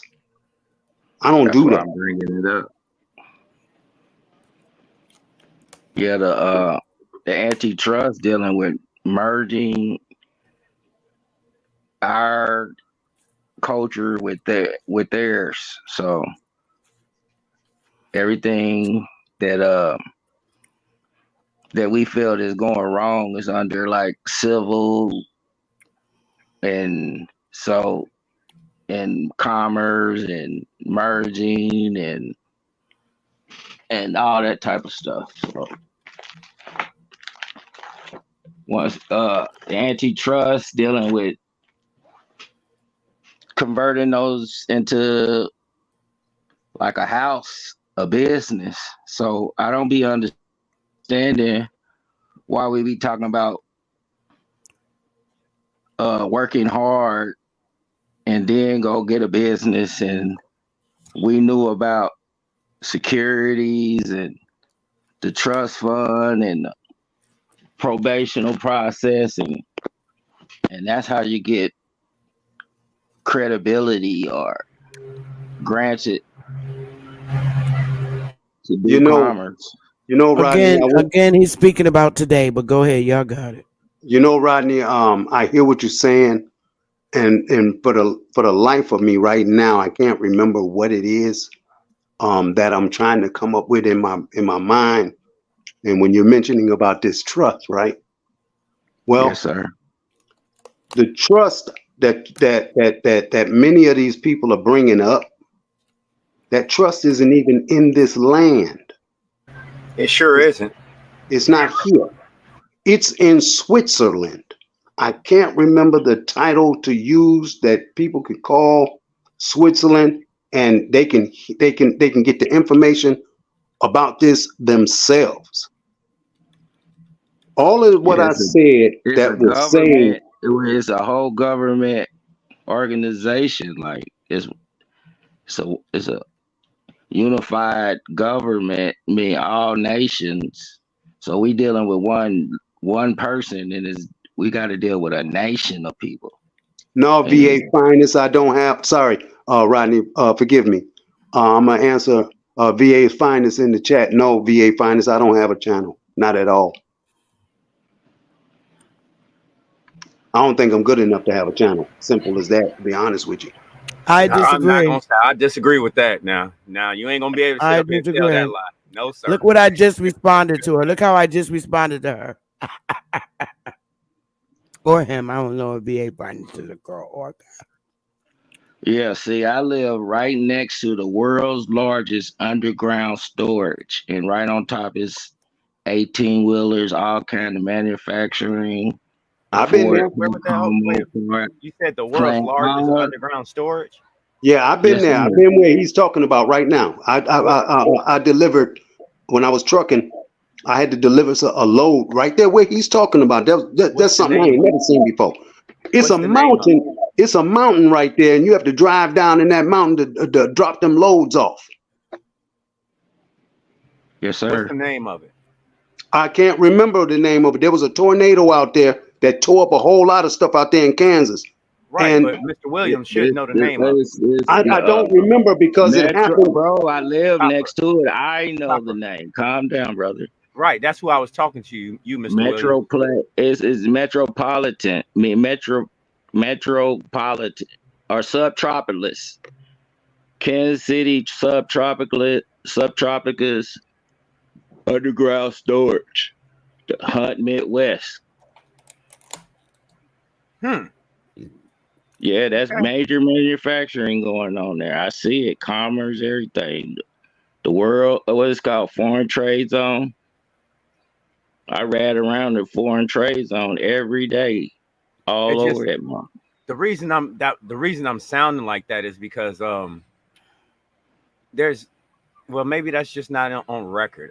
I'll leave it at that. It's just not on record. That's something What's that's on not on record for record? as far as the public, correct? Yes. What you mean it's Okay. not on record? No, what I That's was thinking of, international commerce. What are you talking about? I'm not disputing what you're saying, sir. What I'm saying is that you know this one to be the largest on North America, but I'm saying the one that I was the ones that I was thinking of must not be public on public record. That's what I was saying. I'm not saying yours is not. I'm Okay. saying the ones I was Yeah. Public storage. That's Yes, what I sir. was. That's what I was saying. That's what I was saying. It had to be public because what I was thinking. Go ahead, Copper. Excuse me, y'all. I'm just going to put this in there so to give just to plant a seed. About 3 weeks ago, I'm not sure if it was Smoke, and he had brought up something, and it was really interesting to me. And I said, wait a minute, did that brother know exactly what he just said to everybody in the chat? I said, he made so much sense. I said, oh, what Smoke was talking about is we have to think way bigger than what we are used to thinking, because we have to take it up a whole nother notch. And what Smoke was saying was this. Superior level, yes, sir. Go When ahead. what I got out of what he was saying was this. We have to stop thinking on this national level that we're in, right? I mean, we're at right now. And we have to do business on an international level to bring it into us nationally. We can't go from national and then take it out internationally because everything is on an international level. And when Smoke was speaking on that, it was like, I don't know, Smoke, I apologize to you for this, but to a lot of folk, it was foreign talk. It was like, it was a different language. But I caught it. I finally caught on to it after I sat back and I thought about it. I was like, wow, he's right. We have to do things on an international level to bring it back into our communities in order to benefit from these things. We can't benefit from what is nationally because this is what's stifling us. But if we took this and went internationally with clear-headed people, ain't no telling what would happen in the land with us after that. That's pretty much true. It would be a third civil war, but thanks Smoke for planting that in my old head because I didn't see it that way. Business is war. Commerce is war. They converted war into commerce. But you see what I'm saying? Had Smoke not brought that up, I wouldn't have never thought on that level. It took me a couple of days to grasp what you were saying. And then finally, I woke up that morning and I was like, whoa, this is what he was talking about. Holy smokes. I hope they don't kill him for saying this. Gotta be able to find me. No, for real, I was afraid for you then, bro, because I said, man, does he understand the seed that he planted? I said, sometimes spirit go to talking out of our voices, and it catches on to certain individuals spiritually. Well, that caught me spiritually, and I said, oh man, the last time I heard the spirit really speak like this, some of them come up missing. And I said, man, I don't know. Maybe Smoke might want to talk to the spirit itself to show enough protect him, because what he just said, he could we could rise to a level that we never knew nothing about. I mean, to be totally honest with you, how are you still trying to do business with your captor? Well, if you look around all the communities, like I said, I was a trucker. And when you go around the whole country and you start seeing every city that you go in that our people are in, they all look the same. That's how. And I was able to connect the dots like that. I was like, man, there's no way in the world we all should be like this. I could see if it's in over here or maybe over here. But when you go into all of these so-called black cities, they all are looking and are the same like this. Something isn't right. And what can we do to what's fix not it? right is we all stop being tribes and nations. That's what stopped. They're not. The white man is not supposed to help us. It's us that won't come together. We're still supposed to help divided. ourselves. We're still divided by religion and level of class, financial class, and therefore we don't stick together. We stop being tribes when we since 1930 we stopped being tribes. We stopped sticking together. Jackson Yeah, stopped and that you said it, tribal Sister Bessie. Since 1930, Jackson counties. and Andrew Jackson it stopped happened that. under the Land Lease Act. Nah. We was not supposed to stop sticking together. We was Sure not. was. That was on It our turned ass. into a I'm not global putting nothing thing. on Andrew Jackson ass because his ass was what was no. We stopped being tribes. We Yeah, in the became 1930s, and that's very true. psychologically became subjects and slaves instead of continuing being tribes. They never said we couldn't continue to stick together as a people.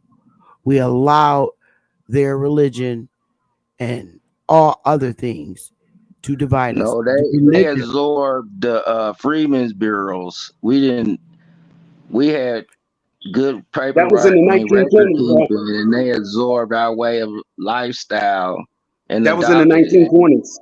That was in the early 20s. Remember, I mentioned the Roaring 20s before. I mean, That was 1921 on up. That was the earlier 20s that they did this to us. What you just said. That plays no, a part. that was 1860s. No. That happened in the 1920s. What you just said, the beginning of it was started in the 1920s. The implementation of it. Yes. This is when they Okay. started it. Now, when you start to really notice it is in the late 60s. But they had already they already had it in place in the 1920s and was growing it all the way on up. I'm telling you, these people studied our people, and they put things in place 50 years in advance to keep it going. That's why I You know, mentioned these commodities and this way of lifestyle we gave the world is never going to stop. It's only going to grow. They are just custodians of the growth until we understand the full value of the growth that we are actually contributing to the world. I would say I'm gonna stick with what Smoke said. We have to do things on an international level for facts. for us to be involved. Facts. If we gonna stay in the neighborhood thinking or in the county thinking or the state thinking, we're gonna always be behind. To be honest with you, we have to leave that alone. Go on the international level, speak with people who are doing things on the international level, and then start to bring it back to our own communities for those who aren't able to do it on the international level, but can operate through the ones who are on the international level. I would say we go Correct. back to our Because land and on the trade our state, own commodities to the world instead of having these fiduciary. But your commodities are on the world level. These But are you your can commodities. decide on where they go and how to. How about where they coming to? Not where they going, it's where they coming to. You got other people building these things on the outside of the country on the international level. So you Yeah, got to turn it around. infrastructure of our commodities. You got to turn it around. You got to turn the thinking around. Hey, Smoke, hey, man, you got to get in on this, and you got to come back spiritually with what you said a couple of weeks ago on this. Man, I need your help right now. Well, go ahead. Go ahead. Oh no, you got it, honey. I thought you said somebody else's Bro, name. what are you trying to do? Is gang up on me, bro? What's going on? What Smoke said. You're trying to communicate with you, Rodney. You can't. Don't think with a narrow mind. There, you guys are. Bro. No, I'm not talking about to that. Express myself, and I'm not allowed to. You are. They're dialoguing with you. No one has anything against you. They're humbly dialoguing with you. Smoke in, and we've been. He ain't even let me even express myself totally. You never sat in a bar or in the park with a bunch of niggas and y'all just had conversations all together, 3 of y'all, 4 of y'all. That's all this is. That's all. I'm more Just joining in. lady. I'm more the ladies type. You know, I don't be doing all that in there. Okay, so it doesn't hurt to open up with brothers that. But if we not having. I don't think we It's really not having a wrong. dialogue. I think he over talking him. That's what I think. No, I don't think so. That's the way you're taking it. It's two brothers on the piano that's trying to talk to you, and guess what? They don't have guns to your head. They're actually enjoying the conversation with you, but you don't see it as enjoyment because y'all are having disagreements. It's okay to disagree, but it doesn't mean we having a discussion. right. To even see if there's even a disagreement in a discussion. Well, then you shouldn't have a problem with both brothers humbly liking to conversate with you. They like the conversation they're having with you, but you don't see it that way. And we're trying to get our people. I have two other people interrupting me and to the person. Then he asking another person to come in. So is it fair to say that our people need to learn how to dialogue together? Yep. Yeah, I'm trying to explain what's going on. Rodney, I apologize. All I was doing was asking Smoke if he could reiterate what he had said so all of us would be. Hold up, let me hold up because I want to get some control on my channel. Dennis, I'm not over talking him. I'm trying to explain to him that he's not getting double teamed. The two brothers on the piano are actually enjoying the conversation with him, and he doesn't see it that way. And I don't understand why. So I don't know where your head is and your thought is, but on my panel, I like everybody to be heard. And I don't like when people feel like people are attacking him. And I'm trying to explain to him that it's not an attack, that these two older brothers are enjoying a conversation. Okay. Thank because you. Dennis, it's my fucking channel. Now, time his ass out. I thought you would be a little bit more respectful to that. It's my fucking channel. So I'm the host of my show.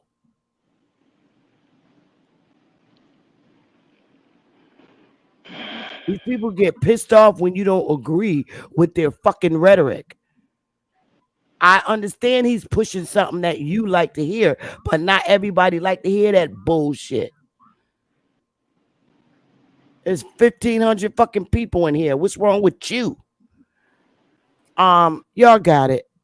Go ahead, Rodney. The floor is yours. Y'all men got it. Go ahead, Rodney. The floor is yours. Yes. Well, through my research, I'm looking at the whole picture. So I went back to the 1600s, seen wills in probate, seen estate, seen guardianships. So those are still in play. So those are attached to the trust fund. Those are attached to securities. Those are attached to commodities. Those are attached to this big old underground storage with full of foreign trade. So I'm trying to find a connection, and I see Philadelphia and Kansas City are like sisters and brother cities. And Truman.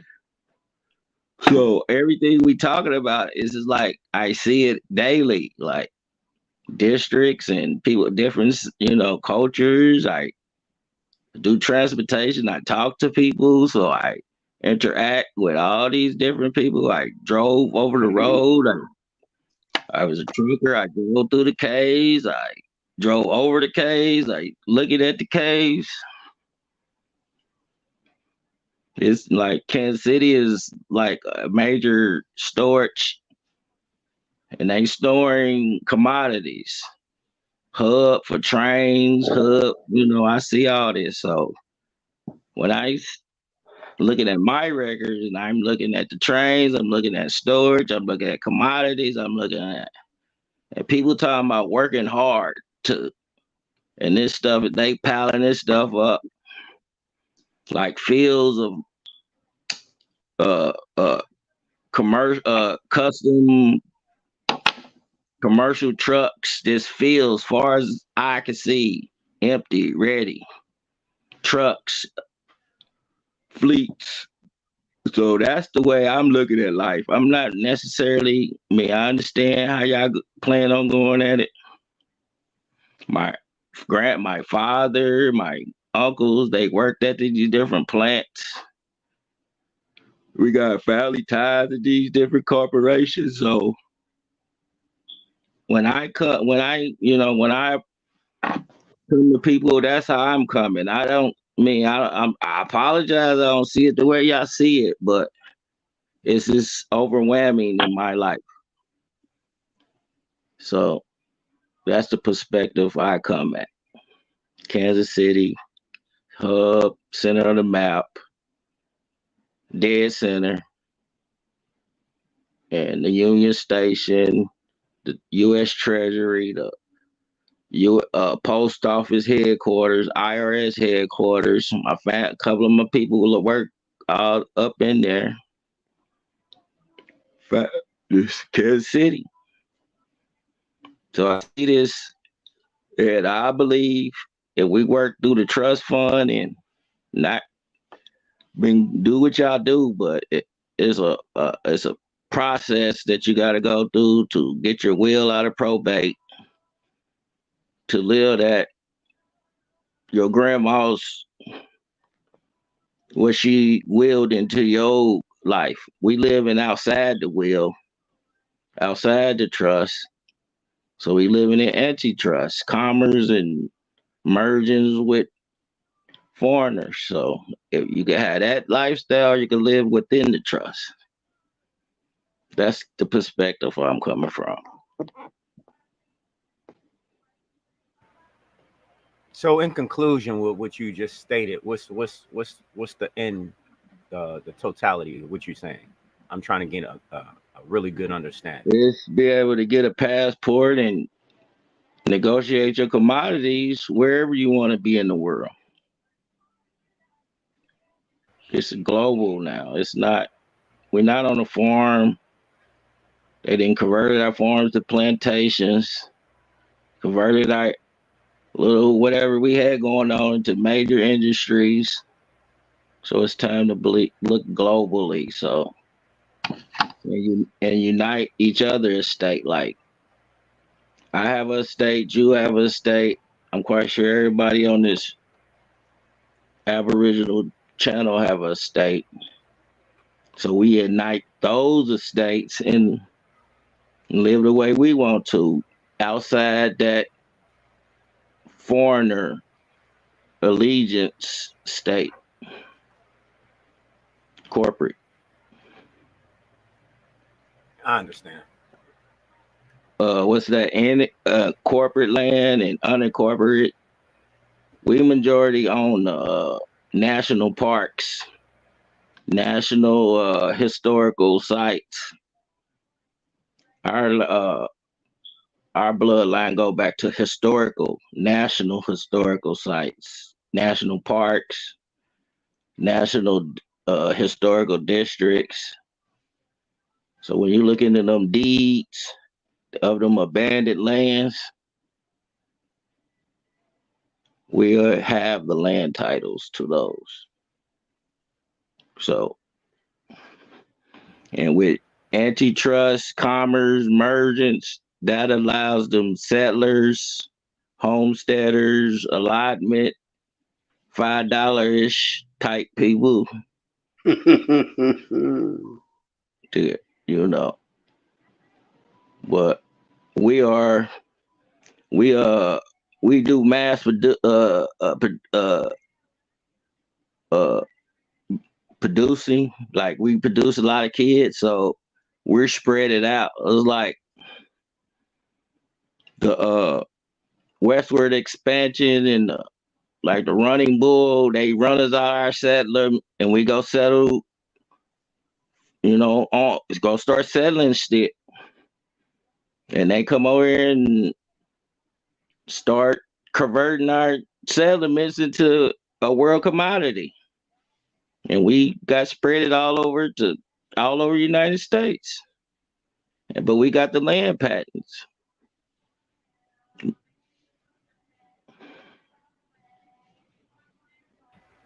All right. That's very enlightening. That's very enlightening. Thank you for that. For real, for real. I want you to know that.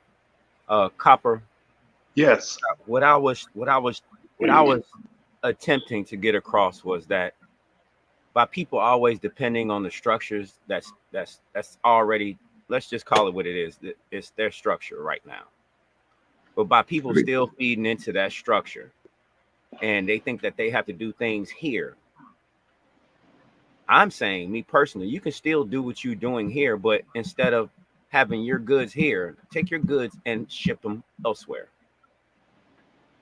Get the money from elsewhere. Because as you can see, regardless, the people, unless they have a certain feeling about whatever you're doing or however it may be, that's when they'll join in. It has to be at a certain level for the people on the mainland to say, oh yeah, I can get down with that. But in the beginning of it, they're not going to even want to touch you. They're not going to even want to do no business with you. There are people across seas or virtually all around the world that want your product more than the people in your own homeland will want it. That's correct. So I'm saying, why would I just keep being locally? Why am I not thinking internationally? That's my whole thing. That's what I got when you first brought it up. And when you mentioned that one word, international, it just took me to a whole nother place. And I was like, whoa, wait a minute, what?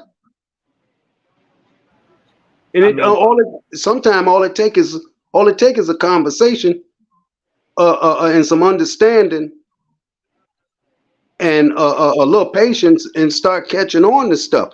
And so what you did when you mentioned that, it took me back to when I had looked up something, and I didn't do it much, but I did look up what I wanted to do.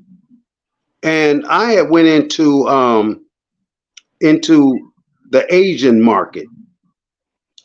And what I was doing was I was looking up tire companies. And I noticed that we got tire companies here, but they're not. They're selling tires to people. They're not producing tires. So I said, wait a minute, where are they producing these tires at? So I contacted my sister. And lo and behold, I forgot that my sister was a teacher in Japan. I forgot all about that. So when I went to talking to her about it, she said, well, why don't you just look? No, she said, give me a couple of days and I'll get some places for you to look that you can look into, which she did. So I said, wow, they got tire manufacturers over here. That's the ticket, the manufacturer. So come to find out, I said, whoa, you mean to tell me that I could purchase tires of different sizes, you know, the most popular sizes, and guess what the price of the tires was? That's what really threw me for a loop. The price of the tire, like hypothetically, it was a 235 P 1235 R 17. And when I seen what they were selling them for over in Asia, it was $15. I said, $15. I said, well, if you buy one over here, you almost at $100 and some for that tire. It's 200. And I said, oh, snap. Now I'm seeing it. We have to be on this level dealing with these different companies outside of America and have them shipped into us at this price. And this is why they're selling them at this price, because the everyday man and woman don't know. And I said, well, our people here in the cities, if we can just, if there's a way to get them together, they're not going to all be on the international level, but if we had international buyers for us that's on that level, and to have these items shipped into our communities, we can start selling to each other at the price we want to sell, and now our dollar stays in the community, and we don't have to have these foreigners in our community getting rich off us and living somewhere else, building their wealth off of us. That's where my mind went. I could have been wrong, but I don't think so. That's just how my brains went to working when Smoke mentioned it again. So the reason that came here, bro, they're around international airports. Just go around the international airport and just use your trust instead of using cash. Yeah, but see, brother, what I'm trying to explain, all I'm saying on this line is where my mind was at that particular time when it was mentioned. Now you're saying something else about a trust. Now I've heard of the trust, but I don't know anything about what documents that got to be filed and what departments and all of that. I don't have the path to use those kind of things for this to work. So get on Ancestry.com. Get on Ancestry.com and just roam through that mug on your 4 grandparents and get all the documents you can. Then come back and tell me what you say. Did you say Ancestry.com? Yes. Okay. So Copper, what I was trying to say, the reason that caught to my attention is, what's the one thing that the United States cannot export? What's the top one thing that they cannot export? A Cuban cigar? But go ahead. No, that's import. That's import. He said export, not import. Oh, sorry, my bad. No, you going to jail for that Cuban cigar. You get caught. Jail for that Cuban cigar. You going straight to jail. It sure is. There's only one place I know you could smoke that Cuban cigar and you ain't going to jail. In this hemisphere, I mean, you know, right here where we at, and it ain't inside of America. You better be over there in Canada smoking that thing. You better not be caught over here with it. The one export that the United States can't do is food. Not now. Not now. No. Yeah, I mean, this has been for quite some time. I'm talking about 50, 70 years plus. Food. Can't do it. Why? Because of what we put in our food. At that time, remember I mentioned the 920,000 Negro farmers. When I said that, I brought up what is called the Land Lease Act. At that time, that's what they were doing. They were feeding the rest of the world Yes. from your ancestors. When they stopped doing that, I think it was 1950. Somebody can correct me if they look this up. I think when they stopped that was 1957 or 58, when they stopped exporting vegetation and fruits from America. Because I know when Sister Bethy and I were growing up, and many of you all that's in the chat, you used to be able to go to different people's yards or just on the street itself, and we had apple trees. We had fruit trees all over the place. They started taking them out of the community on us. I remember when they were cutting them down too, because we was angry about that, and they were telling that lie to us, talking about those trees was sick. Yeah, agriculture is the number one commodity. Our topsoil, like they grind all that topsoil, all that debris up and sell it to different countries as fertilizer to activate their crops. Now, I don't know if y'all notice or not. Have you all bought vegetation lately?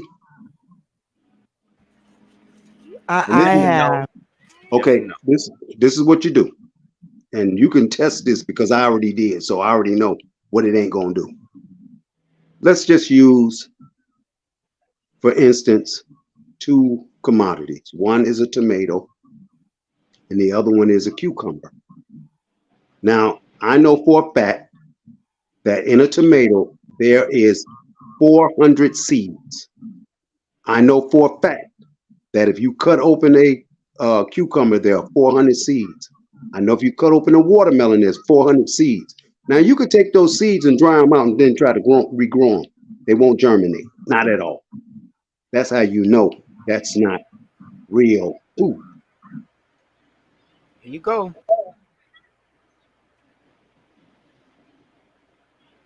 It's saying that we export wheat, corn, soybeans. You remember in the 90s, they were pushing what is called soybean milk. People were buying that and mess up. And giving it to their sons, which made them have a serious problem growing their scrotum. Say it again. That stuff is estrogen milk. They give that stuff to women when they're going through menopause. But people was giving that to their kids. Oh God! No, it's the truth. Any soy, ain't no man with testosterone supposed to drink soybean or any soy products. Nope, not at all. So take your land back and get the soy off that. Stop the soy growing, bro. What the hell? You not get you. It's not that simple. It's just not that simple.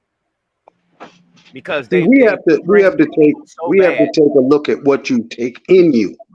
The reason why I mentioned this is because I couldn't understand at first. I didn't get it. Before my great uncle John passed away a couple of years ago. Every year he grew a garden. I mean, every year, and he never bought.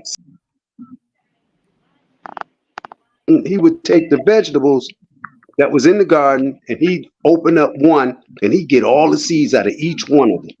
And he'd germinate these seeds for the next season. And he kept doing it from the time I could remember as a little boy growing up. So I'm thinking to myself, as stupid, because I'm growing up in the Midwest. I'm thinking this man is buying seeds after seeds after seeds. Man ain't never bought no more seeds. And he's been doing this since he come out the military of World War II. My other great uncle, which is his brother, was doing the same thing. And the other one, my Uncle Willie, he was doing the same thing. Oh my God. And I said, these guys spending a lot of money on seeds. They wasn't spending no money on those seeds. They were regerminating those seeds because those were heirloom seeds. I didn't know that at the time. So now we got Tranfish. Searchy. You see what Searchy said? No, They did what? an Yeah, he's experiment on. absolutely right. That's crazy. They got trans Because Yeah, they do. if has anybody seen the studies that they did on atrazine? Ain't No. that what that boy just got caught up with not here too long ago?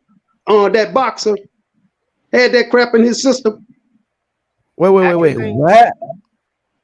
You talking about the little Spanish dude that beat the hell out of Haney? Yes, I can't remember what he had in his system. he had But that in his system. They've been on him ever since. well, I know for a fact atrazine will change the sex of anything. Anything. Ostracine, that's what he had in him. Yeah. That's different. That's different. You won't feel no pain. He used that. He had that in him, and Haney was beating the crap out of him too. Because if you look at that fight good enough, without the knockdowns, Haney won that fight. But what he was hitting Haney with was something total. Ooh wee. Now you know he in court, right? For all of that mess. He in court for all that nonsense. And he been going crazy the last week or so. Y'all that don't watch boxing, y'all don't know this. But us that do. Yeah, you changing the subject. You didn't change the subject. No, I only changed the subject because of the word that was spoken. I thought he mentioned Osterine. That's what I thought he mentioned. Yeah, we was talking about how they use this other thing to mess our us up. land is use soya and corn, and that high fructose corn syrup is a major problem in our community. I got one even better for you. What if I told you they convinced the people, everybody, to drink refined oil? Yeah, instead of using what's that? We grew up on what is called cod liver oil. I don't know if y'all know about that. Of course. Man. I'm not talking about that. I'm not talking about, I know what cod liver oil, I'm talking about as far as like the oil you fry with. Yeah. Saturated. What's that oil they call it? All the trans fats and all even that lard. Back in the day, people used to use lard. Absolutely. Yeah. And you know what? That is a byproduct of oil. Yeah. And they sold it to the people and said, oh no, you can cook with this. Fry your chicken in this. Fry your fish in this. And you're actually using a derivative of oil. It's crazy that the people do not understand exactly that you are being poisoned every day of your life. Well, that's what it was designed for. That's what they were doing to take us out. You scaring me. Slow down. Straight smoke. No, you're telling the truth. Just slow down. Antitrust. Because if the one thing that I've understood throughout this whole time is that they are intentionally trying to keep a cap on the population by any means necessary. I always ask the question, all these babies, no matter what race they are, that came out with autism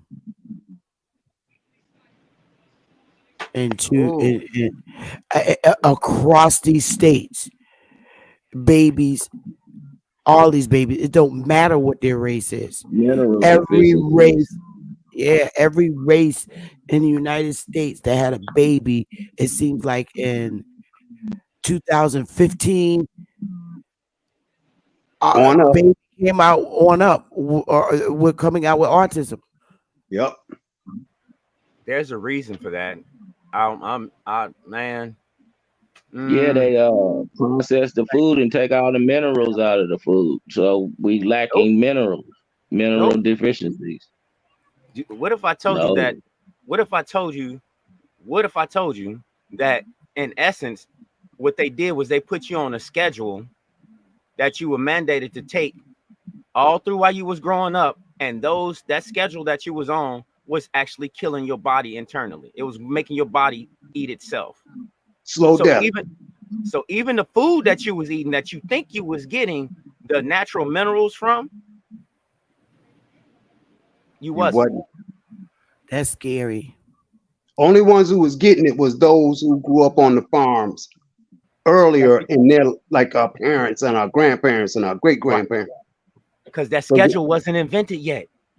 You know what schedule I'm talking about. That schedule was not invented yet. Now I'm gonna tell you what And that our falls up parents under. they rebelled against the schedule and had a garden in the backyard up I'm the gonna tell you what around the that. corner I'm somewhere. gonna tell y'all what that fell up under. They use a certain word, a couple of words, and many of us wasn't paying attention to it, but it was called back in the day. What they put it under is called the King Alfred Plan. What you just explained, that falls up under the King Alfred Plan. That's crazy. I don't want to be talking like You that. know, You know, different clays and like spirulina and chlorella have the most nutrients known to man. Then you do the activated charcoal to pull all those pesticides and insecticides out your body, herbicides, because activated charcoal absorb all toxins. Then you put some spirulina and chlorella in there to give you all the mineral nutrients you need and little clay to absorb all that poisons, minerals. I've said this before. Anytime you go buy any fruit or vegetable, you get you a bowl, you get you some lukewarm, room temperature water. Put your vegetables in that water, add some baking soda, and watch the show.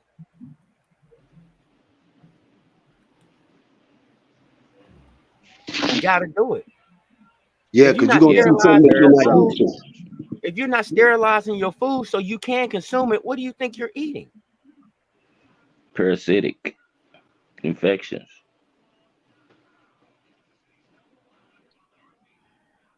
That's what's eating you inside. Diseases, parasites, just eating raw I'm material. glad you said that. Y'all I'm glad you scaring me. said that.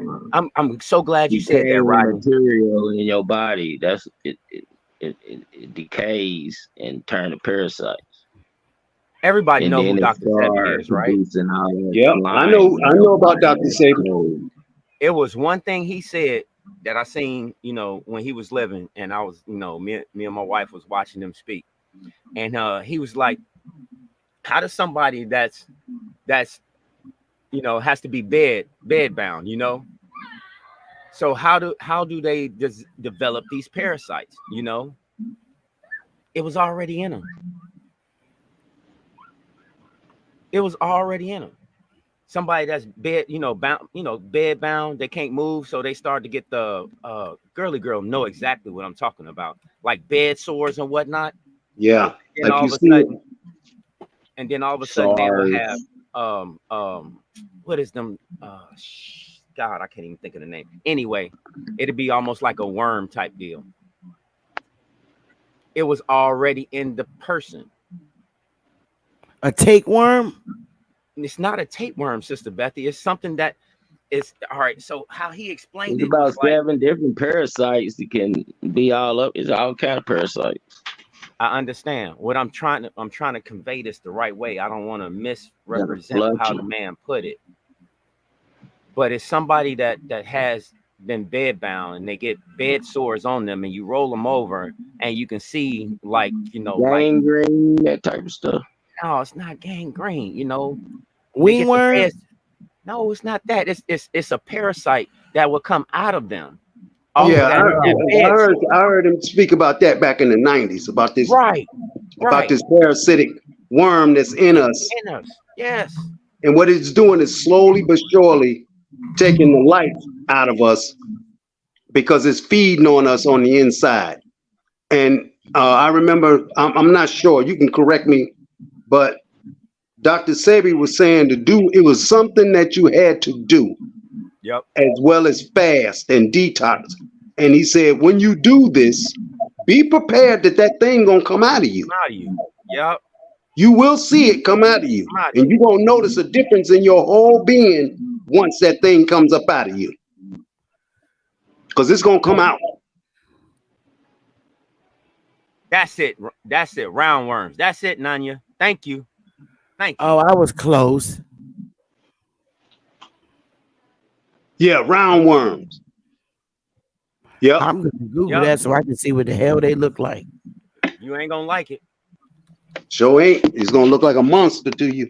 Thanks, Straight Smoke. Well, hey, you know. Yeah, if you don't purge your body of all these different parasites, I don't think you're even gonna even think properly. Oh my goodness. I seen this shit come out of a dog.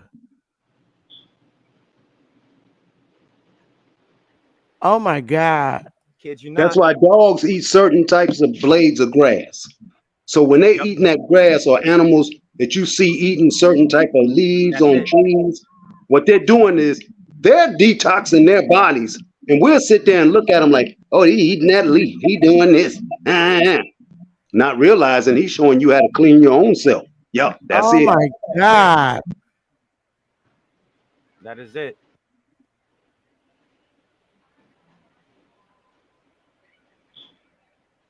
See? And the doctors showing, roundworms and humans. And them doctors sure ain't trying to help you get rid of them either.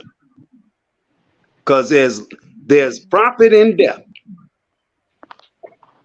Or profit in sickness, rather. Yeah, they cater to them parasites. They don't cater to you. That's because they look at you like you're the parasite. Yeah, because you're the host. You're a host.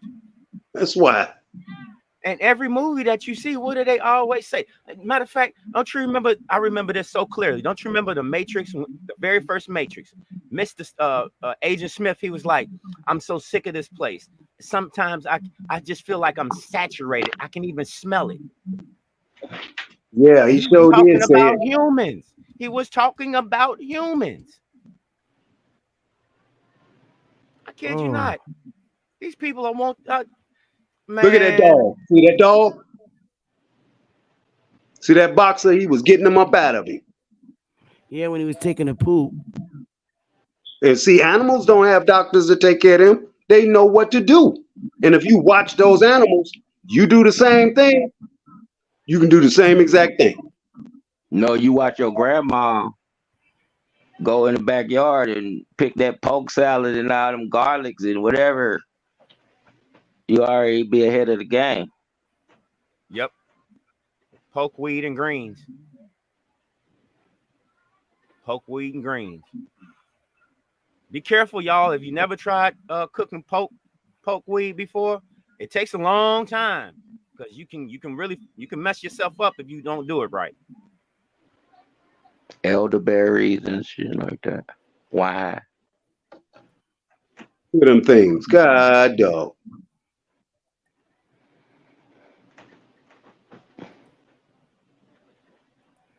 Chief Say Sex, can I help you? Hey, what's going on, y'all? I just wanted to respond to the title. That's all. Oh, what's up? What's going on? I seen the title, and it King said Kaz. You go ahead because you're trying to direct the conversation. Go ahead. Oh no, I thought that's what y'all were talking. My bad. I ain't know. No. Go ahead. What you want, King Kaz? Oh no, I was just saying, like you were saying on the title, it was saying if you're not just Indian if you're just only a part of the 5 civilized tribes or whatever, right? And that's true. That's true. You know what I'm saying? But the thing is, you have to be able to trace your family directly back to these tribes and practice the customs and speak some of the language, at least. Because you don't. No, you don't. That is not written in any government law, King Kaz. But go ahead. Well, see, this is the thing, right? So I watched this Navajo. You can't come on a panel. You can't come on a panel and make up government law. You're not a congressman. But go ahead. Well, you're right. You know what I'm saying? And of course, we know the white man. He wrote this law up or whatever, right? You know what I'm saying? So we know that part. So we're familiar with that. But when I listen to like the Navajo elders speak, they speak of their traditions. They speak of skinwalkers. They speak the language or whatnot. These are verifiable, traceable things that I can trace them back to. Like, okay, they got this, they got that, which makes them a part of a culture. It's like Okay. me. I can claim I'm Japanese all day or whatever, but if I don't do anything Japanese, I have no family, you know what I'm saying, that's tied to Japan or have no Japanese culture, am I really a Japanese person? Okay, so let me put it to you this way. Do you not respect that culture that we have today? And do you not see that as our original Indian culture as a people? Do you not believe our people have a culture? Yes or no? Well, y'all are part of my culture, so we all share the same culture. But we're not African. That's the problem. We don't share the same culture as Africans. Well, we can say we Black Americans. Okay, say if we say we No, Black No, hey, Americans, we're we not have wait a going minute, to Black wait a do minute, that. American culture. No. wait a minute. Hold it right there. Let's stop. Hold it. We ain't gonna get into that. Okay, I'll let Take a y'all look at men that here. flag. Hey, Chief, take a look at the flag that you got right there, and look at the names that you got on that flag, because that's the original Confederate flag that you got.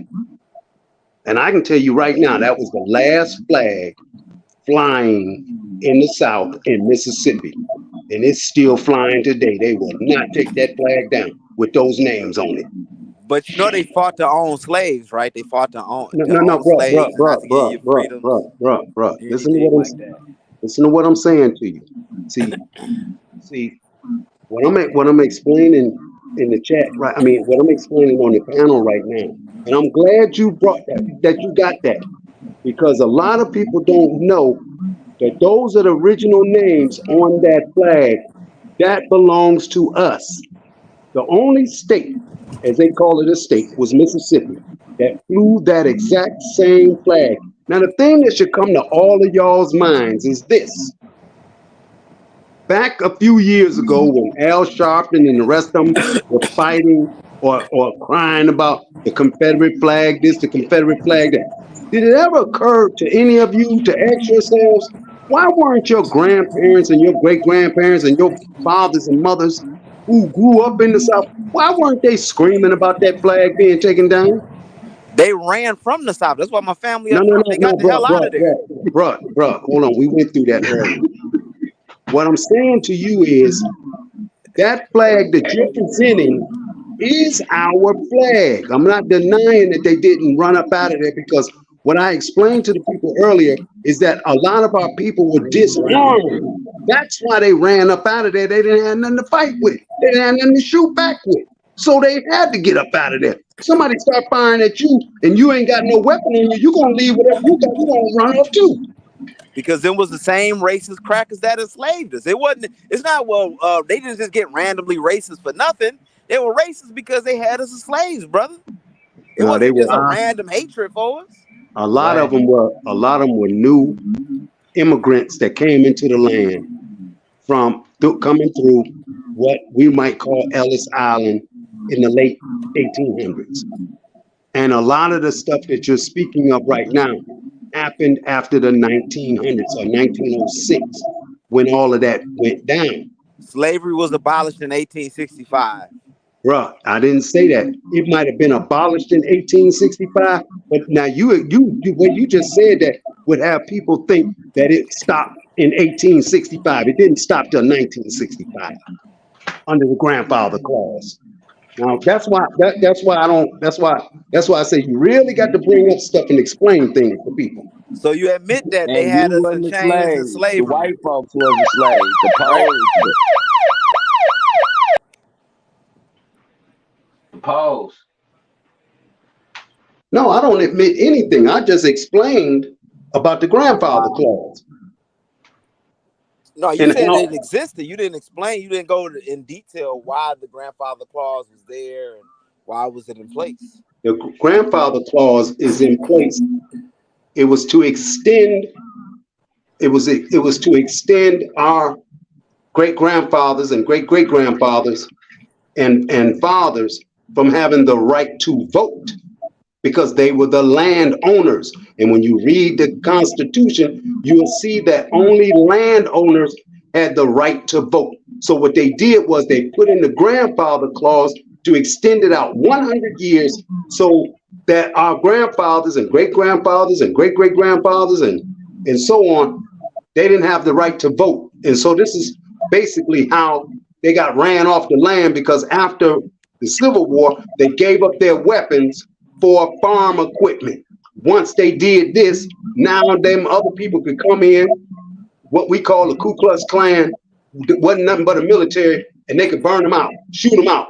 So of course you're gonna take off running. So we had all this technology and everything, but then we gave up our arms for farm equipment. Yes. But we had all this technology and invented technology it, ain't gonna help up you to the white man. No, bruh. No. You had your weapons. You were the Confederacy. But you gave that weaponry up for farm equipment.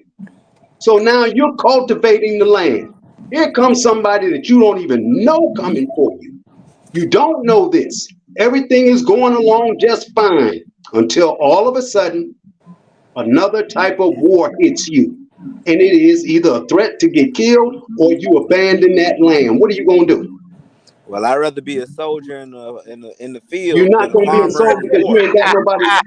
Bro, you ain't got nobody to defend you. Coming. You beat the first people, you have to beat the second wave. Then you have to beat the third wave. How you gonna do that? You the only one. How you gonna do that? And you the only ones getting shot at and killed. Well, why would y'all give y'all guns up for farm equipment if you invented the farm equipment? Did y'all give the farm equipment that we this invented? Is redundant. Because we the ancient Olmecs and Mayans, and then we gave it to them, and then we like, oh shit, we ain't got no farm equipment. We forgot how to build it, so we exchange it for guns. Does that make sense, brother? No, bro, you really not getting what I'm saying to you. There was a trade-off for peace, as they convinced us. It's a trade-off for peace. Right. Well, so what's the term of the trade? The term of the trade back then, it fell up under what is titled the grandfather clause. Now pull that document up and read it for yourself. Then connect other documents after that to that. And then you're going to come all the way up into the 1930s into what is called the Land Lease Act with 920,000 Negro farmers. Okay, it was people, but majority of the people didn't have land like that. A lot of people that came up north was poor, brother. When a lot of us was coming, they were taking trains, they were hitching train rides and stuff like that. They came up for the jobs and stuff too. That was the other thing, because of the opportunity like that wasn't there. You feel what I'm saying? So they Think came about up what you just said. That stuff. So if all them people were relatives, crazy. So all them people that was relatives that ran off their land during the nighttime, fled to the north, as the story is told to Northerners who grew up in the north. But didn't grow up in the old people still alive, brother. Like some of them still alive and telling them stories. It ain't us that we just forgot about it. I'd have been around elders that say, man, we had to leave because the Ku Klux Klan was trying to kill us. You feel what I'm saying? So you abandoned your land because you didn't have the weapons to defend yourself. Not everybody had that. That's what I'm explaining to you. We never had the weapons. What you got? What did we trade it for? Like, a lot we of the gave up our weapons. What was the deal for giving up our weapons and our gold? That's what I'm trying to get to. The trade-off. Bethy was talking. She was talking. No, y'all got it. I'm good. Y'all got it.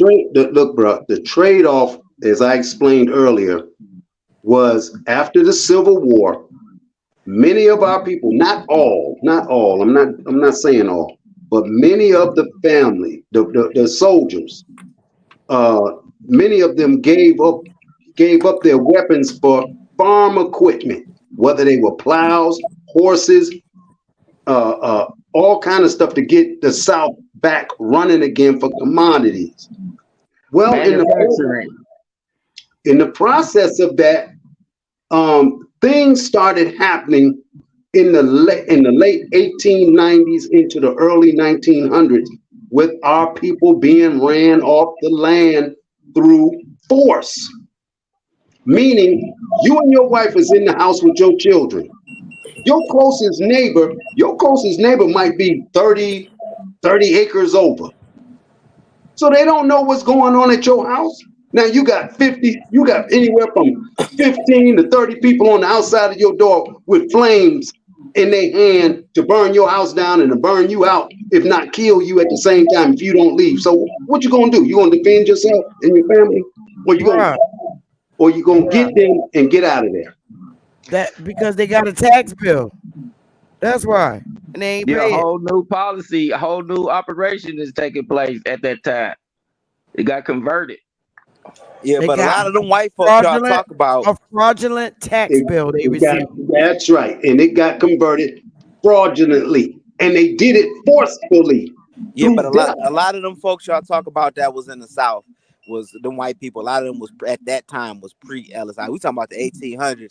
A lot of them were folks from the East Coast. A lot of them were Scottish, and they came in. A lot of them had plantations in Barbados, but Barbados and places like that was too damn small. So and pirates was running a lot of them out of there too. So they was coming up to.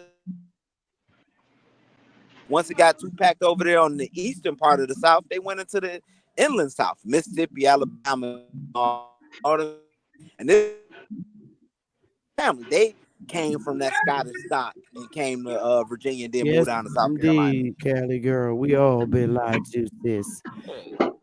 Like something else. All I'm saying, brother, is when you start looking at these wars that was going on after the Civil War, which they labeled riots, you'll start to see where the elimination was going on and the force was going on and the murdering and the killing was going on of the Indian folks of the South. Yeah, I'm not fighting saying foreigners. all of them. I'm just saying the ones that went into that peace agreement with the Union. It what really Yeah. was no peace. They ended up getting run out by these people who were landless, who became the landlords. So these same folks, these white folks, Andrew Jackson and all of them, they not only ran the Mongoloid Indians out of the eastern part of the South, you know what I'm saying, the southeast or whatnot. They ran the Negro Indians out of the South too, is what you're saying. Exactly. So why is a beef with the Mongoloids then? You know what I'm saying? If they was too, we know they were on Because the they're Trail of using Tears your with title. Andrew. Because they're using your title as though they were the Indians when they really weren't the Indians. They were Native Americans. They still, the Native Americans, you are the native of America. They are Native Americans. There's a difference in Native Americans, They which ain't are ran you. all of us off. It's a lot of people still down there, bro. No, I know it is. My whole family is still down there, a lot of them. But So would I'm y'all say telling y'all you, interrelated? Would y'all say y'all interrelated? And these no, are not no, no, find no, out no. Indians, because these No, bro. people are y'all Bro, call the you same bringing, you Mongoloid saying some Indians, things bro. that don't make, bro, you saying some things or you adding in some things that's not being spoken of. I never said that any of us were related to what is the people that are known as Native Americans.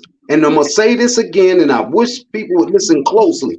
I said there's a difference between Native Americans and natives of America. Those are two different people. And everybody like to jumble all of that stuff up into one, making it sound crazy. So those people that are calling themselves Cherokee and Choctaw and all that, that's in Oklahoma. Some moved back to Mississippi, some moved back to North Carolina.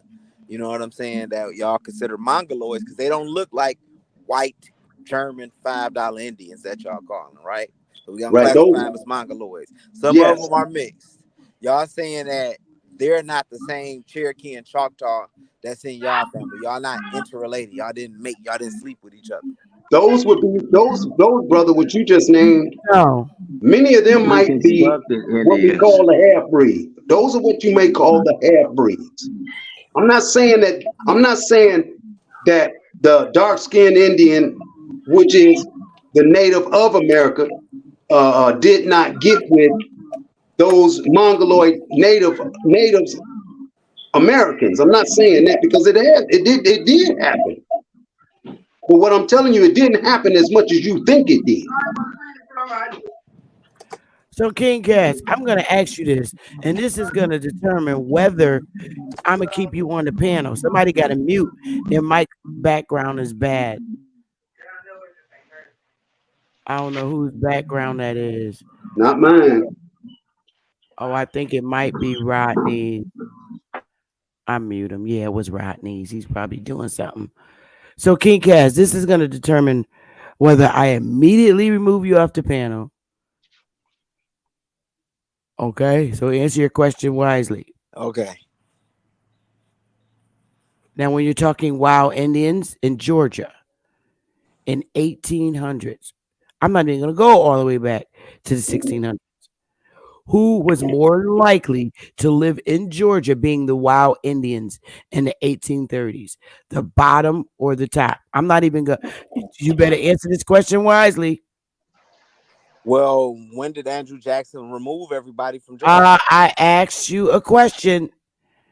Well, we're gonna say after the removal. No. Who was more than likely to be wild Indians in Georgia, in which they made militia districts? They turned the Indian territories into militia districts in Georgia. Who were the wild Indians in Georgia? Top or bottom? So you said after the 1830s, we're gonna talk about. I said 1830. Yeah. 1830. 1830 or 1800. Who were the Indians in Georgia?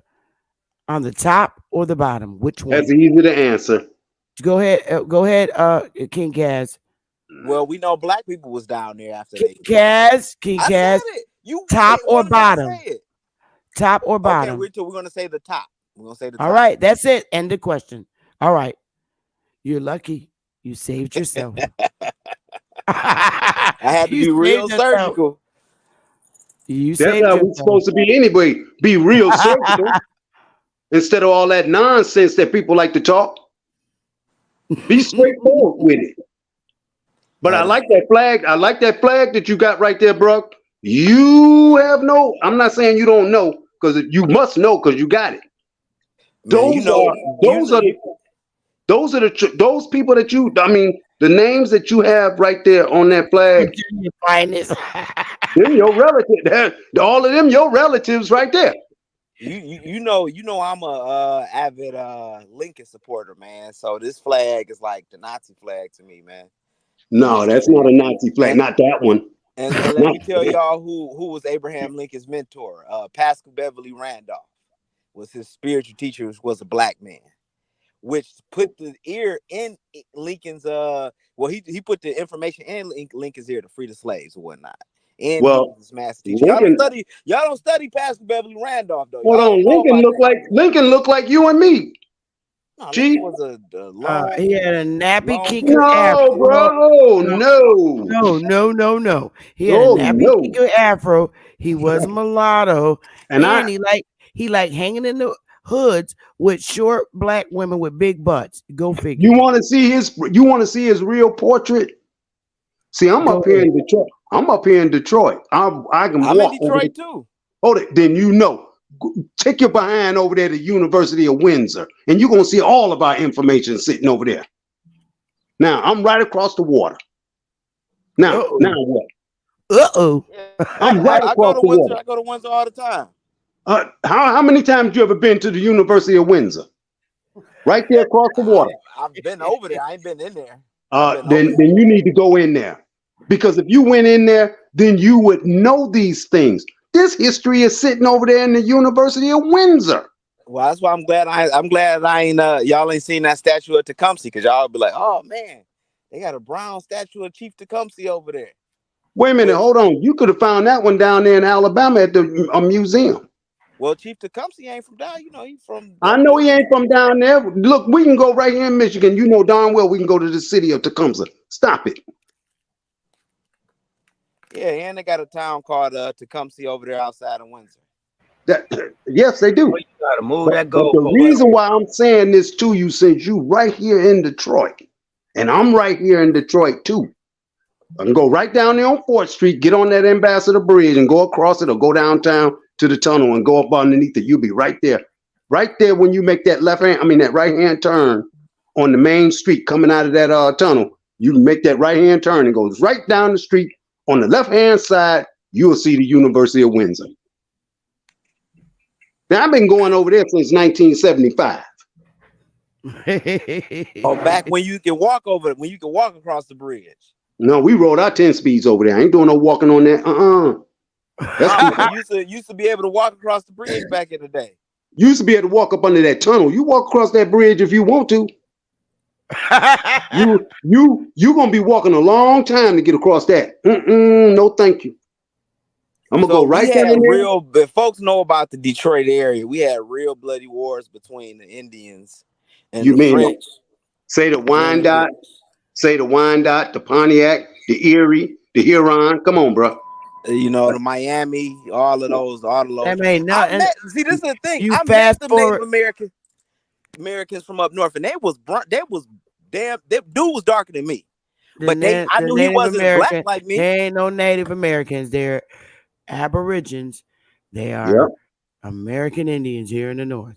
Yeah, but he didn't have an afro. He didn't have that. And He had straight black hair. a lot of them are mulatto. And we Yeah. don't see them any different than us. A lot of the northern colonial states are mulattoes.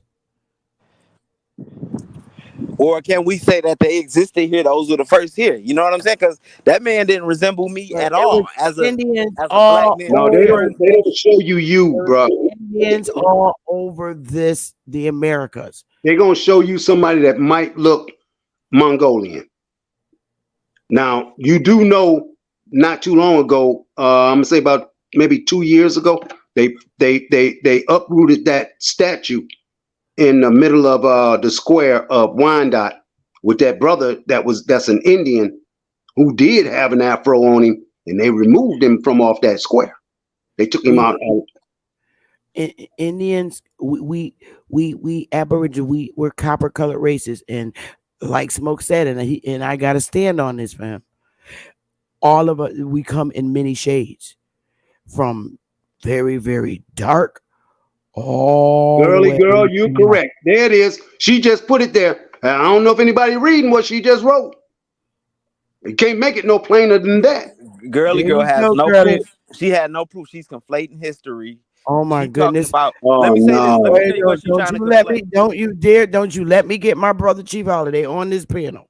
No, because I just want to correct this. They're trying Nope. to mix the was the Barbary slave trade where they're taking white folks out of Europe. Girlie, I'm about to white get Chief folks over Holiday. Bro, did you purchase the book titled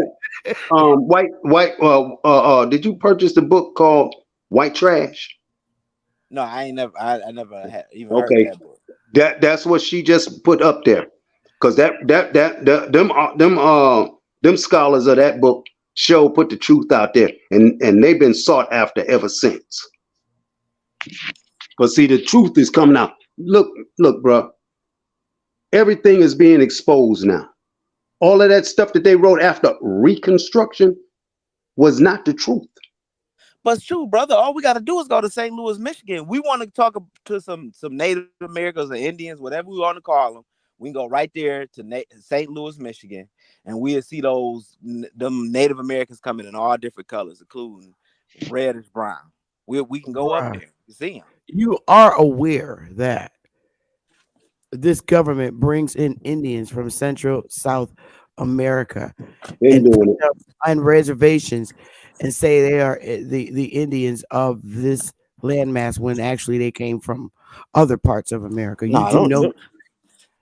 them folks, Okay, you know, they that's short. a They like discussion. They don't 4'11". put them around Well, anywhere where they don't put them people around anywhere where we're at. All right, this is going to be a discussion for tomorrow. Copper Yeah, Aborigines. I'm coming back up. I'm just heading into work, y'all. I'm gonna beat your butt. I'm getting ready to close out. Copper Aborigine and Straight Smoke. Can y'all stay on the panel? Yes. Okay, don't leave when I log off. Just stay in the back. But Rodney, it was great having you. King Kaz, it was great having your butt. And now Sachi jump his butt up here. And I'm gonna have Sachi stay. That's you, Sachi, right? Sachi? Yeah, that's me. That's me. Okay, hold up. Sachi, I'm getting ready to go log off, but I want you to stay in the back, okay? Don't go off when I log off. Stay in the back, okay? Okay, I got you. Okay. All right, so all four of us. Don't y'all leave the panel. I wanted to talk to y'all. Hey, you guys. I'm about to get out of here. I love y'all so much. It was fun. Very interesting. And I'll be back tomorrow with another hot build tomorrow. Okay. After I take care of my genealogy appointment. And I'll be live tomorrow. I really want to get down with y'all tomorrow. It's going to be really good tomorrow. So, with that being said, I'm going to close out and y'all have a warm day. Stay hydrated too. Now, See what you y'all want us to do? Wait a minute. I ain't off yet. I'll tell you when the live is over. Oh, okay. Hang on. Wait till the song go off. See what they got me doing, Copper Aborigine. You know he a boomer, y'all. But he's the boomer with the magic. So love y'all. See y'all tomorrow.